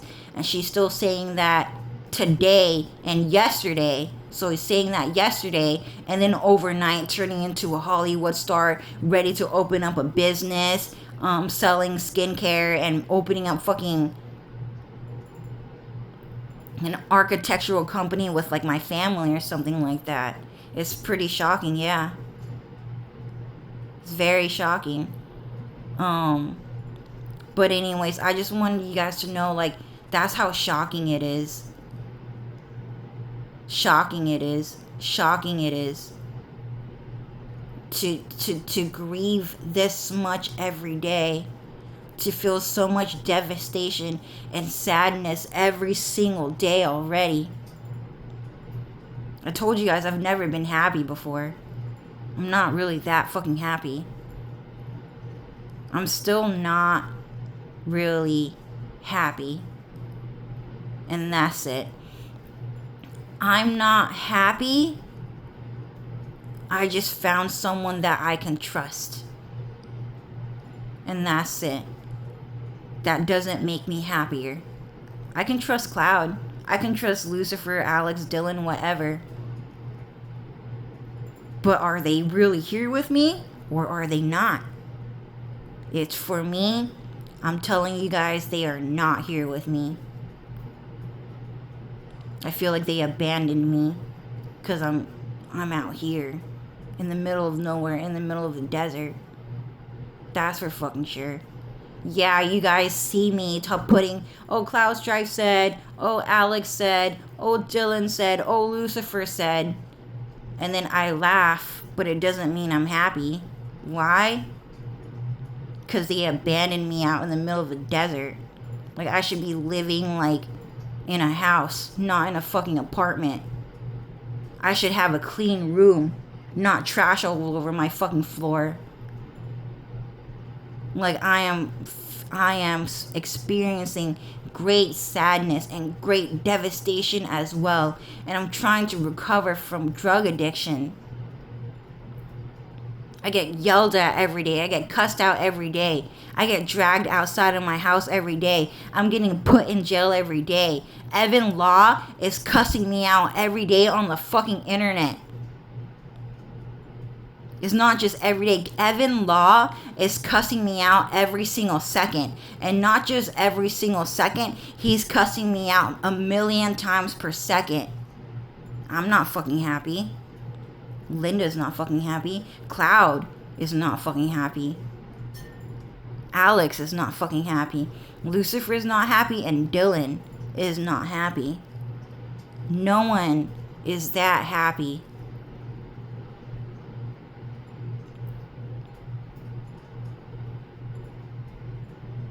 We're just smiling to be nice. It's not really because we're happy. And so just to see Evan Law act that fucking happy on TikTok as a social media actor, like just to be so fucking happy because he's ready and preparing himself for a man. He's so fucking happy, dude. Like, he's probably happier than everyone in this whole fucking world right now, is what I'm saying. Like, happiness is a choice, and he chose to be happy. He chose to be happy. And that's the thing. Are we choosing to be happy?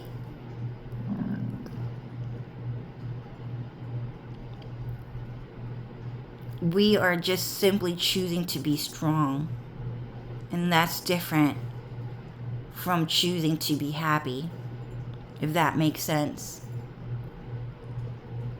So, as someone, and I don't talk about this too often because I'm trying to give you guys hope. I'm trying to give you guys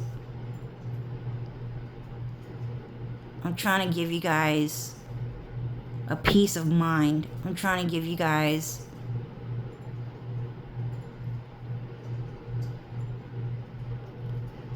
something to keep your mind off of the hard times. And I do that every single day. And I'm trying to do that for myself too.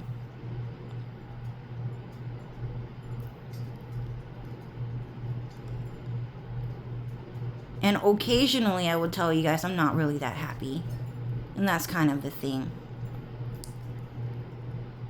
The truth of it all is that every single day I feel great devastation and fear deep down inside my heart. I feel grief and great sadness, and that is actually the truth.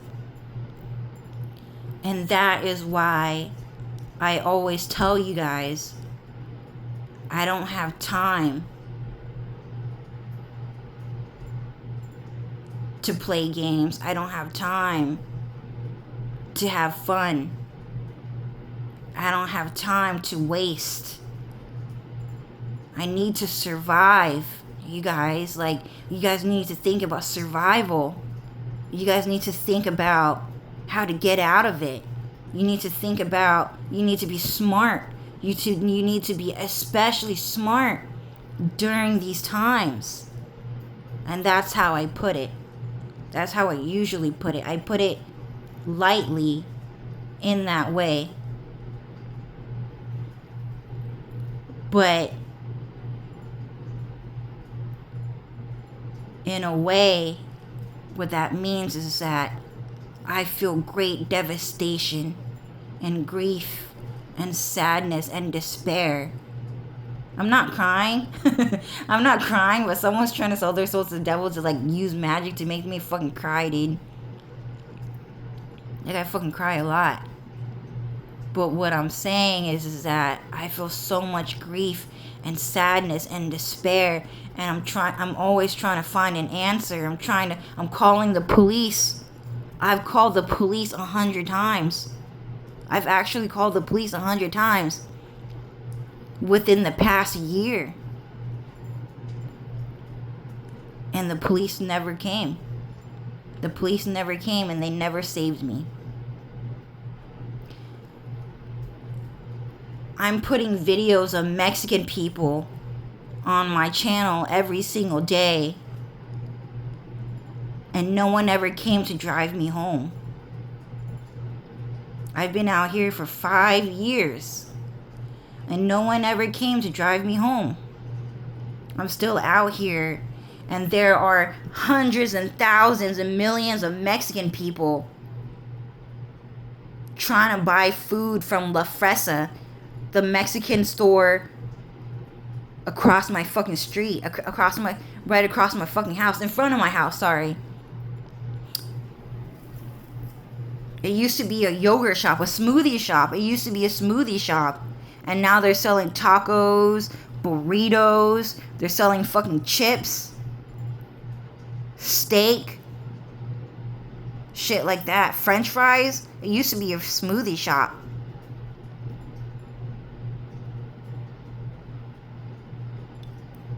I feel great devastation, and I am not happy, and I have not been happy for a very long time. And Linda has not been happy for a very long time. And Dylan has been homeless for a very long time.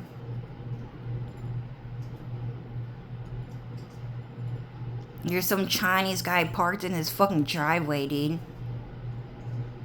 It's been 10 fucking years.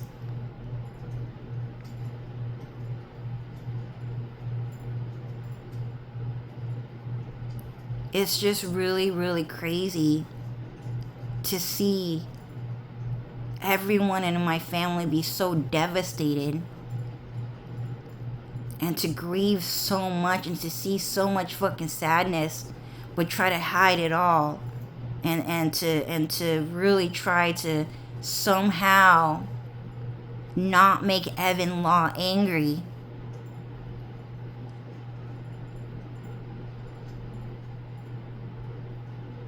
By being peaceful within your own family and being nice within your own family. Every single second, like, just Evan Law just gets angry and he just explodes, and my mom is about to get arrested. My sister has to move into his fucking house because she's so pretty and she's so funny, and Cho deserves to fucking die and be put in jail and to be questioned and interrogated for intellectual property and mental illness. It's like every single second, Evan Law is fucking angry with my family, and he's never gonna fucking change. It's like it's so shocking, and it's so devastating to see Evan Law so angry with me every single fucking day, every single fucking second of my life. I'm a cold bitch. I'm a cold fucking diary bitch. And you might have read that on Onision forums. But I'm a cold diary bitch that was meant to fucking die. And then just to see him be that fucking happy with my friends and with my family on TikTok is pretty devastating, and it's pretty shocking, is what I'm saying.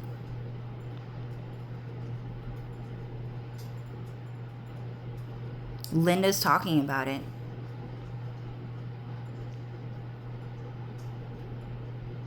Evan Law, August Sai, said that Cho was a cold, diary bitch that is meant to fucking die. And she doesn't believe it.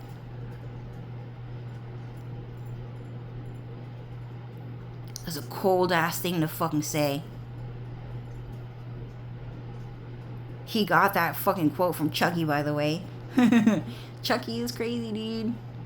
He's like one of those demon dolls. Like, he's one of those like haunted dolls that just flies around and starts cussing people out all day, dude. But apparently Chucky is like really polite though. Chucky is like really polite. If you guys have watched Chucky, he always talked like a gentleman. You guys remember that? But he's like a violent murderer. Okay, so that's the whole thing. And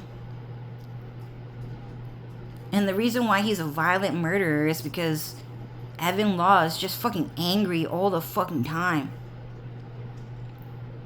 Zan Jod is just angry all the fucking time.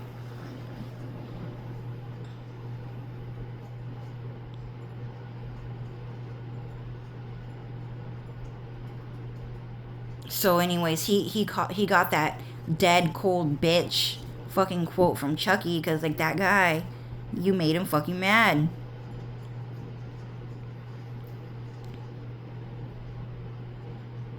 But I just want to say that I have been promoted August Sai's videos probably like 10, 20, 30 times now. I've probably seen it that many times. Yeah, probably. And I just never really wanted to click on those videos because I was not interested in that type of content where someone is that fucking delusional about life and reality. Like, he's living in a fantasy and I'm living in reality. Sorry, they sold their souls to the devil to get me to fucking slur. It's fucking nasty. I've never heard that shit before. But anyways, keep going. You need to hear more of it. I feel like you don't get to hear enough of that shit.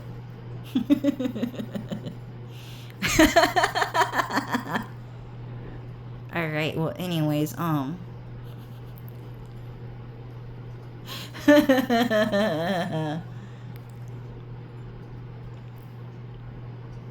Oh, he's so nice, you know?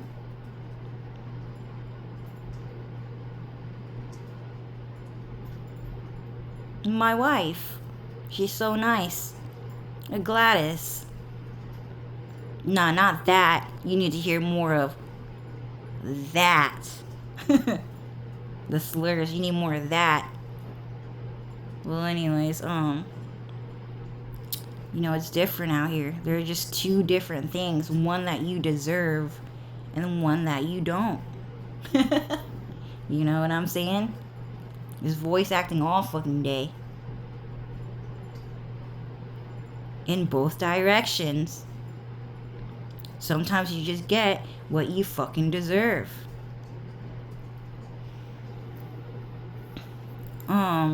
Yeah. Well, anyways, I'm reaching the end of the video and I don't really want to do a recap.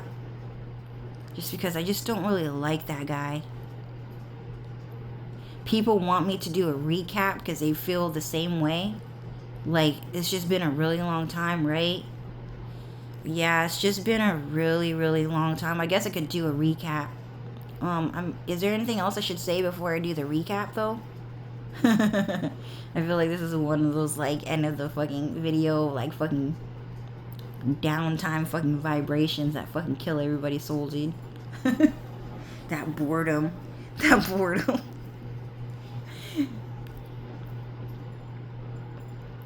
Yeah, but I think the last thing that I said, thank you, Cloud, he's reminding me, they sold their souls to the devil to get me to fucking stutter. It was a lip purse, dude. They closed my lips. Sorry, guys, I need to lay down.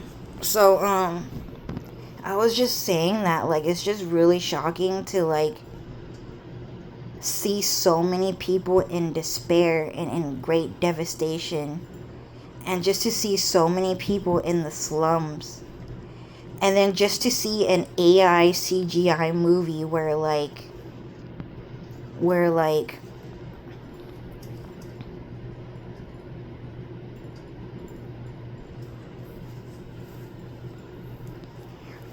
there's someone who feels rich right now, and he really feel like he's on the cusp and on the verge of an economic evolution. And it's like I be telling you guys every day, I just need to survive. I need to survive. Like, it's been really hard out here for not just me, but for everyone, is what I've been saying. It's like been hard for everyone. And then just to see some rich Chinese guy talk about how he's gonna start selling skincare products or open up some business. It's pretty devastating, shocking, and the content is really bad because these movies, AI generated movies, computer generated movies, are being produced by Cloud Strife himself, or Evan Fonse is what Dylan's saying. So Evan Fonse, or fiance, just Evan Fonse, fiance. Oh, it's a reference to Steph fiance. So Danny, or Dan, sorry, don't call him Danny, but Dan is Evan Law, and he was trying to destroy Stephanie Sue's marriage and get married to that guy at my church school, Matthew Nguyen, Twy Nguyen. I prefer to call him Twy Nguyen, but sometimes I prefer Matthew because it's like American. Just because I just know him as Twy. We just call him Twy all the time. And then just on Facebook, suddenly he was like Matthew. But anyways, yeah, so just Evan Fonse is about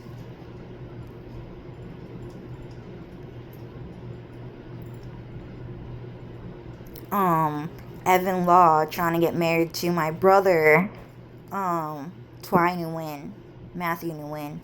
That's what it means. So it means Evan Law is trying to get married to Steph fiance. Steph fiance is what it means. Fiance, not Stephanie. Steph fiance, okay? But it is crazy. It is crazy.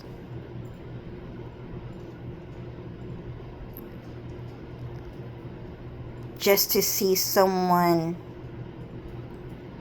fantasize about a successful world in the corporate business world on the cusp of economic evolution, when everyone in the world is living in the middle of a fucking dumpster. And I'm not showing you guys how dirty my room is, but there's pretty much trash on the floor everywhere right now because I can't clean it. Because his business, his black company business, is preventing me and everyone from cleaning their room. It's a pretty devastating thing to see. It's really devastating that August Psy is allowed to clean his room, but I'm not allowed to clean my room. It's a very devastating sight to see, and my survival mode is really noticing this. I'm really noticing that he gets to clean up his room. He gets to have clean clothing, but I don't. It's a crazy ass fantasy, and it's a crazy ass evil world to create and to live in.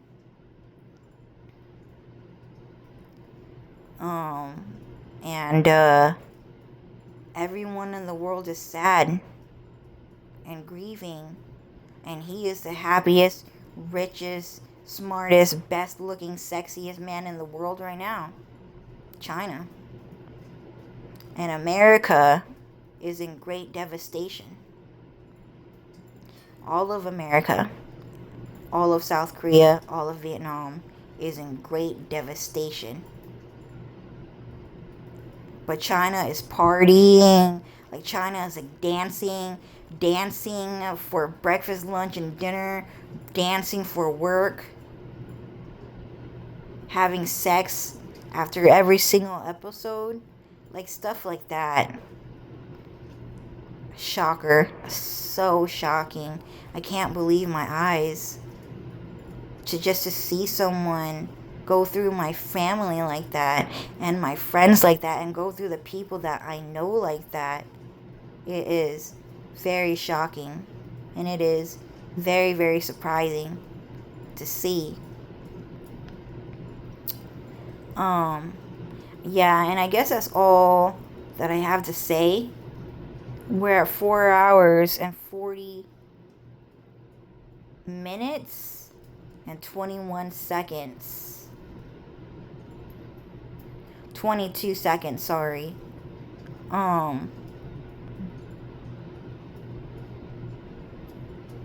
Yeah, I just finally looked at that channel. That TikTok. Those TikTok movies, and videos, and I just think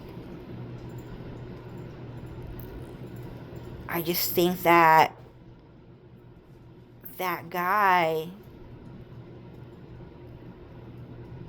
it's just not possible for him to live much longer.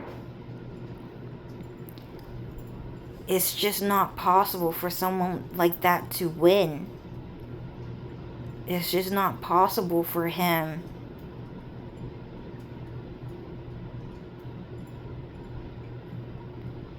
to survive in this kind of a world. And that's the thing, is because every single day I just live for survival. And I think about survival all the time, and I think, man, how long is this person gonna live for? In hindsight, I just don't really think about it too much, but in a way, it's just how I think. And in a way, a lot of times, Hollywood and the American government kind of hide a lot of stuff like that, because I just don't really talk to those people that often and that much, like Evan, Zan, Daniel, Armando, those people. I just don't really talk to them too much, and I don't really see their content too much. Most of the time, I see Aaron Yeager, I see Cloud Strife, Aerith, I see Kurt Cobain, CC Frey, I see cooking videos, and yeah, I see a couple of fight videos online, people cussing me out, that's for sure, every day. Lifestyle decisions, yeah, I'll see that regularly and on occasion, but because this is so close to my friends and family and in my life, just seeing this fantasy, it's very shocking, because I just know that one day I'm gonna see him die. And that's the thing. His business, the people he surrounds him with, the way he thinks, the way he reacts to the world, his lifestyle, his personality, his ideology, his fantasy versus reality, the current world trends, what's going on right now, who's the enemy, who are the good guys, who are the bad guys, what is right and what is wrong, and just watching his videos and his business,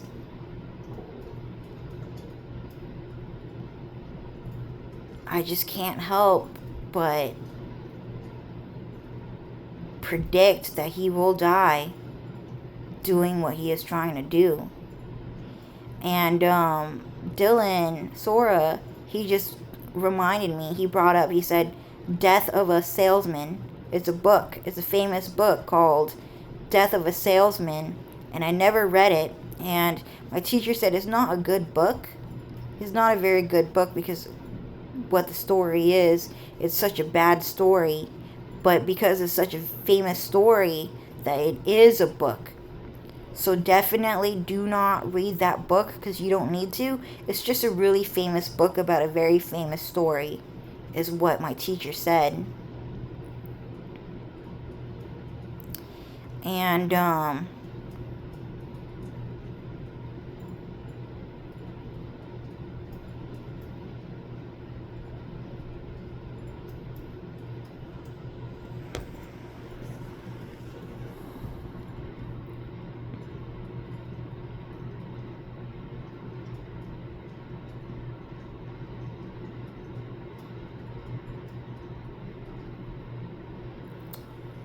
yeah, I just, train station, can't afford a car. The last train just left. He has to wait until tomorrow morning. Sorry, that was a slur. They sold their soul to the devil to get me to slur. It's not a slur. What is that? It's like a mouth congestion. Yeah, there was like a type of magic bubble. There was a magic bubble that opened up in my mouth. And then it actually like opened up my mouth. And then it kind of, not necessarily diluted my words, but it morphs my words or something like that. It muffled my words like in a very bubble way is what I can say. But, I just want to say that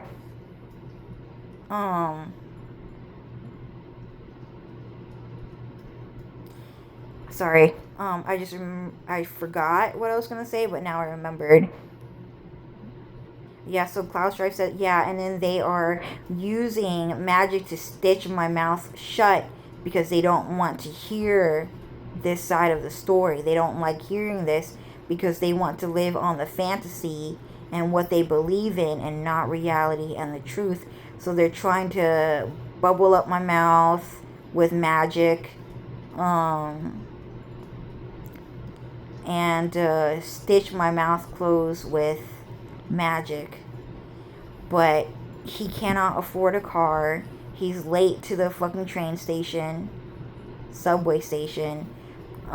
He's now gonna obviously start dancing like a fucking whore because now is his chance to walk 2 to 3 hours back to the fucking mall, the shopping district, which I heard it takes that long, by the way, and no one would ever fucking say it because people want to lie to people all the time just to get a drink and have sex and then go back to work and hopefully take the train back home so that he can get back home on time.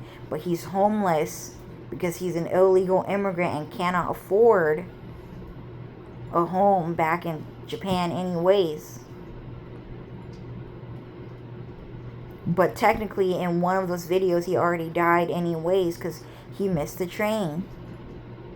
And then he met a sexy Mexican Asian man.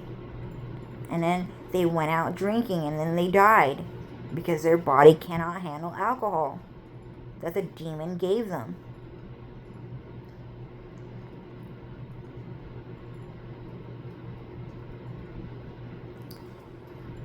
So anyways, yeah, I can only see death written all over that type of thinking process. And that type of thinking process, not realizing that they don't fit in with my thinking process or the people that he's trying to do business with, and that they think very differently. They do not think the same. They do not think the same. And that he is very hopeful, with glimmering hope of survival. And you can see that because he is so earnest in starting a business for some fucking reason, right? Because he thinks that the money is going to be used for survival. And that is not a good way to fucking think. Money is the root of all evil. Money is evil. It cannot save you, dude. It's just a piece of paper. It's just a piece of paper, dude. Do you think that a super massive proton star is gonna let you buy a bottle of alcohol from the fucking grocery store? So they sold their soul to the devil to fucking open up a vortex portal in my mouth just to fucking bubble up my words, dude. Muffle up my words in a bubble. But anyways, do you think that a supermassive anything, supermassive booger, demon, monster, star, lava is gonna let you just walk into their fucking house and buy a fucking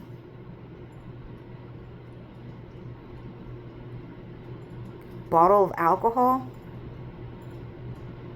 Portals, multi-dimensional, things like that, shadow realms. Like, so, there's just no way that those guys are gonna let you buy something from them.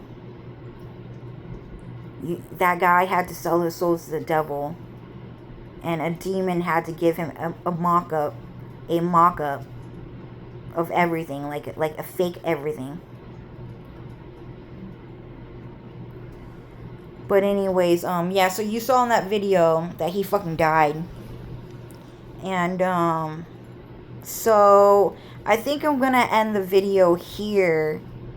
But in one of the movies I saw, he died. And, so I think I'm just gonna recap here. Is there anything anyone wanna fucking say?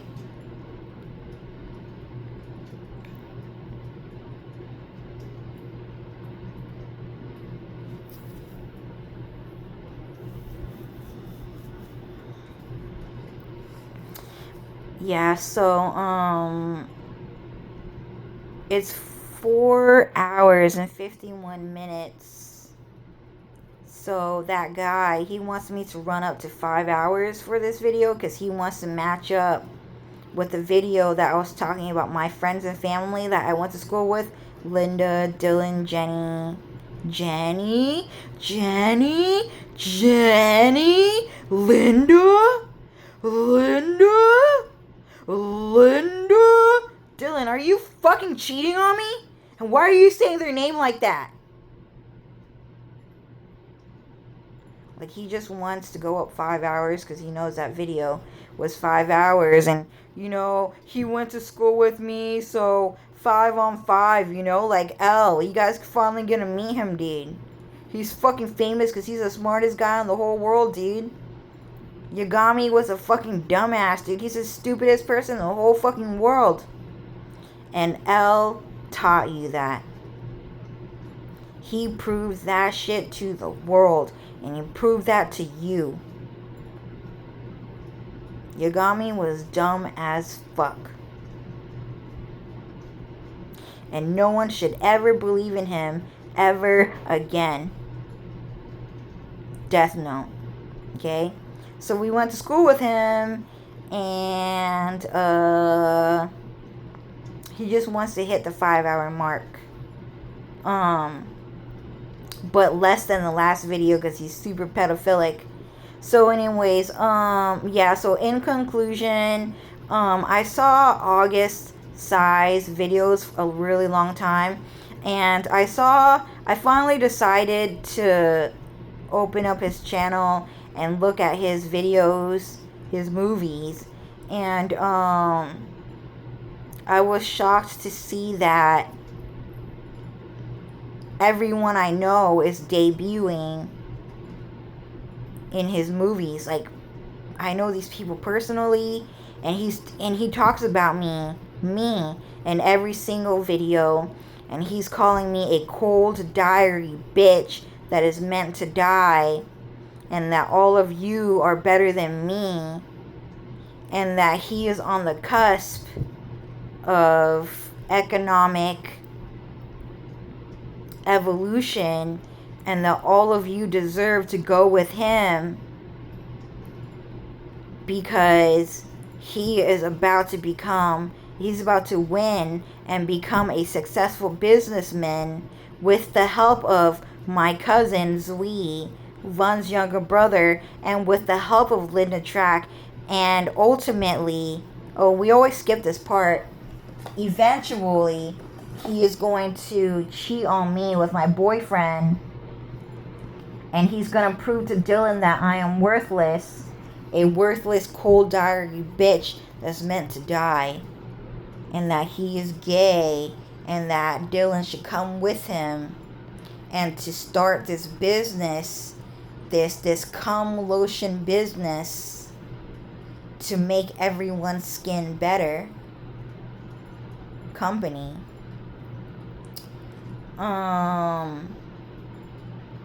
And the shocking part, okay, in recapping, what do you call it, reviewing it, and then I saw all of those videos, and then I was shocked to see all of my friends and family co-starring with a supposed frenemy. So I was going to say supposed friend, but Cloud Strife said frenemy. Supposed frenemy, okay? Enemies to lovers, frenemy, type of thing. So, and the shocking part is that I have never seen my friends take pictures with a friend ever, and that everyone has always taken pictures with a Mexican person, and that's kind of the thing. So Vin, Linda, Jenny, not James, because James is a pure Chinese man, and you leave that man the fuck alone, okay? Hinata is gonna kick your fucking ass, for real. No fucking chill. But he is a pure Chinese man, okay?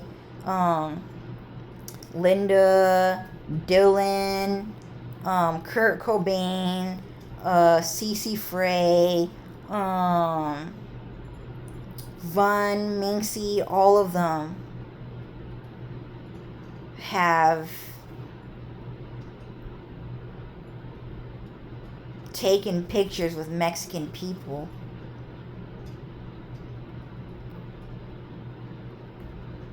Frenemies, and none of them have taken pictures with their best friend and posted it on social media, and that was super shocking, and it has been going on for a very long time,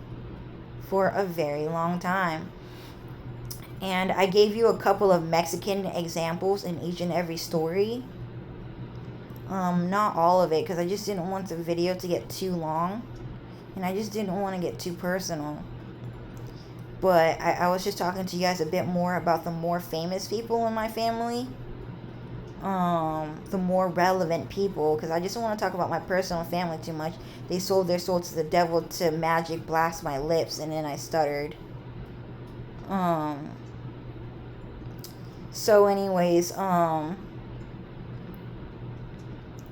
yeah, and then that whole entire thing with Dylan. So Dylan, when I told you guys that I just did not really talk to Dylan that much, is actually kind of the truth. So when Dylan and I would be at home, we would very rarely talk. We just would not talk. And to be honest with you, I'm actually kind of fine with not talking that much. In a way, I just kind of miss being at home with someone and then just not talking at all, just being silent. I kind of like that. And the reason why I'm saying that is just because I'm just so sick and tired of Mexican people standing outside my house and talking to me every single fucking second. Like, that bitch really never stopped talking. Like, that bitch has been talking to me every single day, standing outside my house for 5 fucking years. Like, Mexican people and Chinese people and European people, maybe not European people, okay? But Mexican people and Chinese people are hella fucking doing that shit to me. Like, on the internet and outside my house. Like, they be talking to me every single fucking second.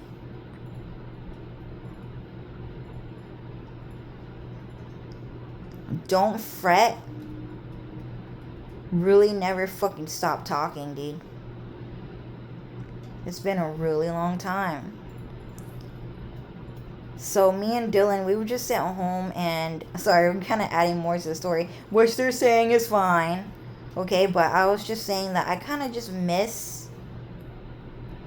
just being around someone that just doesn't really fucking talk. Because Dylan just really didn't do that. Like, you know how American men say, oh, well, men just don't really talk that much? I kind of just like that quality in a man, you know? Talking to someone versus, like, explaining to someone and teaching someone and, like, telling them the truth is different than talking and having, like, a conversation. Like, talking too much and having a conversation is a bit too flirty. And when Dylan talked to me, it was really almost always because he really felt like there was just things I needed to understand and to know, and he felt like I needed to be educated, and then that was it. But he very rarely did that, and most of the time when he did talk, it was always something that Mexican people and Chinese people wanted to talk about in Dylan and Cho's households. I had sex with a prostitute last night. Dylan, you had sex with a prostitute last night? No. But I had sex with a prostitute last night. Dylan, what do you mean? I had sex with a prostitute last night. In fact, I have sex with prostitutes every fucking week. Dylan, you just don't look like the type of guy that would do that. Exactly. But I did it.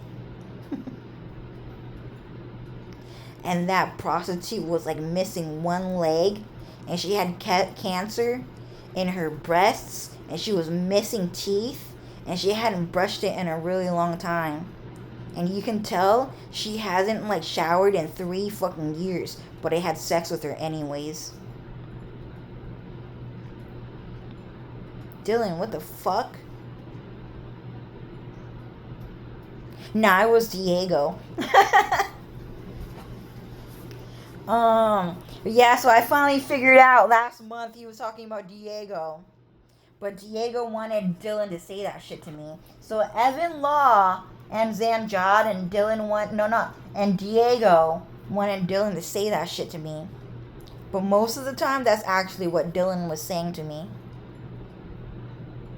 But probably, you can guess, probably he never really said that to me. And it was a demonic, magic, demon memory eraser and replacer. That's possible. Like, demons can do, like, nightmares all the fucking time. It's crazy. They know all of your friends and family better than you. They say that all the time. Oh, that demon, that nightmare demon, he knows your friends and family better than you. It's so fucking realistic. You forgot. You forgot something really important. But he remembers better than you. So a lot of people go through that, by the way. It's super fucking real ass fucking superpower, dude. So anyways,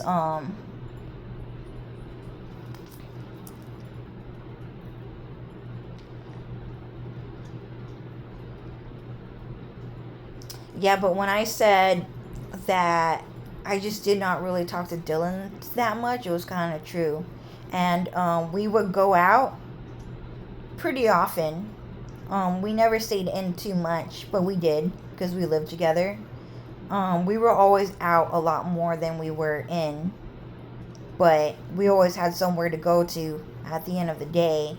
Of course, I got kicked out a lot, and Dylan always invited me back in. But what I'm saying though is that we would go out, and it was pretty much like 100% of the time, you guys. It was like 100% of times Mexican people would walk up to Dylan, and they've known each other for a really long time. They've known each other for a really long time, and they would talk. And thankfully, Dylan never let him talk to me, dude. Dylan never let them talk to me, dude. Because I was the stupid, ugliest bitch at school. And no one wanted to be associated with the poorest, ugliest bitch at school. So it worked out. And Dylan also did not really let them talk to me. And then that was it. Each and every single time, though, his family, his parents, would call the police. And so that conversation would eventually end, and they would have to flee the scene and hopefully not get caught by the police in front of my fucking face, because I'm the person with the most views, apparently, on the internet. But yeah, so what I'm saying is that that shit went on for a really long time. Like, it just went on for a really long time. It was like every day, every week, we went out. Because Dylan just goes out a lot. And then there would just be a bunch of Mexican people every day. Like, groups of Mexican people talking to Dylan, like, every fucking day. And Dylan would spend most of his time talking to gay Mexican people in front of my face. And I was not included in that conversation. Because they don't like poor, ugly poor, ugly Asian girls. Sorry. And Evan Law, you know how much she loves those sexy Mexican people. So yeah, there you go. He just needs more sexy Mexican people than ever in this world. And so that one day everybody turns into Mexican people, and that Evan Law is the rare Chinese white people race, and everyone in the world is jealous of him and angry with him and mad at him, and he shares the same hatred, and eventually he kills all of us after we have become Mexican and have really experienced that lifetime for a really long time. And he eventually kills us off and freezes our image and the pain and suffering of the Mexican race, the people that Cloud Strife hates the most. And that is his dream as a walking, talking, organic flesh and more. Walking, talking organs. So what I'm saying is that it just went on for a really long time, dude.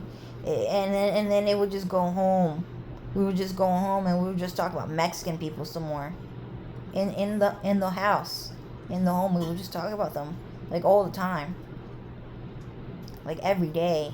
So when I say that Dylan and I did not talk that much, and that we talked about our lives just centered around Mexican people all the time, serious. It was a very serious condition and serious matter. And Evan is saying, go ahead and make it longer if you want to make it longer. I don't care. Shorter, longer, whichever. Okay? He just likes all this information. Wow. Out here is good enough. Lips, love it. Sexy. Kissable lips. Ugh. Sorry, that was me. That was just a natural reaction. I just don't want lips. Cloud Strife was right, dude. Just a straight ass fucking line. For an anime ass fucking mouth. That's all I fucking need in life. It's just a line. Just a line and a circle for a mouth, dude. I fucking hate lips, dude. Fuck you, fuck you, fuck you. Fuck you and your sexy ass lips. I fucking hate that shit. Cloud Strife was right. He did it better than all y'all. But anyways, Evan, and then, Dylan, sorry, he sold his soul to the devil to, hear that shit. But Evan's an ugly ass fucking name, dude. I fucking hate the name Evan. I hate that name. Okay, I can see the beauty in the name through magic, but I just don't really like it. It's like Ev and then N. So Ev is in Evan. I don't really care about that name. Anyways, yeah, so Evan and Dylan were talking about Mexican people a lot. So Evan and Dylan were talking about sexy Mexican boys a lot. And Diego Rodriguez is Evan's best friend, and he introduced Dylan to Diego Rodriguez. So Evan introduced Dylan to Diego Rodriguez, and all my friends and family, by the way. Linda, Dylan, and who else? Who was the third person I talked about in the Mexican Vun and Minxie, right? Brothers and sisters too. Everyone. And then the recap, dude. Fuck. So everyone has been hanging out with Mexican people for a really long time. And then it was just shocking to see all of the sudden people who have been around Mexican people for so long finally hang out with Asian people again, technically, is what it is. But even more shocking is like Chinese people and not like our own friends and family in our group. Sorry, they sold their souls to the devil to get me to shut my lips. And then he was telling them, you know, Cho is just not a trustworthy person because she's fucking ugly. And then some Mexican guy said, "Don't say, it's true. Mirror, mirror on the wall, who's the most can't go back to Mexico of them all?" Don't say, is what he said. Hey, can you guys get him to hear more stuff like that? I feel like he just doesn't hear enough of that stuff. We need to give him more. Keep on going. So anyways,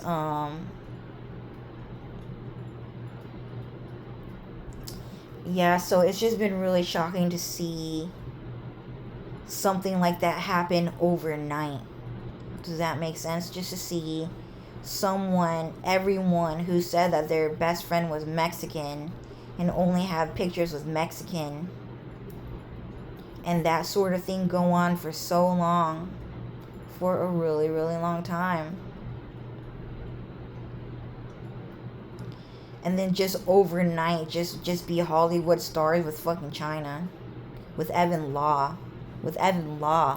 For real. That shit's super fucking shocking.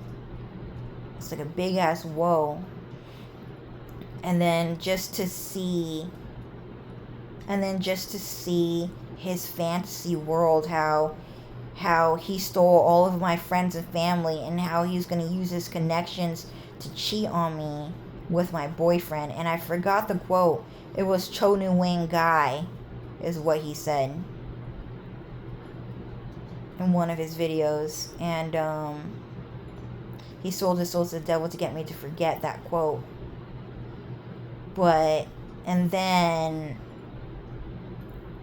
just to build a actor profile like that, and then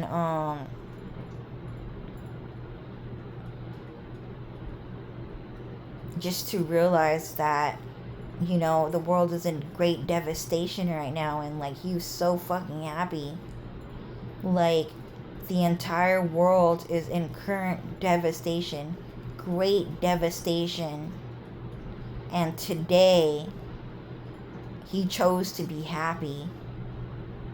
Do you guys understand? Like, the entire world is in great devastation today, but today he chose to be happy. And he chose to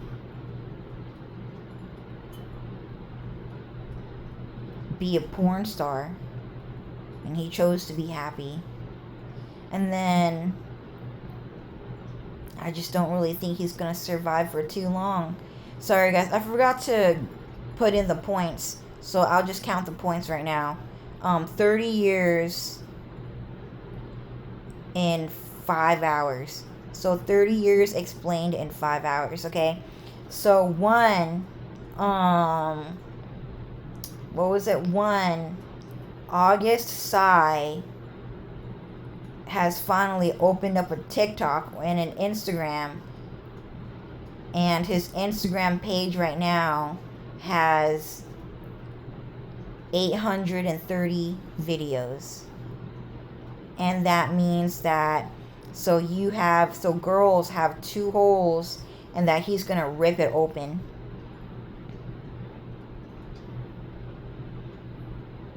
Oomier. What was that song? I forgot the fucking lyrics to that song, sorry. I fucking suck at singing. Sometimes I'm good at it, but man, the computer fucking hates me when I fucking sing, dude. You are my friend, I'm an okie dokie do. Like, for real, dude, like, fuck. Maybe most people just should not fucking sing, dude. That shit ends bad. But, sorry, he sold his soul to the devil to get me to sing. It's a part of the slur. I fucking hate singing, dude. I just don't want to fucking sing, and people keep selling their souls to the devil just to get me to sing out of nowhere, dude. No fucking chill, dude. I would never ask anyone to fucking sing. People just walk up to sing. No, I'm sorry. People would just walk up to people and then ask them to fucking sing, dude. That's such a queer thing to fucking ask someone to fucking do. I would never fucking do that shit. I would never ask someone to sing, like, ever. It's a really weird thing to ask someone to do, especially out here. Especially when so many gay men hate a high-pitched fucking bitch. It's such a weird thing to ask out here. It's counterintuitive. It's just not something you should do. But a lot of people fucking do that shit out here. It's fucking weird. For sure. But anyways,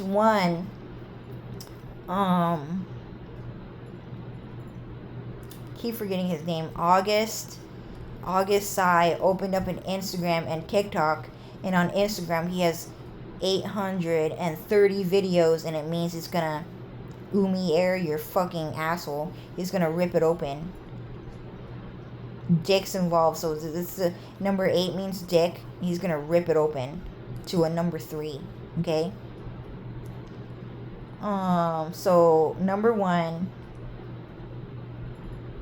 August Psy opened up a TikTok and an Instagram, and he has 830 movies, minute-long movies out right now for his grand opening debut.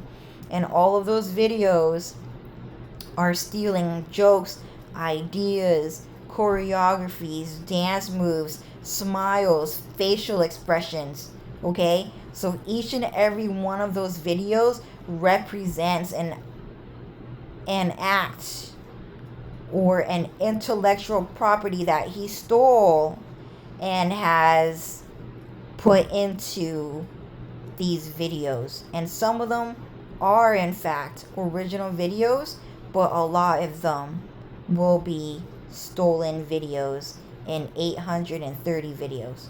Stolen intellectual property, sorry. Okay?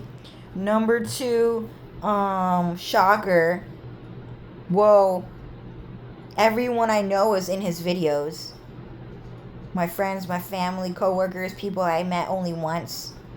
People, enemies, haters. What the fuck happened here? Number 2. Number 3. Wait a minute.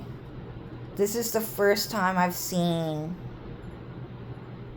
my friends and family in a picture with a supposed frenemy in many, many years. It's never happened before.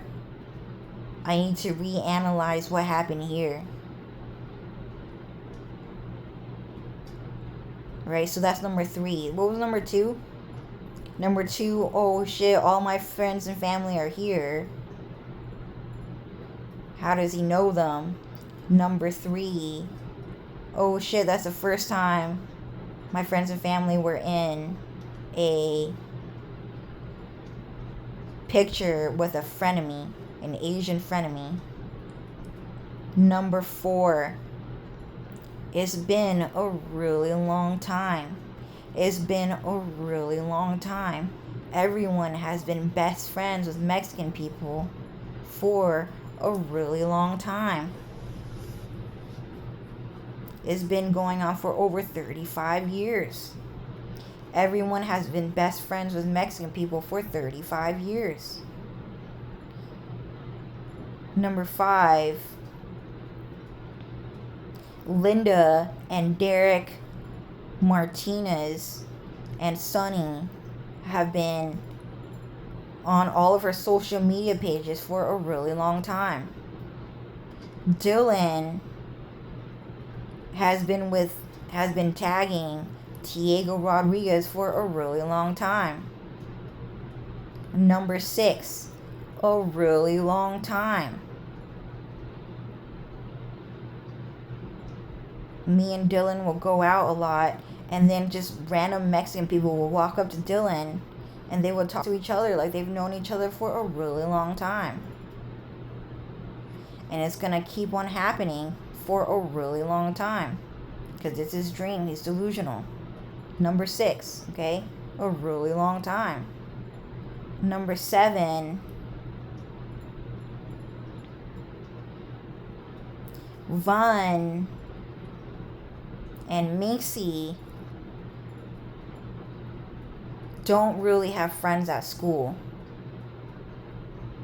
They don't have pictures of friends at school. They do not have pictures of friends at school. The only picture that Vaughn has with friends is Brianna Biedemo, the Filipino girl, and she has 4 people four best friends. 2 girls, 2 guys. 1 Vietnamese girl, 1 Filipino girl, 1 South Korean guy, her boyfriend, and then JT Montaga, the Mexican Japanese boyfriend. So Vaughn was dating the South Korean guy, Alex Chu, the church guy, and then Brianna Biedemo, the Filipino girl, the Mexican Asian, is hanging out with JT Montaga, the Japanese Mexican guy. Okay, so there was a Mexican guy there in those pictures, okay? And I forgot to mention that. And just a side note here, okay? So, the reason why Filipinos were never considered Asians, you guys remember that? For a really long time, there's been a debate since high school. Oh, Filipinos are not Asian. And Mexican people would just say that shit all the fucking time. Hell no. Filipinos are not Asian. They're fucking Mexican, dude, because they look Mexican. They don't look Asian. And the reason why they did that is because there's this girl. There's just a lot of Filipino girls at school that were hella fucking pretty, but dark-skinned. They were super fucking pretty for sure, dude.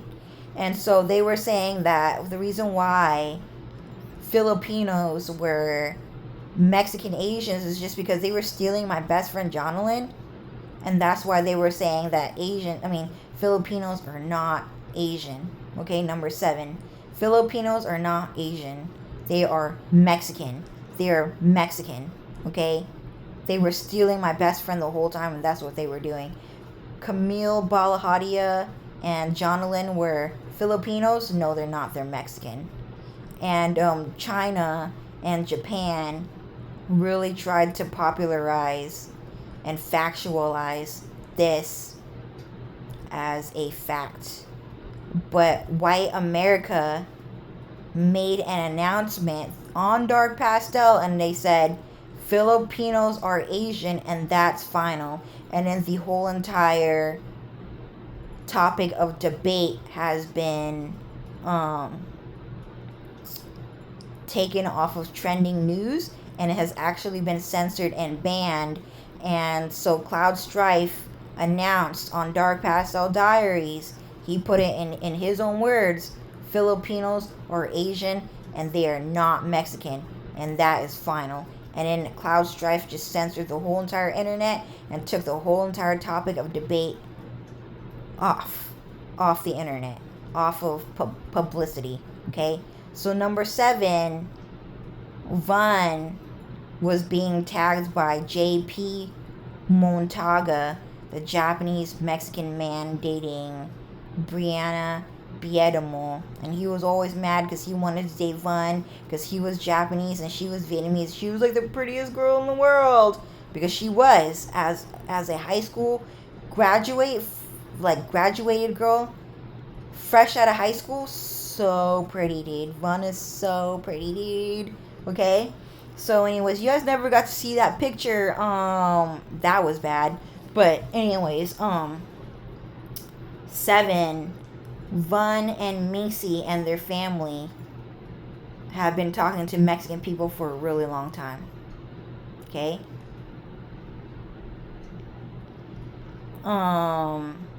Number 8.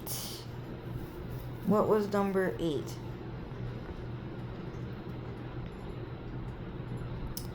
So, we have been through Linda, Dylan, and Van and Macy's family talking to Mexican people all fucking day.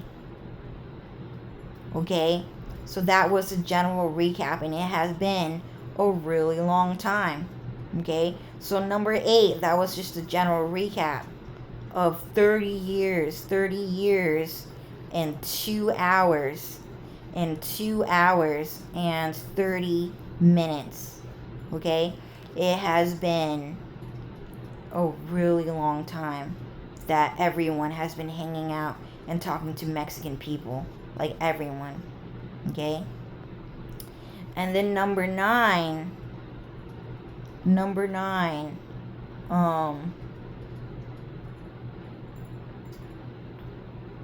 it is just really shocking to see Asian people who have been seen with Mexican people for so many years finally debut with Evan Law and his magical boy transformation given to him by Cloud Strife to finally be in a movie with my friends and family, all of my friends and family who had been seen with Mexican people for so long. It has been so long. So long. It's like the first time I've seen my friends and family in a picture or in a movie with Asian people. That's the thing. And I've only seen them with Mexican people.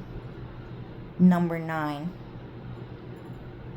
Okay, so number 9, Evan Law finally debuts after many years of Mexican people being in our community, because that's what he wanted, because bueno, Evan Law likes sexy Mexican boys.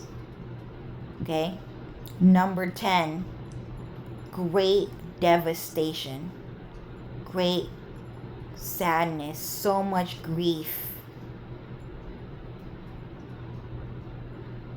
And the reason why is because right now everyone in the world is fighting for survival, and everyone in the world is trying to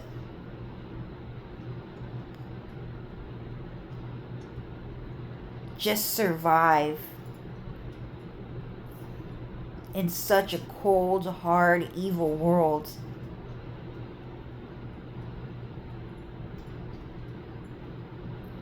It was so, the world today is so devastating.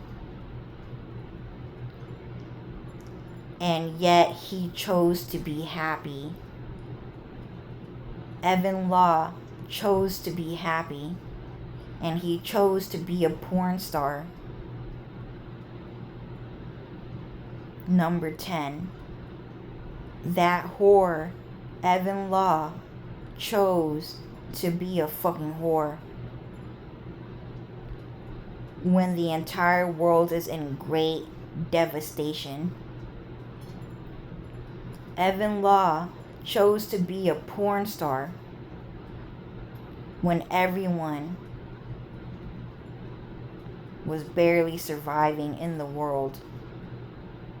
And the number 10 represents one dick, one penis, and a hole to fuck.